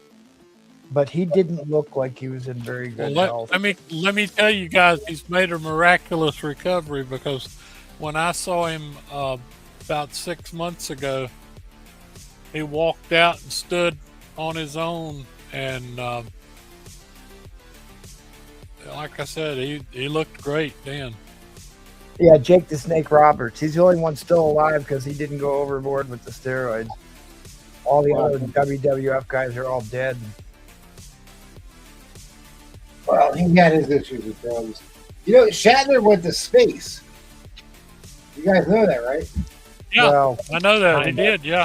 Yeah, he actually went up. Exactly. Yep, like 3 years ago, he went up. Yeah. On the Bezos. Yeah, he didn't make it to space. He made it barely to space. Not in space. Just barely. Right. Barely qualifies. Yeah. But yes, it's the same as those girl astronauts that sat there. Overboard. He went up. I'm not saying he went through the Van Allen belt. I'm just saying he, you know, he went up. No human's been through the Van Allen. All right, what else are we looking up here? MegaCon? No, MegaCon's over. No, Planet Comic-Con Kansas City is where I'm going. And then C2E2 is in Chicago this weekend as well. There is no greater proof than what the video feed from the probes on the moon have been versus those production videos from the 60s, which are just laughably fake. We're going back. Well, no, they canceled that. Did you see that? Yeah, I know. Which is a shame because it's like they can't distract. Now we're going to deal with this Iran madness, so we can't go back. All right. So who do you got here? Elijah Wood is going to be there? Wow. Yep. Okay. And Sean Astin, too. Kiefer Sutherland. Kiefer. Oh, Kiefer. Yeah, I don't care about any of those guys. The new Spider-Man. Lou Diamond Phillips. Oh, yeah. I'm excited to meet him. I love Stand and Deliver, bro. Yeah, what about, he was in Lost Boys, wasn't he? Oh, dude, he's been in a ton of stuff. He was in Young Guns. Yeah. Chavez. Yeah, like he was in a bunch of really bad movies and really bad made-for-TV movies, but he was in some other epic stuff. He was. All right, who we got here? Don't know any of those people. Well, Shatner, of course. Yeah, I gotta get something. By the way, the Artemis 2 spaceship is on the launch pad, scheduled to launch April 1st. The original on-film Phoenix, Famke Janssen's going to be there. Jean Grey from the original X-Men movies. No, they canceled that. I saw the news. I don't know. I'm just reading right now. It says We're still scheduled. All right. Well, I think it was the SpaceX thing that was canceled. No. It was our trip to the moon. Is Yeah, canceled. man, I've met Keith David. He's awesome. John Tyler Christopher, huh? I mean, like, where's all the comic book artists? That's what I'm not seeing. Oh, Chris Claremont will be there. There you go. Bill, yep. Jason Aaron, Adam Kubert, Patrick Kubert? Leeson. This is a pretty big con. Uh-oh. It's ruined. Yep. He lives in Kansas City, so. Oh, does he? Yeah. March 26th from NASA. Artemis 2 on track for April 1 launch. All right. Well, that's good news. Well, that's good news because They're selling tickets to the launch. The official White House briefing said it was postponed. Well, yeah, that makes sense because it was originally scheduled for like February 28th, so that makes sense. Yeah, it wasn't canceled. It got postponed, so maybe that's the new date. That's what the NASA website says. So. Well, NASA wouldn't lie. They're a registered intelligence agency now. They are legally allowed to lie to the public. Well, what government agency from the dog catcher to the president is not legally entitled to? Well, I guess it's even more that they are legally allowed to lie. They're legally allowed to disseminate misinformation, which is something that's very new. 15 hours ago, NASA Artemis moon launch still targeting April 1st.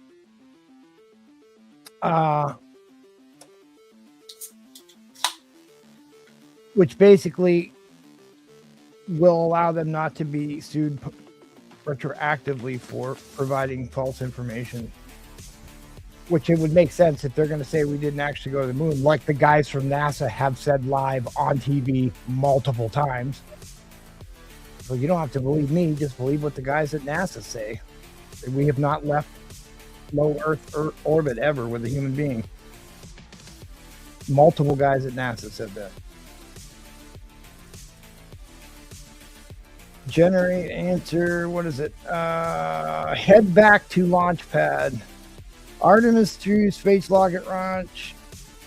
Slated to send the 4 astronauts around the moon. Rolling to launch pad Friday, March 20th. So you're saying it was in February and they're just bumping it back a month. You know, I would love to send Mike V to the moon. That would be awesome.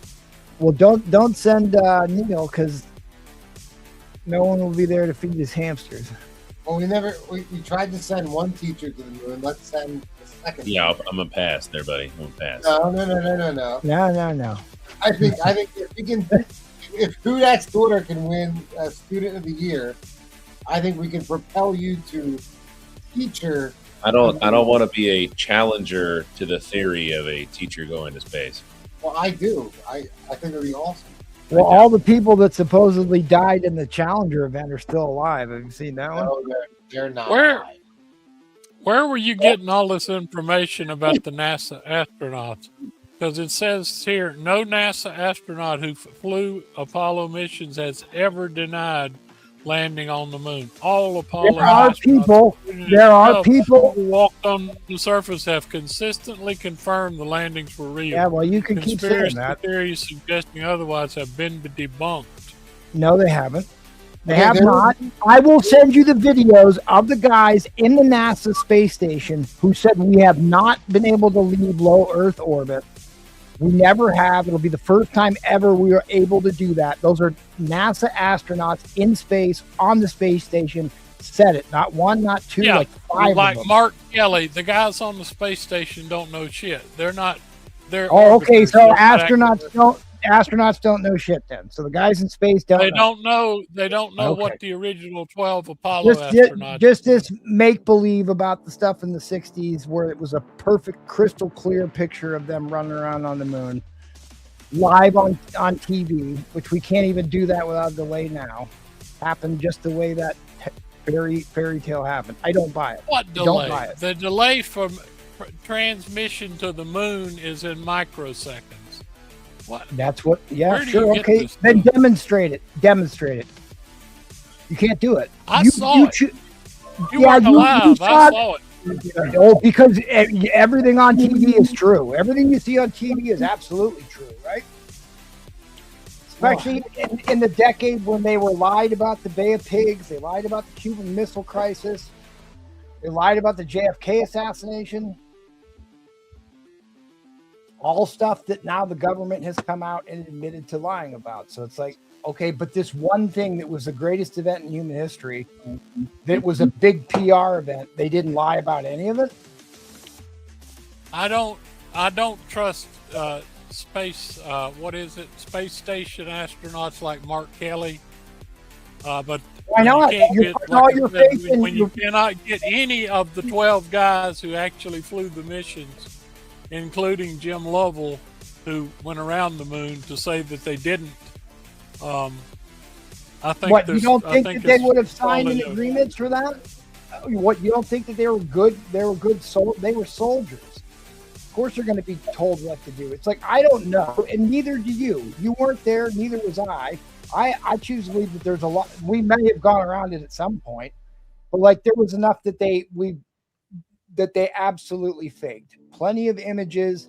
The stuff on TV that they were putting on TV and spacewalks were clearly faked.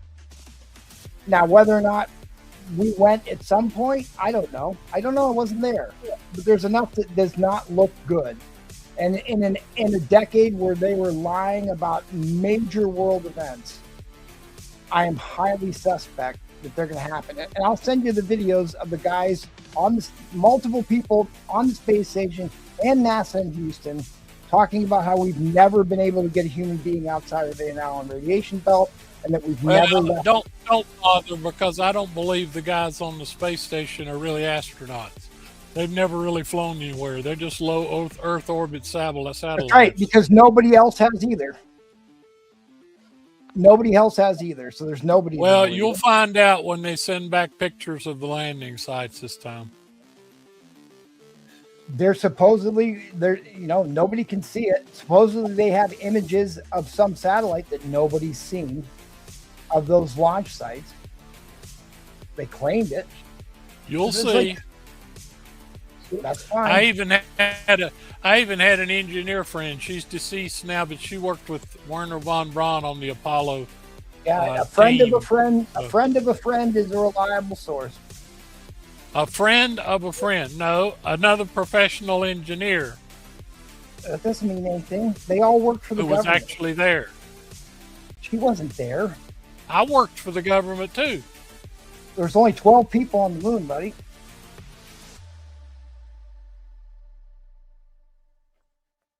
You got me all worked up about the moon. The reality is you can choose to believe whatever you want to believe.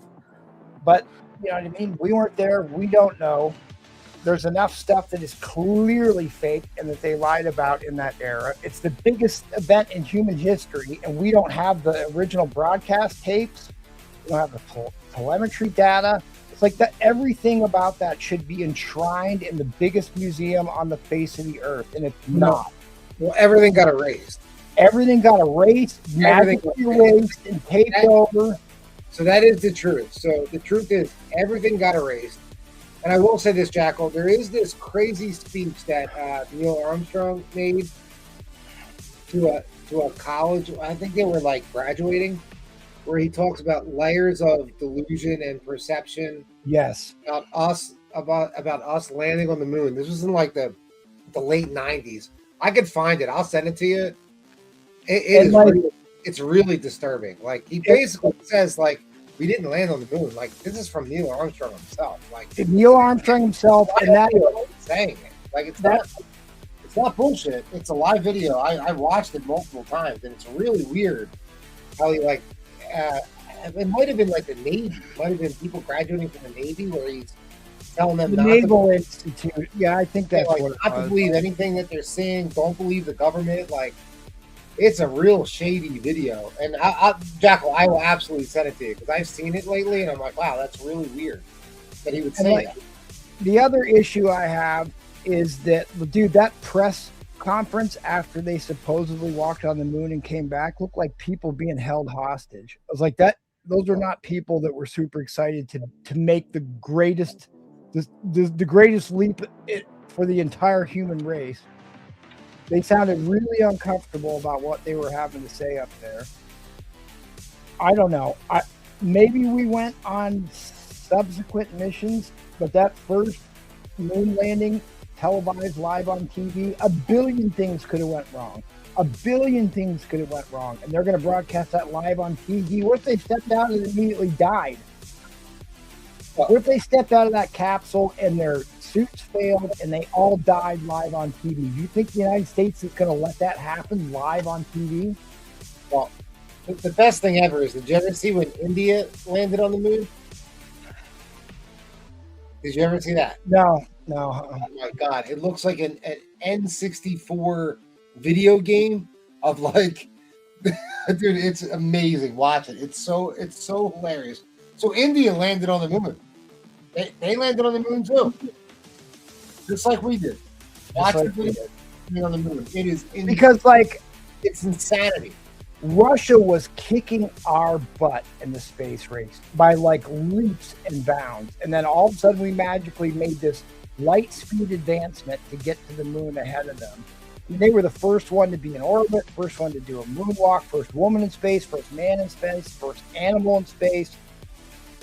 They put the first satellites into space. We were way behind, and all of a sudden we are desperate to get ahead of them because they really thought they were going to be able to put missiles on the moon or in higher orbit, and this was going to be a way to stop them from getting missiles into space, essentially.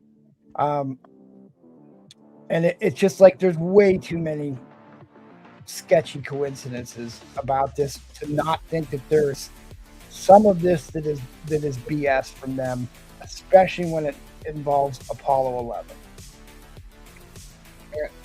Look.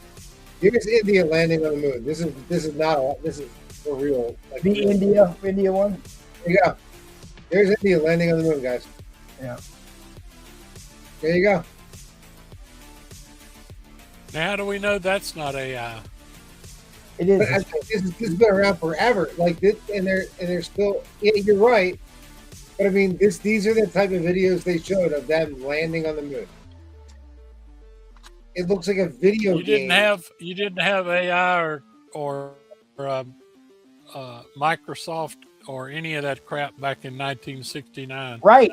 You shot it on a film set, and you wouldn't let the press have the direct feed. They put a projector in a room, put the image on a wall, and the news crew had to tape the thing on the wall. They taped the projector from the wall. Nobody has the original footage. It doesn't even exist. I mean, it's lost. It's crazy, dude. I mean, this is literally India landing on the moon. Like, it's the best. It's the best video I've ever seen in my life. Congratulations, India landed on the moon. Yeah, I don't know. I don't know what to think anymore. I don't even pay attention to the news anymore. I can't. They lied about so much stuff during that time period, and we were so far behind, and there's so much wonky stuff that goes on. I just have a hard time believing that we got the 100% truth on the greatest event in human history that we're not able to duplicate or haven't been able to go back for 60 years. The guys from NASA says the technology doesn't exist and it's too hard to reproduce that. Are you kidding me? Technology, microchips, all this stuff is way cheaper now and more efficient. I mean, they went up there with no radiation shielding. It was a thin piece of aluminum foil was their radiation shielding. It's insane. Well, we'll find out. You soon. always take a chance with cosmic radiation, but see, that's like the bullshit of the Van Allen belts. The Van Allen belts would, at maximum, would provide less than 1/20th of a lethal dose of radiation. Well, that's not what the guys from NASA say. People that don't know nuclear physics and radiation and stuff do not understand and comprehend that. Wait a minute, They think the Van Allen wait a belts minute. are like a belt Wait a minute. of fire. You as a nuclear physicist are going to tell us about the Van Allen radiation belt? That's astrophysics. Yes. The guys at NASA would disagree It's still with you. fucking gamma radiation, MT. It is, and I'm not a nuclear physicist. I'm a nuclear engineer who just happened to have to study physics to get to be an engineer. Well, And, I don't know the enough. Van 'cause I Allen, didn't the Van Allen belt is not lethal to humans. All right. Well, all right, Edward. Let me ask you a question. That's not what NASA says. So, did they? I thought they sent like apes, and I could be totally wrong, but I thought they sent apes through the Van Allen belt, and they came back dead. Yes, they did. They killed them the first time they tried to push them through. Is that Now, not now right? there are weak spots. And I thought I read that. I'll have to look it up. I thought I read that. There are weak spots and stronger spots in the Van Allen radiation belt, but they change constantly. The Van Allen radiation belt is similar Right, to the and the maximum, magnetic. like if you spend 2 hours in it, is 1/20th the lethal dose. You stand much more danger from getting a burst of cosmic radiation from the sun killing you than the Van Allen belt. All right. Well, the larger problem here is micrometeors and all the crap we have floating in orbit. A That's micrometeor true. will tear Micrometeoroids are a big problem, but fortunately in outer space, there's less than like, in most of outer space, there's less than like 1 atom or molecule per cubic foot. That's so the because odds of running into a micrometeorite are very slim. where are all the micrometeorites at? Are they in the void or are they around planetoids? Have you seen any of our ships be disabled by micrometeorites? I've never seen a ship No. leave Do low you Earth see orbit. satellites being destroyed by micrometeorites? Their None of space those is are- so empty that Whoa. All our satellites are under low Earth orbit. They're all protected by our magnetosphere.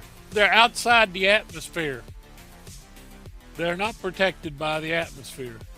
I didn't say the atmosphere. And we have satellites that are we have satellites that are way out. They're not Would you like me to outside look that of, up, too? Yeah, you go ahead and look it up because they're not out.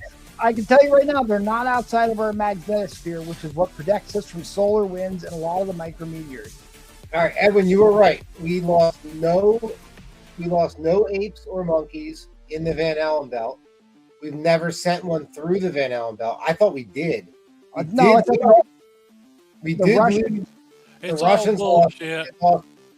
they lost monkeys and apes when they sent them to space, but not through the Van Allen belt.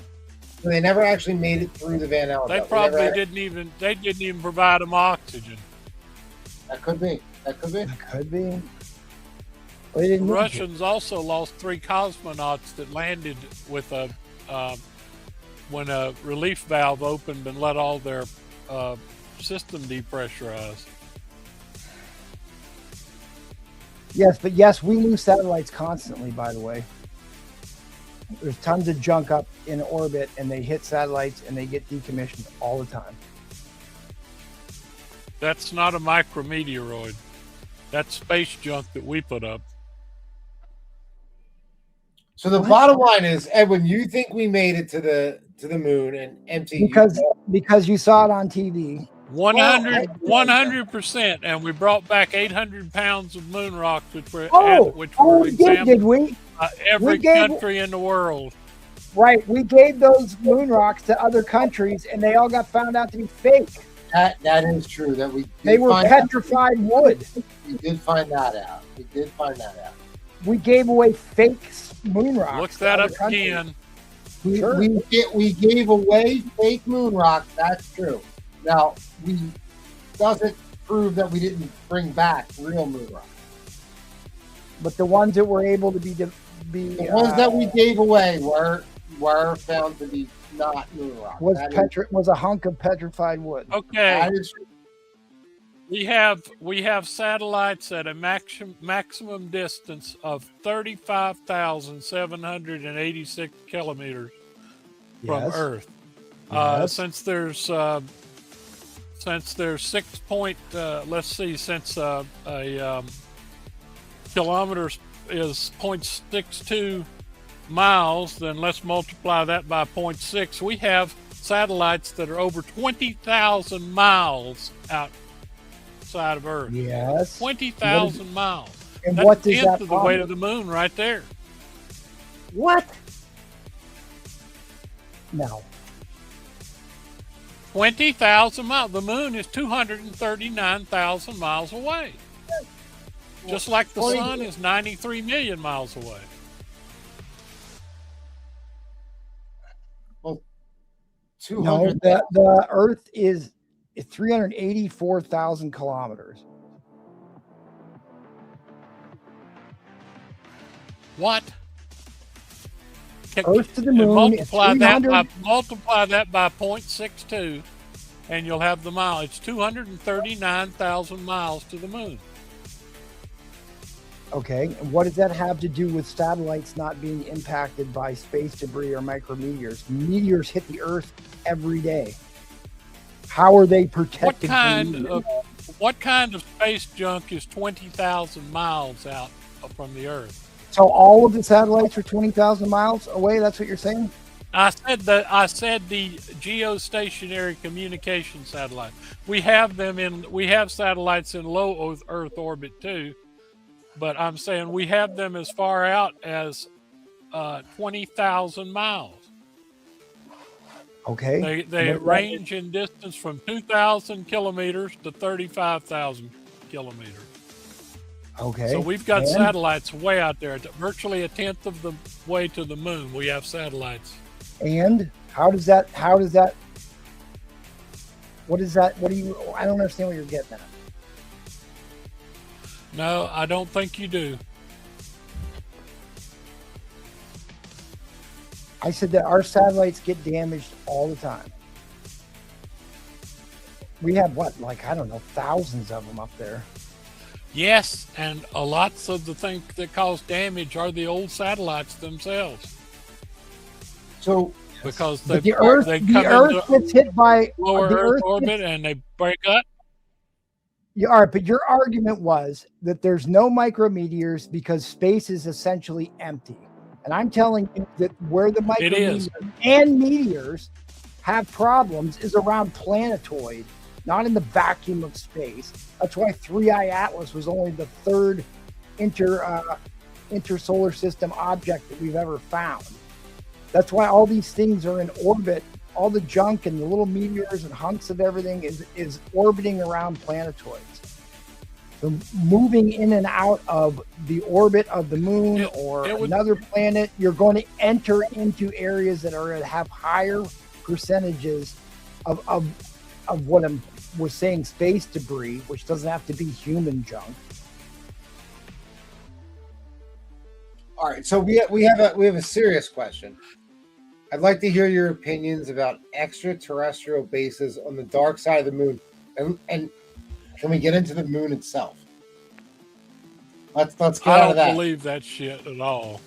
Oh, come on, Edwin, you gotta believe in that. Edwin, come on. I don't believe there's any extraterrestrial bases on the. Well, he doesn't believe the astronauts then, because they're the ones that said the moon was hollow. Edwin, you don't believe in any of that? I do not believe there's any extraterrestrials on the moon. No. How many astronauts? How many moon astronauts claim to believe in aliens? Oh, I love it. Well, every you can believe in one. aliens, but you don't have to believe they've got bases on the friggin' moon. God. But isn't the moon itself? All right. So what's the conspiracy about the moon itself? Well, there's no conspiracy. The interesting thing about the moon is we think it's hollow. We smashed probes into it, and it rung like a bell, and they were able to determine that it's hollow. The thing that our moon does that no other moon in our solar system that we've witnessed, or any other one that we've witnessed, it doesn't rotate. The same face of the moon faces the Earth the entire time it spins around the globe. The more interesting thing is, once again, you're wrong. It rotates once monthly. What the fuck are you talking about, Jack? Rotates once monthly. The face. What on earth are you talking about? The face that the dark side of the moon never faces the Earth because what do we're you out think of the I just said? rotational. What do you think I just said? It's exactly what I just You said. said it didn't rotate. What? All right. I keep heard up. you say the moon didn't Keep rotate. up. Keep up. We see the same face of the moon the entire time it orbits around the Earth. No other satellite moon does that we've been able to observe. The more interesting thing is its distance from the sun is exact, so we can get a perfect lunar eclipse, which is super impressive. That's wild. The other thing is it's in the exact right distance away from the Earth to cause the tidal zones. This one's a little bit sketchy because it's like, well, one could cause the other. Like the whole reasons life thrives the way it does on Earth is because of the seasons that we have and the tidal pull, what they relate to being able to develop life on Earth. So did that develop because the moon is in the right place, or is it somebody put the moon in that right place to make all this happen? I think that's kind of a circular argument. Of course, I firmly believe the moon was created in the 6 days that the Earth and the heavens were created. Oh, you don't want, so you don't want me to I get won't into argue that point. Well, I've got an interesting fact here for you, Jackal. I thought You know about relativity and you know about relativity and how your perception of time varies depending upon your gravitational fields and point of observation, right? So if you are on Earth at sea level, it depends on whether it's relativity or special relativity. One doesn't consider gravity.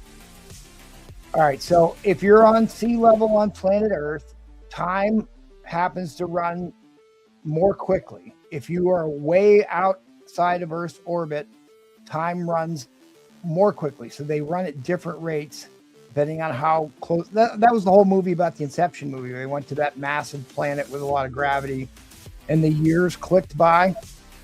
So there was a physicist who came out and wrote this paper. Oh God, it's probably been 10 or 15 years ago now. That technically, I think they make a lot of about this stuff. These IR background radiation images they use to date how old the universe is. I think there's some flaws there, but the guy reversed the math on that. And if you were sitting at the point where they think the Big Bang happened, only about 6 days would have passed, if that is your vantage point, as the time goes, which was fascinating stuff. But because we're on the outer edges, when we look back in, it looks like a much larger period of time, which I always thought was fascinating. And listen, the old Hebrew, if you go back into Hebrew, there wasn't a whole lot of words or epochs of time. They just didn't exist in Paleo Hebrew. So it's like, that term could have been used for, because what is one day to God? I'm going to give the devil his due here. Like, what is one day to God? You talk about Revelations also has cryptic speech about days. Days don't actually mean days in Revelations. They mean years. And they means periods of years because they're kind of interchangeable words. Even the Revelations was written in Greek. But at any rate, I thought you'd find that actually, I have to find that paper. I agree with that. I believe in the Bible. So, Zach, I'm with you. Well, what I'm saying here is it depends on. The fact of the matter is, everything, the obvious thing to virtually anyone, and even scientists are beginning to admit it, there was a creator. We didn't just fall into existence like that. The Earth also is the only planet in the solar system that is tilted at a 37-degree angle too, which without that we wouldn't exist either. And everything, we're exactly the right distance from the sun. Right. The moon is exactly the right distance to affect the tides and protect us from who knows what else. Yeah, that's the fine tuning. That's the fine tuning argument. Are we the only planet with a moon and a sun? No. There's lots of those. Lots of them. Are there? Yeah, lots of them. Lots of what? Planetoids with moons that we observe. Planet, right? They just were able to positively identify that planets existed outside the solar system when they launched the Hubble telescope. When I was a little kid, when I was going through school, there was no proof whatsoever that there were any planets outside of. Right, we couldn't see any of them. We couldn't see any of them. Right, we couldn't see any of them. But my point is, when they talk about, people like to laugh about the six days of creation thing. There's 2 points to that. One point is, it all depends on where you're perceiving that time from. 6 days on Earth is different from 6 days millions of miles in the center of the known galaxy. Those are vastly two different stretches of time. And that gets into relativity and point of perspection. And the other thing is there were very few words to describe periods of time in early Hebrew. So it's like 6 rotations around. This is why I always think that argument is flawed when they try and pick that apart. It's like, all right, well, what is a day to God then? What is a day? One revolution of the Earth around the sun? What is it? One revolution of the planetoid spheroid? If it's a creator God that created this vast universe, you don't know what a day is in his mind. No, days don't apply. Days don't apply to God, but he said specifically at what time period he created stuff, and it took a man day or whatever he created. No, it doesn't say that. It does not say that. It does not. It says days. And days, if you take the Bible literally, which you have to, or else you might as well just toss it. It says totally days. That's what it means. You're totally missing what I'm trying to tell you. The Bible was transcribed into English from Hebrew and Greek. And the word for days has multiple meanings. Yes, MT, but in 1631, when a guy named King James authorized the Bible to be translated, he took the most learned men in the world, and they were gathered together and given unlimited funds and guided by the Holy Spirit of God. And that's why the Bible is infallible, undeniable word of God. It means it. You totally don't understand what I'm trying to tell you. You have no idea. You're not grasping. I'm telling you. No. I'm telling you. My dad went to seminary. I talked to his professors at depth about this, about the meaning of those words in Paleo Hebrew when it was written down and then rewritten in Greek, and the translation in the English language, which is why if you go down to the bottom of your Bible, that they talk about how words have different meanings in the bottom. In the supplemental information, and one of the ones that is still debated to this day and was debated at the Nicaea Convention when they picked the canon for the Bible, the Council of Nicaea, which is also the thing that Newton was obsessed with at the end of his life, by the way, was what is the period being referred to as one day in Genesis? No, it was always, guys, it's always been 40 days equals 40 years. That was always the thing in the Bible, right? Right. You have other locations in the Bible that reference days that actually mean a different period of time. You have that. It was always that 40-40 rule. 40 days equals 40 years. That was always the thing in the Bible. I don't believe that. Jesus didn't spend 40 days in the 40 years in the wilderness battling with Satan. That is like I said, where are you getting that heretic. from? That's totally different. I said, either you believe the Bible as literal or you don't. I believe it is literal. Oh, hold on. There are parts in the Bible that are not meant to be literal and explained as not being literal. There's allegory all through that book and symbolism, especially when it comes into them interpreting dreams. Oh, can we get into the book of Enoch with Edwin? Well, Edwin. No, because the book of Enoch is apocrypha. Yeah, it's no, that counts. Edwin, the book of Enoch counts. I'm sorry, buddy. It counts. Well, I mean, the No, interesting thing. It wasn't approved by the. It was not approved by the Holy Spirit. Oh, come on! And that's a third of the. And that's a third of the Godhead. So the book of Enoch does not. Even though Enoch was the. Enoch was so important to God that he was one of 2 men that didn't die. Well, we have to do a whole sideshow. We have to do a whole sideshow on this. I love Edwin. Edwin's the man, dude. We don't know if he died or not. He just was taken. That's all he just said. So who knows? But I love the fact that Edwin knows. It made it pretty clear that there's 2 men that didn't die: Enoch and Elijah. They were taken and they did not die.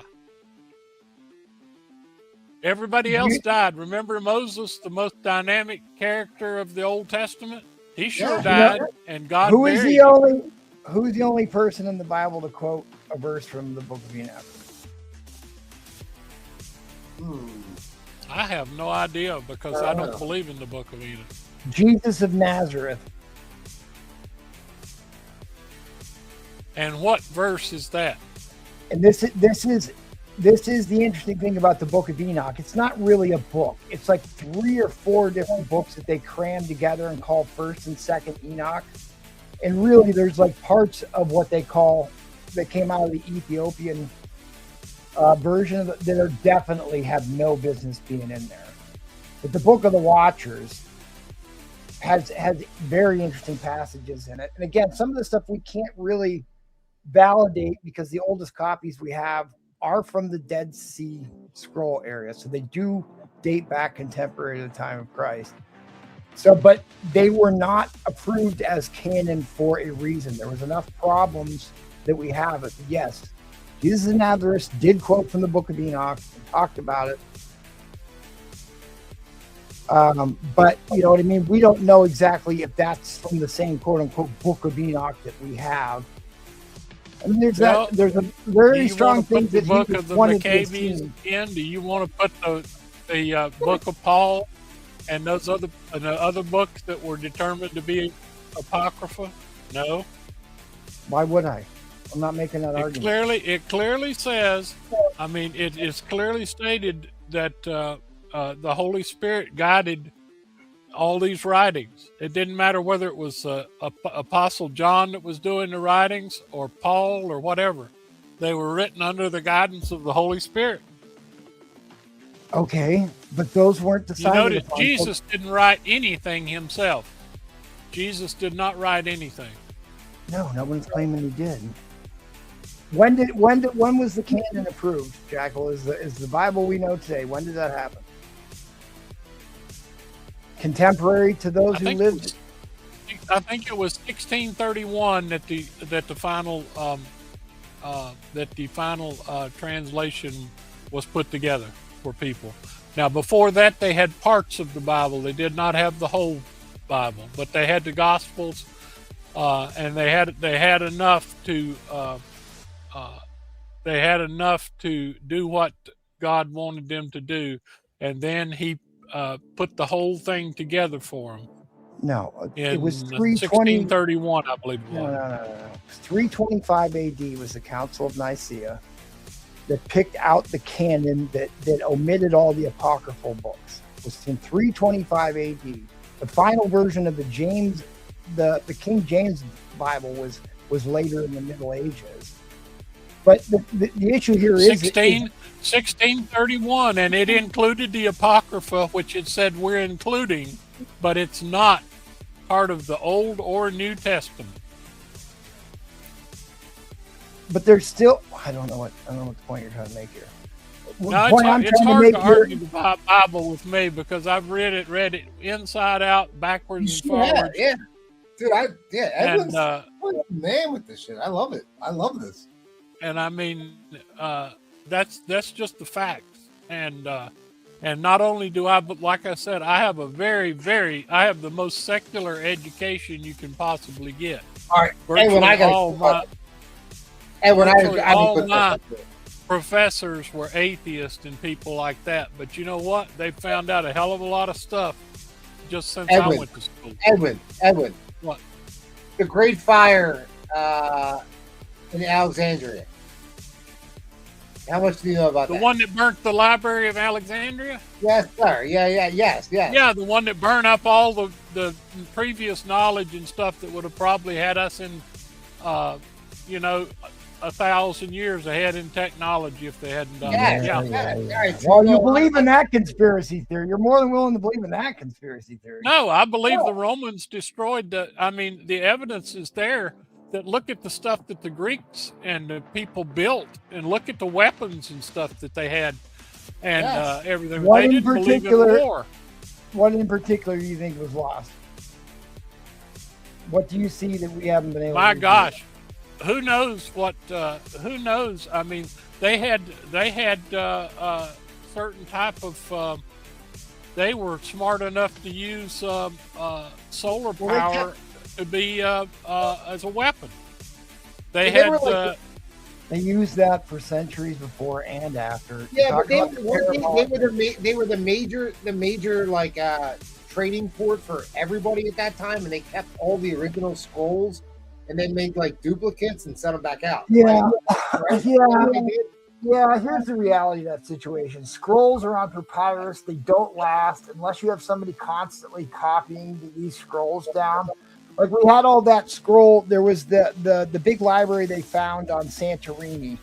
It was covered in volcanic ash, and they're able to actually recover what was written on some of those scrolls. They just don't last. The truth is, much of that information went into Persia before certainly we lost some history and knowledge in the burning of Alexandria's lighthouse.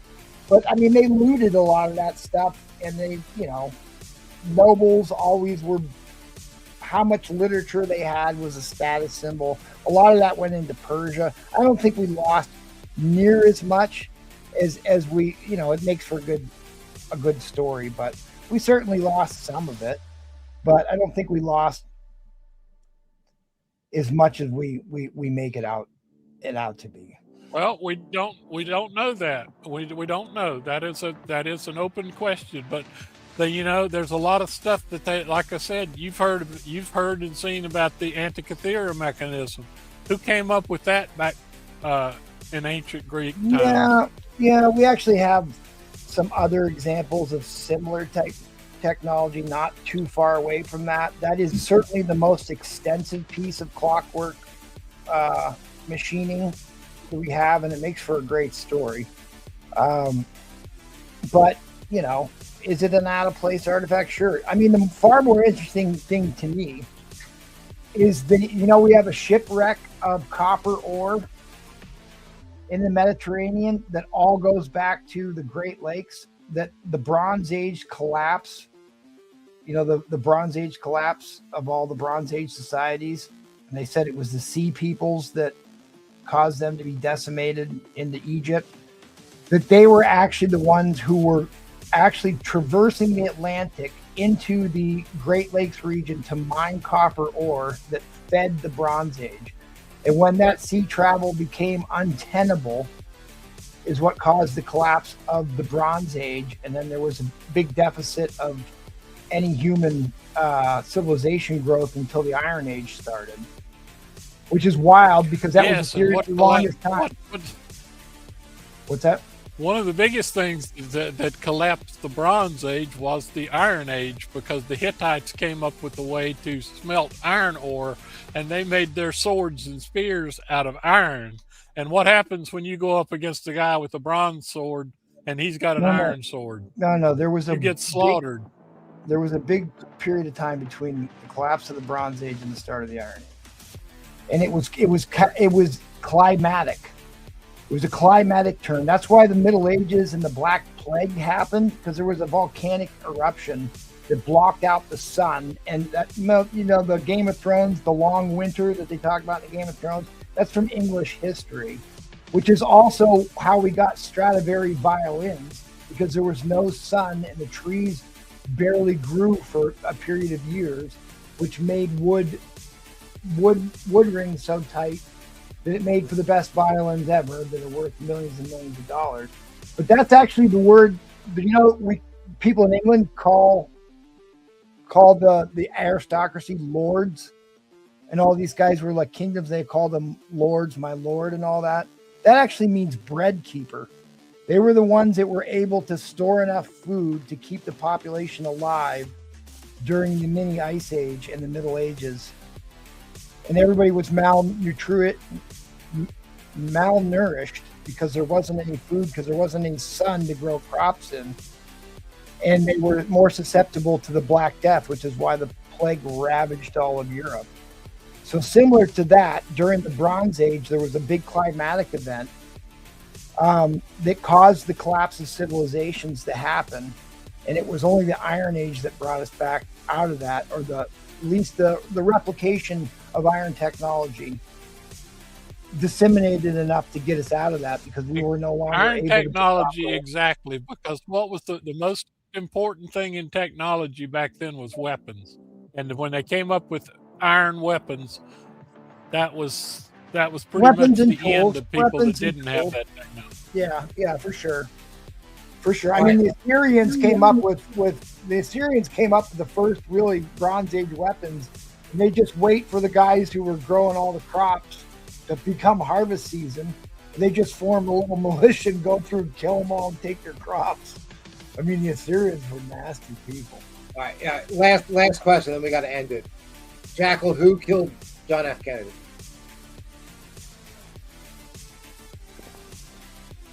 I don't know, but I've been there and stood in the window. I have been there and stood in the window where the shots were fired from.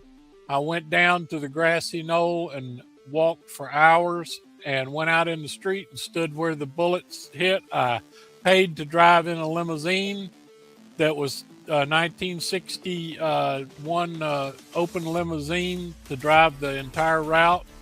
And the fact of the matter is, someone could have easily fired from the grassy knoll. A lot of witnesses claim that that's where they saw the smoke puffs and everything.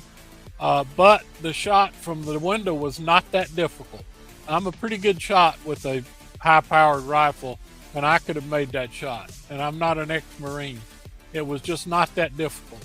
And so Oswald, I feel like, if my best guess would be, Oswald was involved in some kind of conspiracy. And more than likely, what it had to do, the conspiracy was, he was a patsy to either Castro or the mafia, because Jack Kennedy was screwing a lady named Judith Campbell Exner, who was the big mall of one of the mafia guys, and he had tried to have Castro killed. And the Castro stuff comes in with Oswald being being in Russia and places like that, and the mafia stuff comes in from the fact that Jack Ruby assassinated Oswald before he could talk.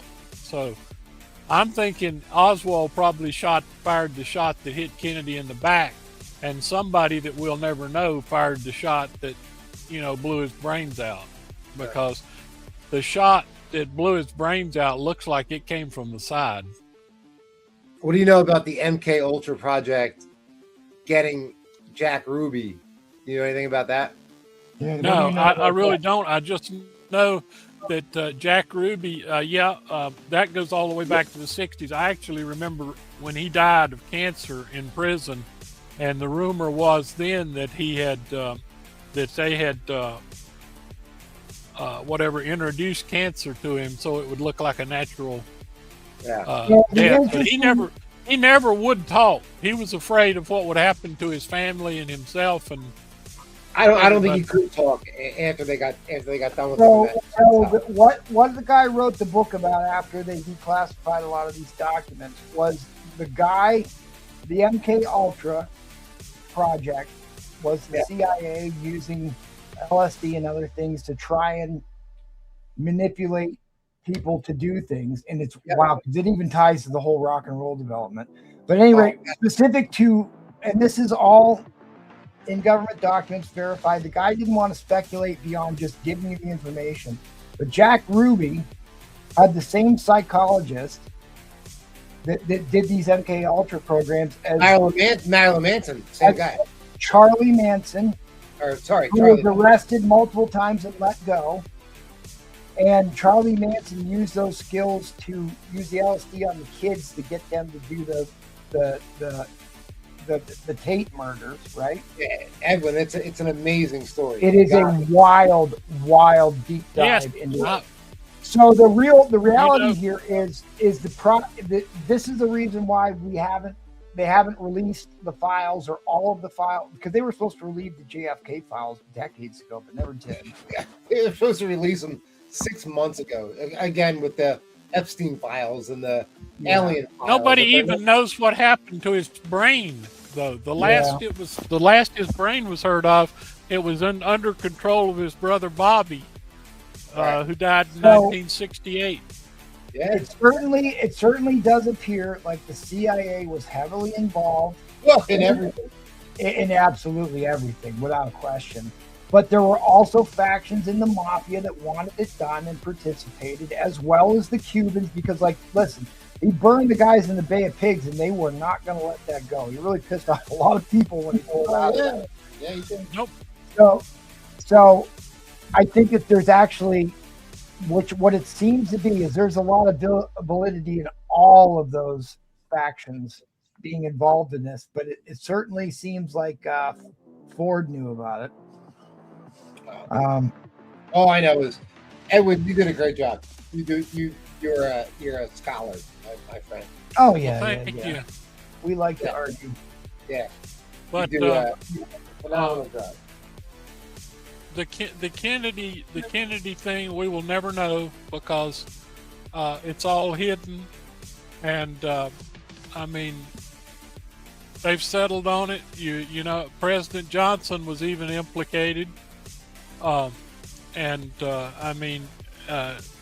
J. Edgar Hoover, he held his position. Kennedy didn't fire him because he had dirt on Kennedy. Oh yeah, way too much dirt on Kennedy, right? Right. So they were all.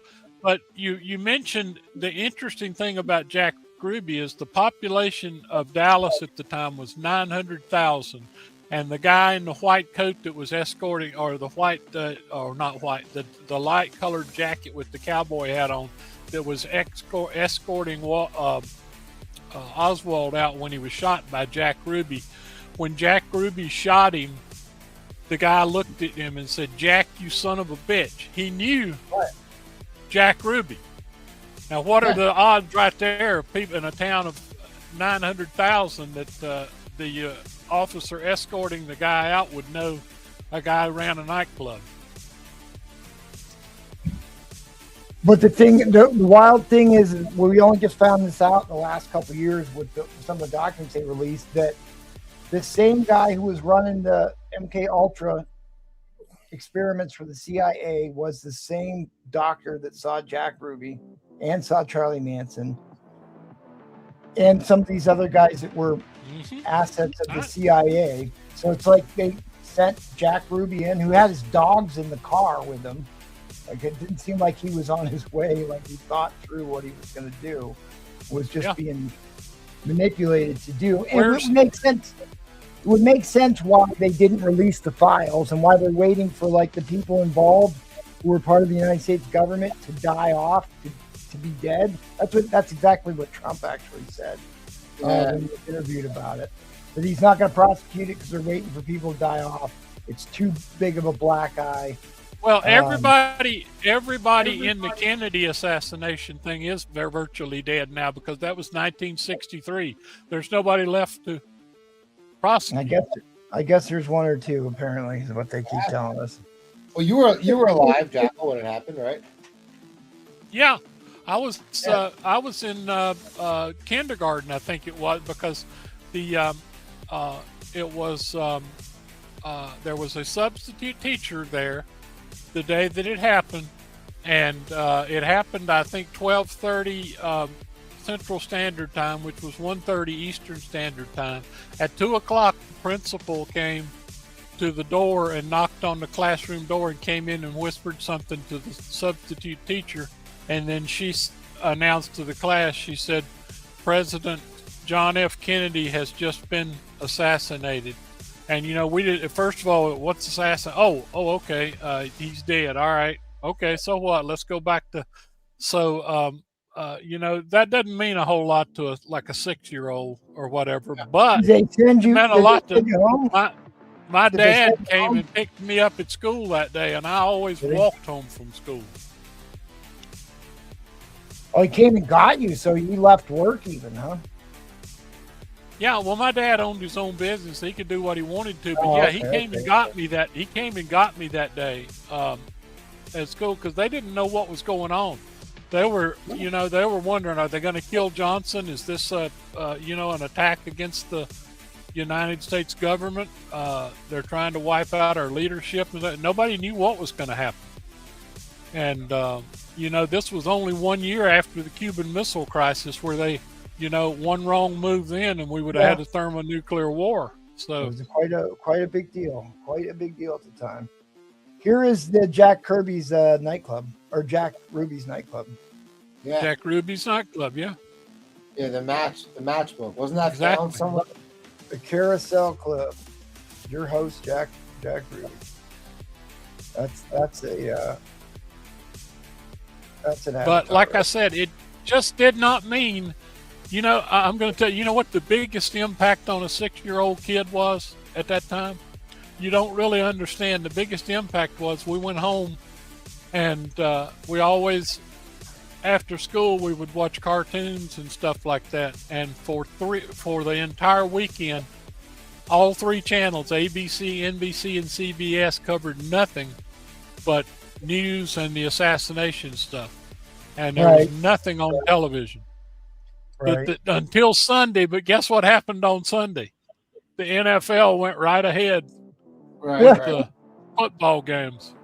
Well, it's very similar to that was the first time anything showed up on television was on Sunday. So yeah, we got home and it was like, what happened to our TV? And no Saturday morning cartoons, you're saying? No Saturday morning cartoons, no nothing. And TV used to sign off at night too by 12:30 or 1 o'clock. All channels signed off, and you had nothing but static.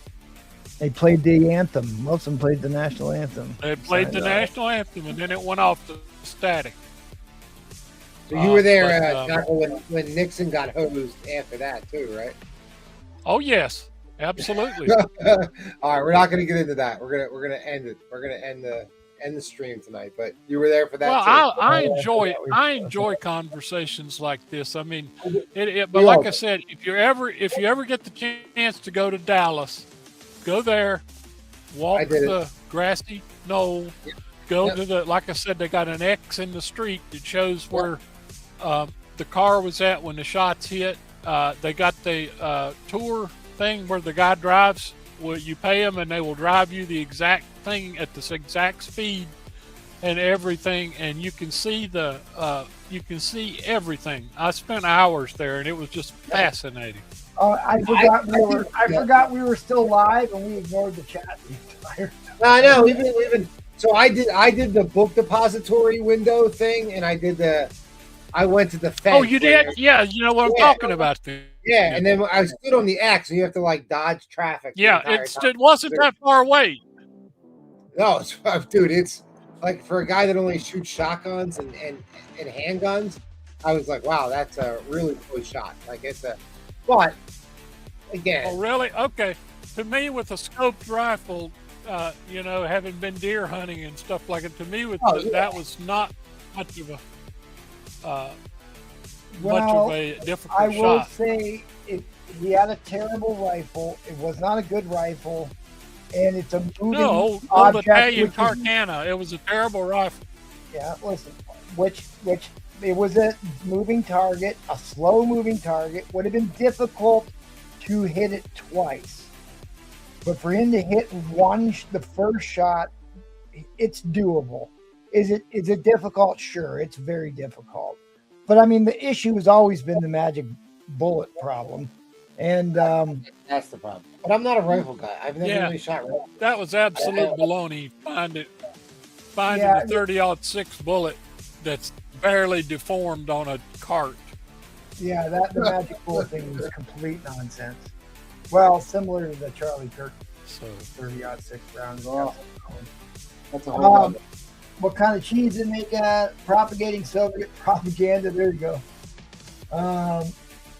Jerry Springer lasted so long on TV. There you go. 16 hours to say Bigfoot isn't real. Bigfoot was probably real at one point in our history. There was a lot of lost species, some large primates that once haunted the earth. Castro. I don't doubt that at all either. What? I went to Falk, Arkansas on the way back from the comic con several years ago, and talked to people that claimed that they saw the Boggy Creek Falk monster and that it was still there. So, and it was what? And you I don't know. That's a monster and not an alien. Is that what you're saying? Well, I don't know if it's an alien or not. It could be, like you said, it could be some creature that has been back in those swamps and bogs since the dawn of time. I have no idea. It could be an alien. Remember the lizard man from South Carolina? They thought he was an alien. And did somebody time out Mark MMM? Oh no. Yeah. No, purpose. No, I hope nobody timed him out. All right, sorry, I'm catching up on chat here. I live for these after auction people tell us all the time post game is the best part of the show. So we've been letting it run here recently. I forgot it was on. I'm not going to deny Sasquatch because, like I said, it may, you know, and I have no idea whether aliens have landed or not. I just don't believe they have. My personal belief is I don't believe they have bases on the dark side of the moon. But you know, they may be living next door to me. I have no idea. All right, Edwin, do you actually believe there's no aliens? What's that? You actually believe that there's no aliens? Well, he does. No, I said I believe. It has to be something. Know, again, you go back to the. He just got done explaining. I just got to say, you just got done explaining how the Bible is true and all of that. And technically, by definition, God and all the heavenly hosts are not of this earth and are technically alien.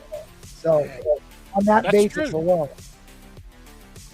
That is true. And I have no idea. And like I said, I have no idea what else God created. And I do know that there was one peculiar passage in the New Testament where the disciples were asking about stuff like that. And Jesus said, I have other sheep of a different fold. And they didn't understand what he was talking about. And a lot of people have interpreted that as, hey, we ain't the only thing that Almighty God created.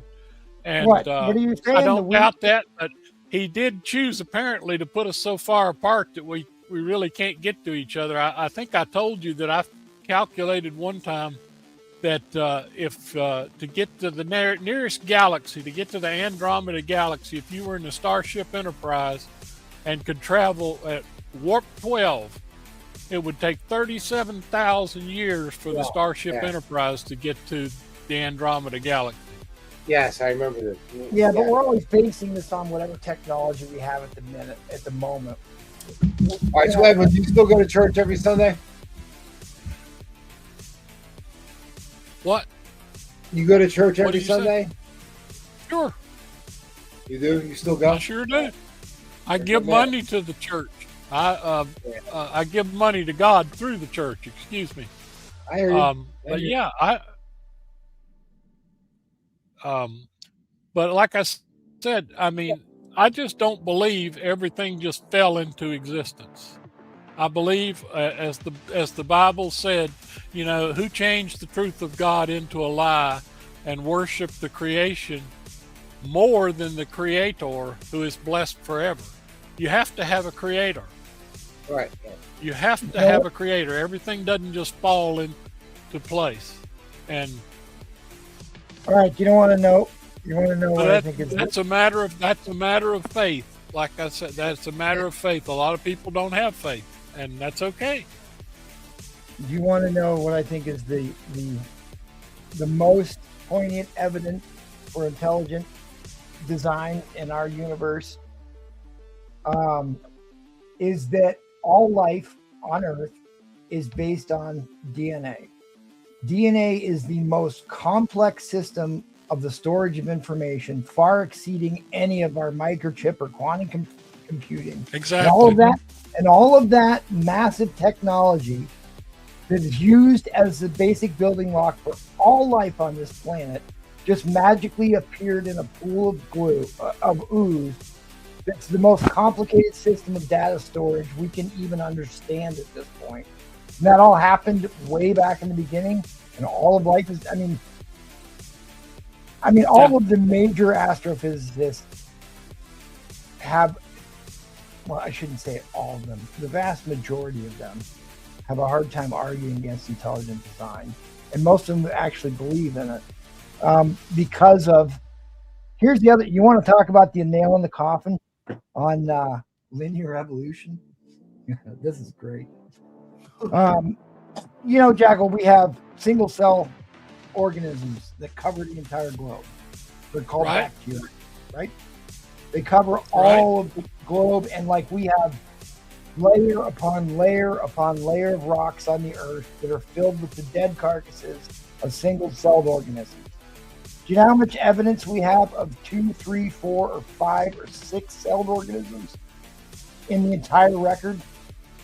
Geologic record? We have none. There are none.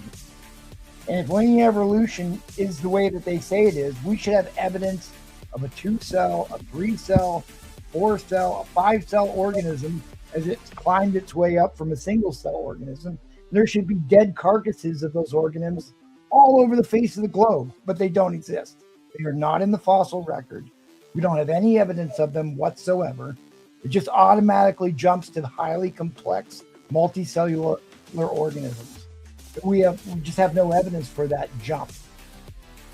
And if that is true, because we still have single cell organisms that cover the globe today that are still alive, we should still have 1, 2, 3, 4, 5 cell organisms that are still alive. They're all over the globe. They just don't exist. I just don't. It is the nail in the coffin. I put forth no argument against that. Some animals may have evolved, but I don't believe that humans evolved at all. Well, you have, and I certainly don't believe we came from. I certainly don't believe we came from primates and things. Do you know that the great apes and stuff have more chromosomes than human? Yes. We have 46. They have 48.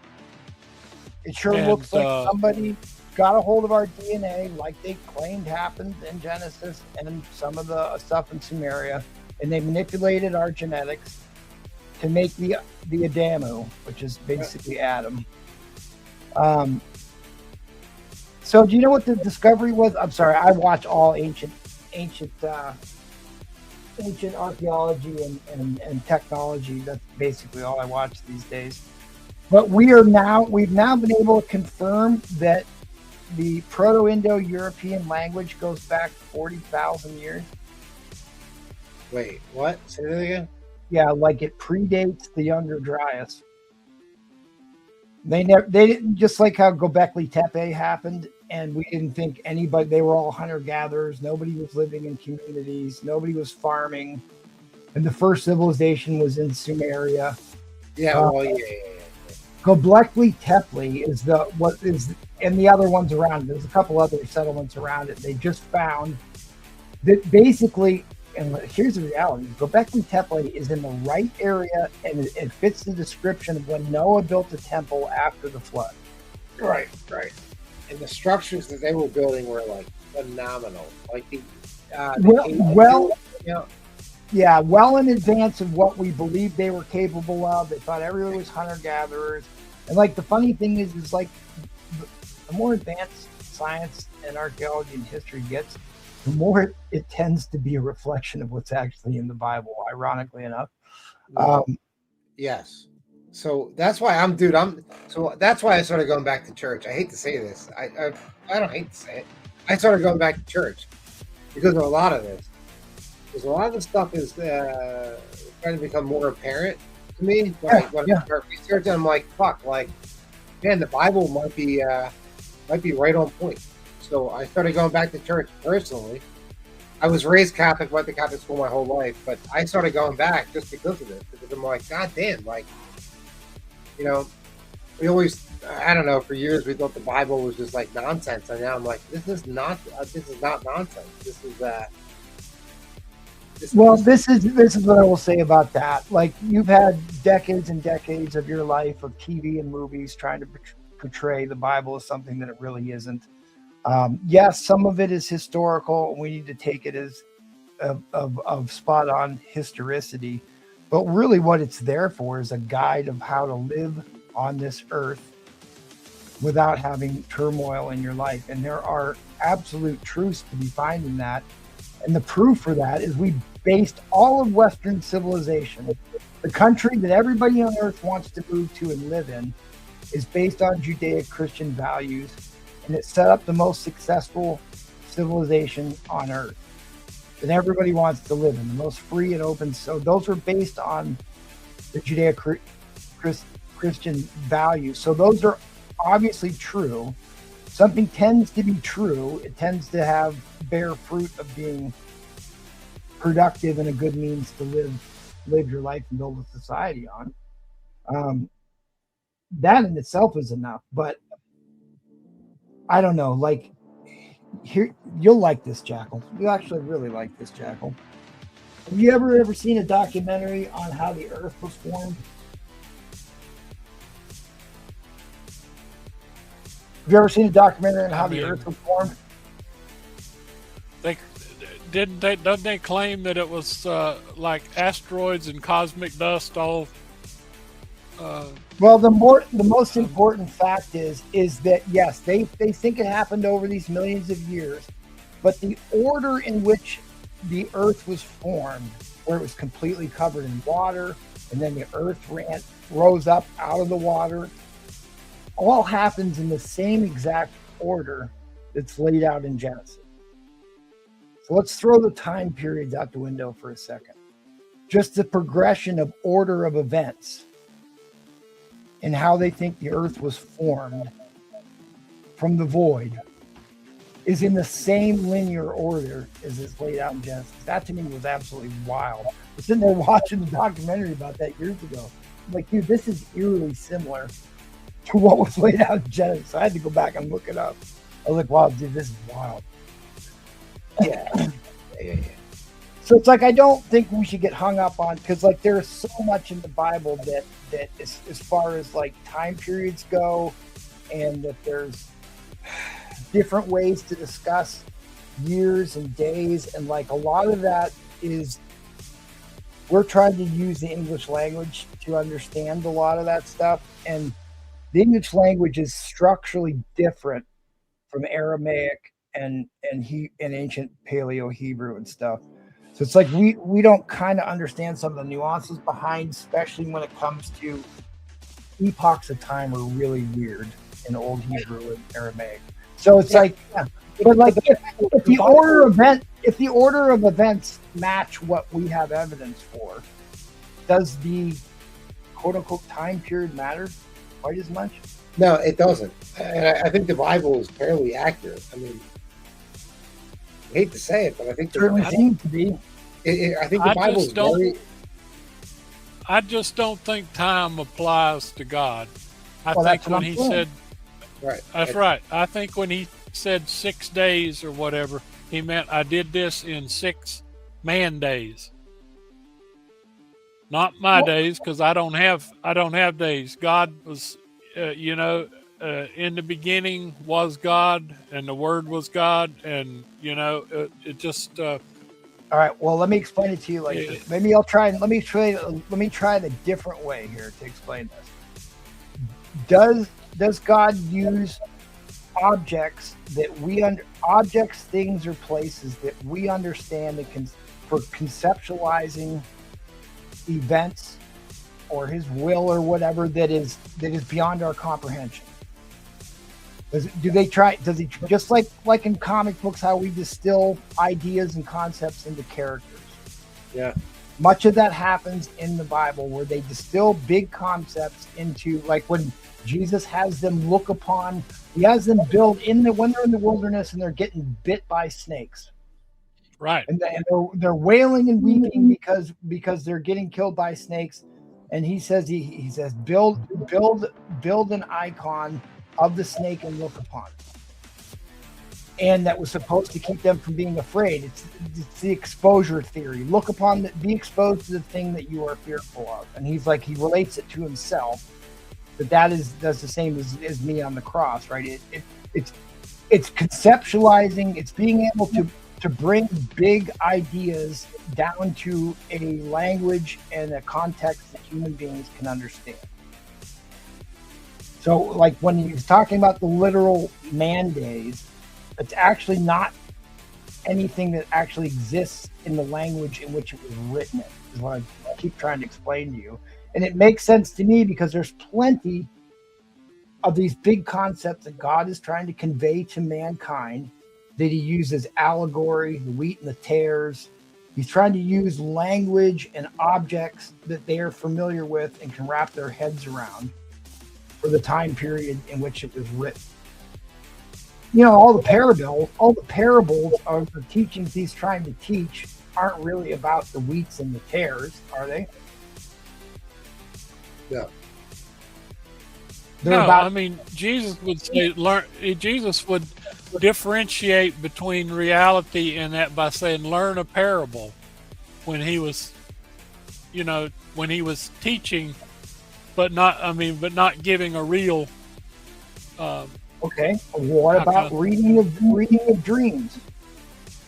Yeah. When the Pharaoh has the dream and has to become and interpreted the dream, did that dream actually exist in reality, or did that dream happen within his mind and it was used to display concepts of what was going to happen to civilization afterwards? I did just getting a little deep, but what I'm trying to...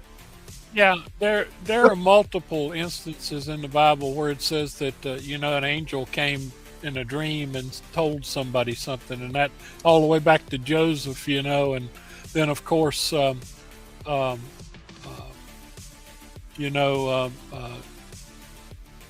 Jesus' earthly father, came to him in a dream and said, the child's going to be born, you're not going to be the father.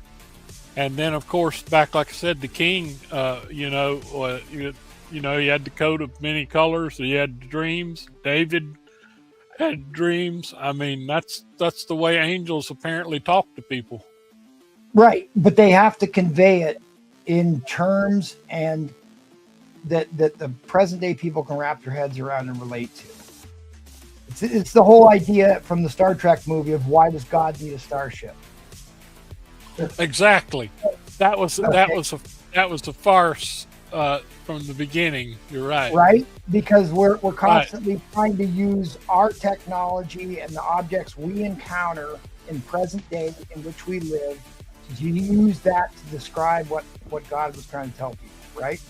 They did it back then. We're still doing it now. That's what the Star Trek movie was about, essentially, right? So that's what I'm getting after is it's hard. Somebody has to convey this information because God himself didn't write this stuff down in a book. It was a divine revelation to human beings who then wrote it down, right? So you have a filter issue of they're going to write with words and concepts and terms that they knew other people were going to understand, or no one would read it or understand it. So there's some things that are intentionally left ambiguous, like the days of creation, I believe, so that it's not so much the hard and fast hours in the day that matters, but the order of operations. The order in which the earth was formed seems to be exactly the way that the science is telling us it formed in that exact order. And the rise of life happened in that same order. Like the oceans and the fish, the creatures of the sea, and then the creatures of the land happened, and then the grasses. Even though there's actually two different stories of the days of creation in Genesis, overlapping stories, which is a different story. But anyway, that's what I'm trying to get after. That's what I keep saying, because we were arguing about the days of creation earlier. But what I'm trying to tell you is I think that you have to have some terms that are flexible for divine revelation, or people just aren't going to be able to understand what you're trying to tell them. I don't know, that's kind of a deep concept to wrap your head around. Glenn, my head is hurting. Gander, Catherine, head back.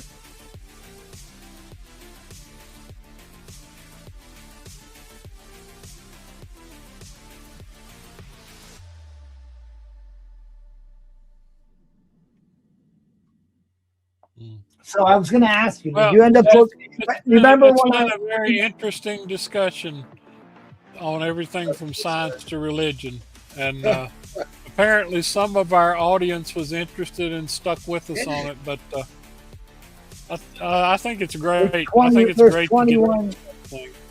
Yeah, 21 people still in here. Who knows how many people are asleep at the keyboard? Let's see what he says. Yet it must. My name is. Let's see. It says. Well, that's what I found hilarious about the Ancient Aliens TV show that was on History that everybody made such a big deal out of. I'm like, listen, people, every major religion on Earth has supernatural deities in it. And so by definition, all those supernatural deities can be considered aliens. They're just changing the word gods for aliens to make a TV show and talk about all these ancient religions. And like, dude, I thought I don't know, it was great because everybody got exposed to these great archaeological and ancient civilizations that they would have not had exposure to otherwise. But watch Dark Journalist on YouTube said. Yeah. But yeah, I mean, it was fun. We get into these heated discussions. We don't usually do them live on YouTube, but we keep doing it, so it works. well, I don't think we've done any damage of any kind tonight. I mean, exchange of ideas and information is never a bad thing. Right.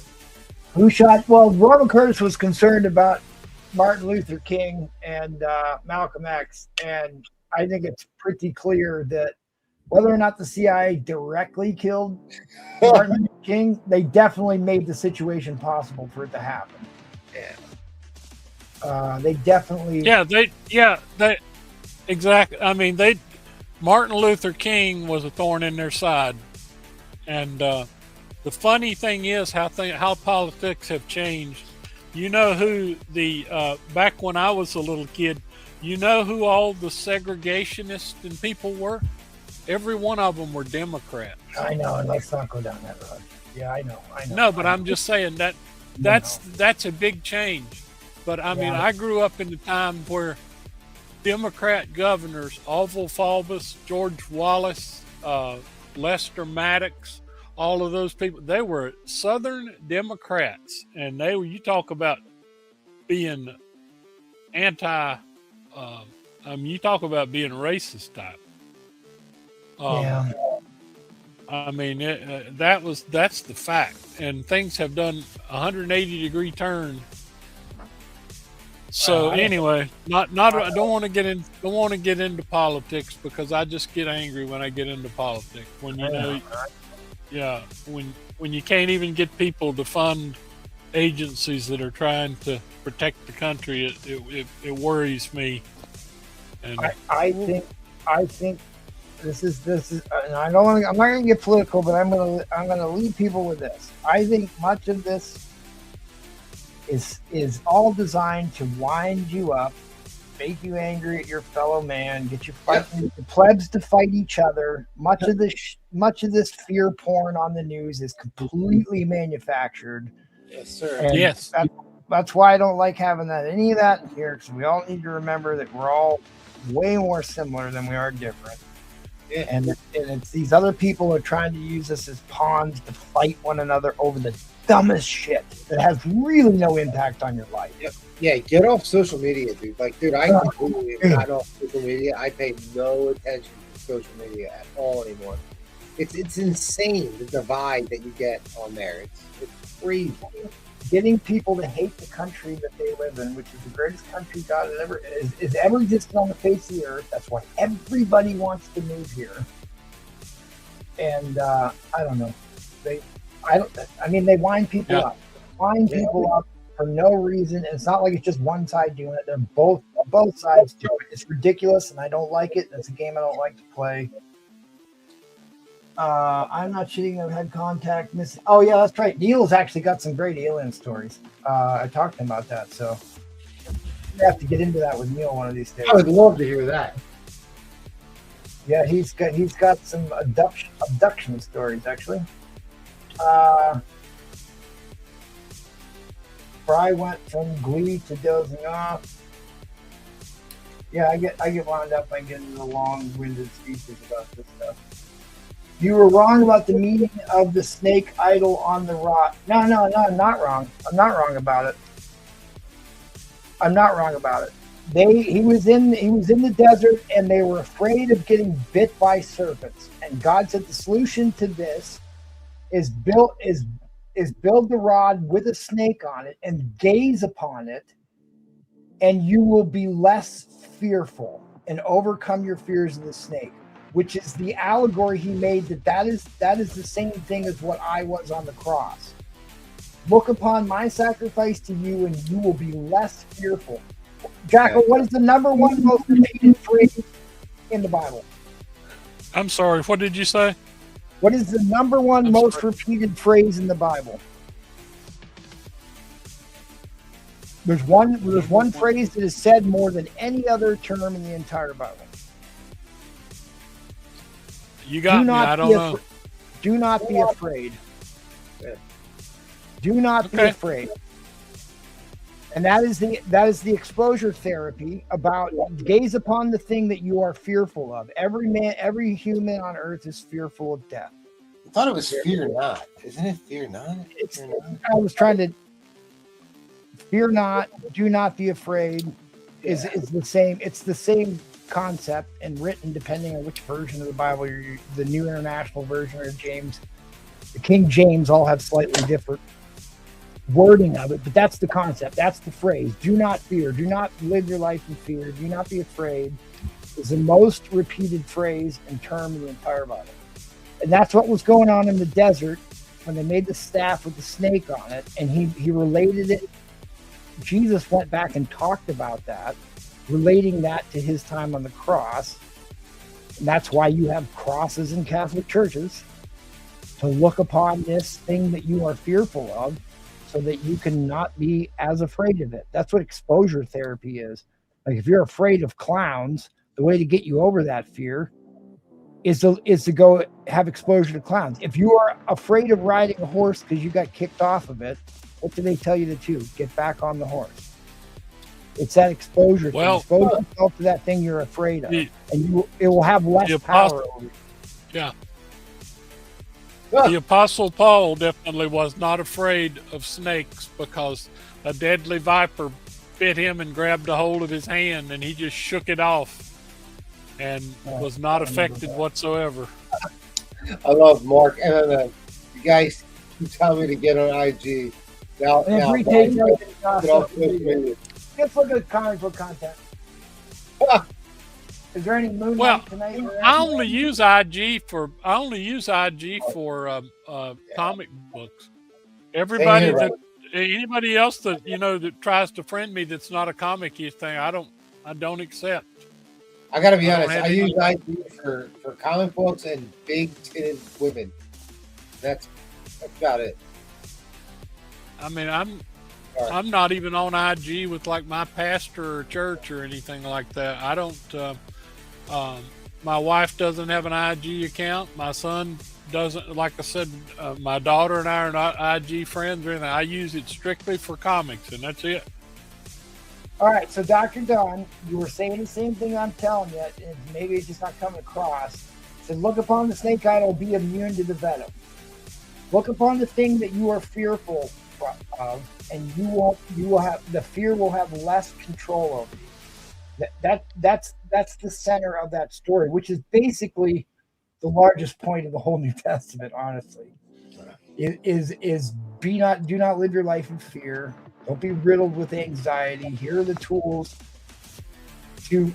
Here's the tools to. Oh God, I can't think of the word. It's so late. To deliver you from living a life of fear and anxiety and grief. And that's basically what happened in the desert with the snakes. Yes, there's different. I've heard it explained different ways about whether or not God was angry, or if it was a test, or if it was a way to thin some of the people out that were going to be a problem, because some of that happened too.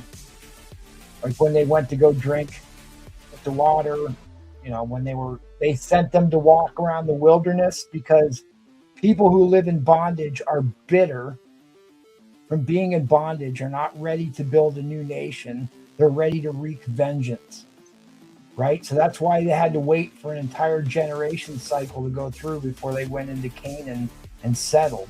And why Moses was not allowed to enter the promised land, because he was of this traumatized generation that weren't ready to start something new with civilization, right? Which makes sense, which is kind of the argument they're making about Gaza, that you've got these people that are extremely bitter and resentful, that if given the chance would wreak havoc on everybody around them, right? Yes. Which, well, that's the argument against Gaza. Not that I'm trying to play ball for one side here, but that's the argument they're trying to make. All right. Well, let's see what else we have here in November. Because, dude, I didn't want to be on this auction at all. That I had so much stuff to do, and here I am at 3 a.m. But I mean, what else? This is cool stuff to have conversations about. I think a lot better than the other crap that I do. Oh, this is what I was going to ask you, Jackal. How long ago do you think they discovered the last man-sized ape on planet Earth? Oh gosh, I don't know. I'm not much into living, still alive. We were talking about Sasquatch. Wait, what do you mean? Wait, what do you mean by man-sized ape? That is the size of a human being. Like in the Neanderthal? I never say that right. No, Neanderthal is actually a human being. Okay. So is the Denisovans. They Okay. think those are all hominid species, but we're talking about the potential for a Bigfoot-like creature to still exist on planet Earth is where this discussion is going, right? How long ago do you think we discovered the last man-sized primate? no clue. Oh my God, I would say back with dinosaurs? Like 10, 15 years ago. No, that's impossible. No, we did. We found one in the South Pacific. It's the size of a human being. It was found by a woman. Before that, it was the gorilla that we discovered, which is bigger than a man, right? This is the argument on how a Bigfoot creature could still exist somewhere. But so man-sized, yeah, they're literally Bigfoot. That's like a 600, 700 pound thing. No, the ape is more like a 200-pound ape that they found in the South Pacific. I thought might have been Papua New Guinea. I'm trying to remember exactly what island it was. I thought they got up to like 700 pounds. Like gorillas do, but we're not talking about gorillas. Oh, I think it's called the Billy Ape, maybe. Oh, God, I can't remember what the name of this thing is. I'm not sure. Because I watch a lot of anthropology stuff too. One thing's for sure, most people don't realize how powerful apes of any kind are. I mean, the type like cheetah that hung around with Charzan or whatever, they're approximately 3 times more powerful than a human being. And a man-sized gorilla, is 10 times as strong as an ordinary man. The Billy Ape was a name they had for this offset of chimpanzees that were big enough to kill apes. So it's not the Billy Ape. I'm trying to find the name of this thing, but some woman found it in Papua New Guinea, still alive, in the middle of jungle of nowhere. And then you look at the standing timber forest in northern Canada is so huge, so vast. If they were going to be anywhere, they would probably be up there. But like, we lost all of our big megafauna at the Younger Dryas impact event, where we had the mini ice age from the Younger Dryas. Like, that's why we don't have any North American horses, because that's where they actually, all horses in the world started in North America. We don't have the ground sloths. We lost the bigger versions of the woolly mammoth. The mastodon were in North America. We lost the North American camel. We lost the North American, the bigger version of the bison. And like, human beings were still alive during that period, so they would have some memory of a giant-sized ape that they came into contact with and would survive in myth and legend. Now, whether or not it still lives today, it's hard to say, but like, as far as intelligence levels go, it could very well be smart enough to not be seen by humans. My only problem with the Sasquatch thing is that, like, the people that seem to be finding these are people either A, out looking for them, or B, are seeing them driving by in a car or something like that. I think the people that would really see these guys are the hunters that are hunters with cameras. The hunters with cameras and the guys who spend endless hours in the wild places of the world, and they are not, very few of them ever talk about seeing them. I'm talking hardcore outdoor guys. Yeah. Now, there is some weird evidence, but that's why we don't have anything like solid. So I don't think it's very likely that we're going to find it in the continental United States. I don't think that's going to happen. But could there be something in northern reaches of Alaska? Sure. I think there's still some potential for that to happen up there. But, well, you know, I'll tell you guys, the people in Arkansas out there, where there's countless square miles of nothing but swamp and area where you have to get to only by boat. You know, it's like people are living in places that are 14 miles from the nearest highway and stuff like that. Those people, if you talk to the actual people there, they believe that there are what they call the skunk ape or whatever, and yeah, I mean they actually believe that, and I'm not going to dispute what they. I don't know. My mind's open on that. So it's just like. Well, like, because there was a skunk ape that they actually have found photos of, but it was an escaped chimpanzee. So that's what makes. But he was actually like raiding dumpsters. So I'm like, all right, well, you know, if he's raiding dumpsters, he's going to be easy to see and take photos of, which he was, right? We had the Jersey Devil here, and everyone in the Pines in New Jersey. I've heard of that before. Jersey Devil, yeah. They swear by in West Virginia had the Mothman.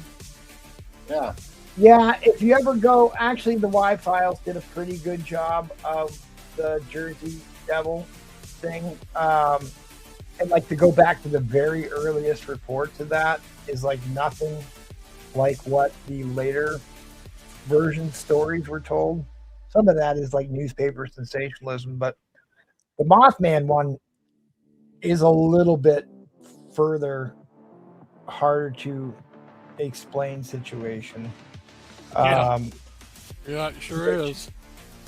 Which, like, here's the other interesting thing that I tend to think about a lot, right?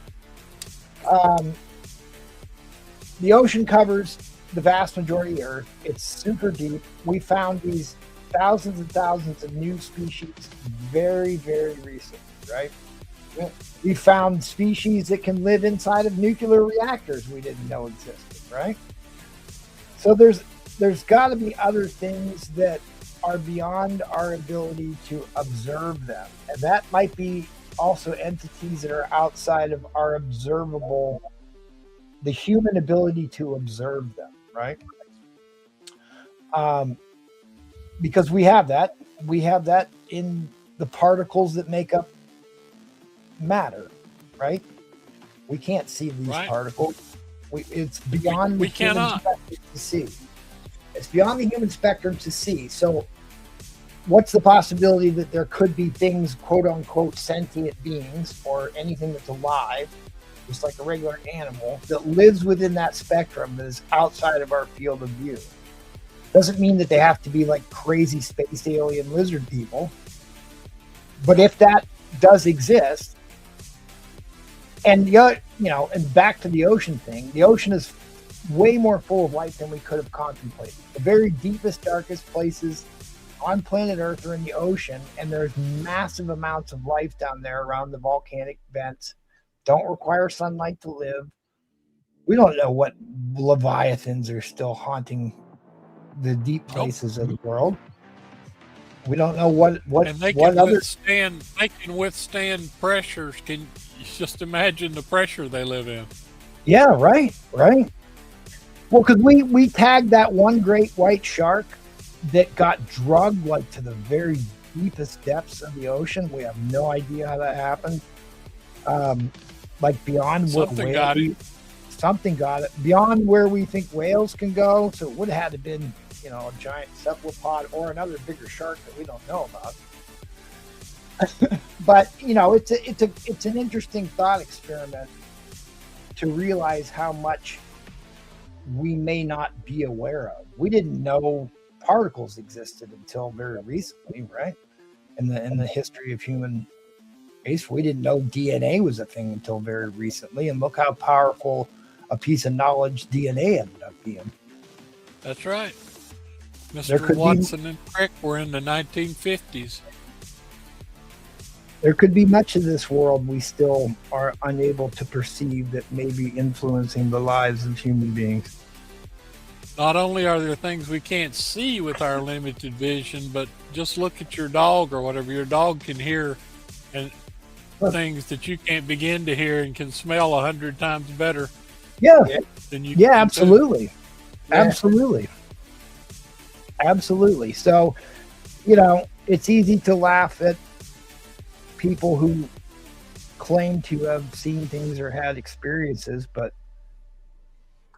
there is plenty in this world that may be beyond your limited perception, or the fact that most of the time we're just staring at screens and we're inside houses all the time. Our eyesight and insight and sixth sense type of thing is greatly dulled down because we don't use it much anymore. I think that's a good place. Go ahead. Yeah, no, that's right. We got it. End it, Jackal. What is that? I was about to say, I think that's a good place to cut it off for the night, because we are getting, we are all getting tired, and we've had excellent discussion. I always enjoy these things, and that's all I've got to say. We also had a very good show tonight, and I hope our audience is good. Oh, I'm sorry. You're saying anybody can make up any species? I don't know what that means. Daniel. Yeah, I love talking about reptilian pod people. That's what Spider Planet is. Reptoid is the term. Reptoid.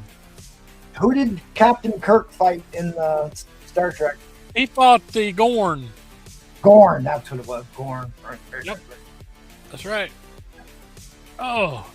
All right. Well, with Gorn, we're gonna big adieu.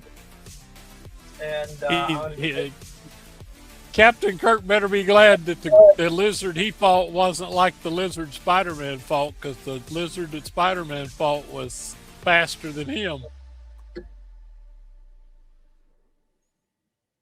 Yeah, right. Well, I mean, I really would love to talk about that. That is a fascinating subject to me, on the people that were liberated from Egypt and why they were not allowed to enter the Holy Land, why they had to run through an entire generation before they were able to settle in Canaan. 40 years in the wilderness. Those were scarred people, and you needed a generation to get through that. Similar to all right, this is the doctrine about the Civil War in America. You have a problem where there's too much of a disagreement. You basically have to kill off enough people to get over it. That's what our Civil War was. We had to kill enough people that were too stubborn to get over it, to get to a point where we can move on to something better. And that's like a fundamental doctrine of all conflict across the globe throughout time. It's an unfortunate reality, but you get jaded people who can't let go of the past. Most of them are drunk Irishmen. Somebody will get that joke. All right. I really got to shut this off because this is way too okay. stuff to talk about. All right. Well, y'all have a good show Thursday night. All right. Replay. Give us the final word. Yeah. Good night. Great night. A lot of fun. You guys Thursday. Okay. We'll be watching.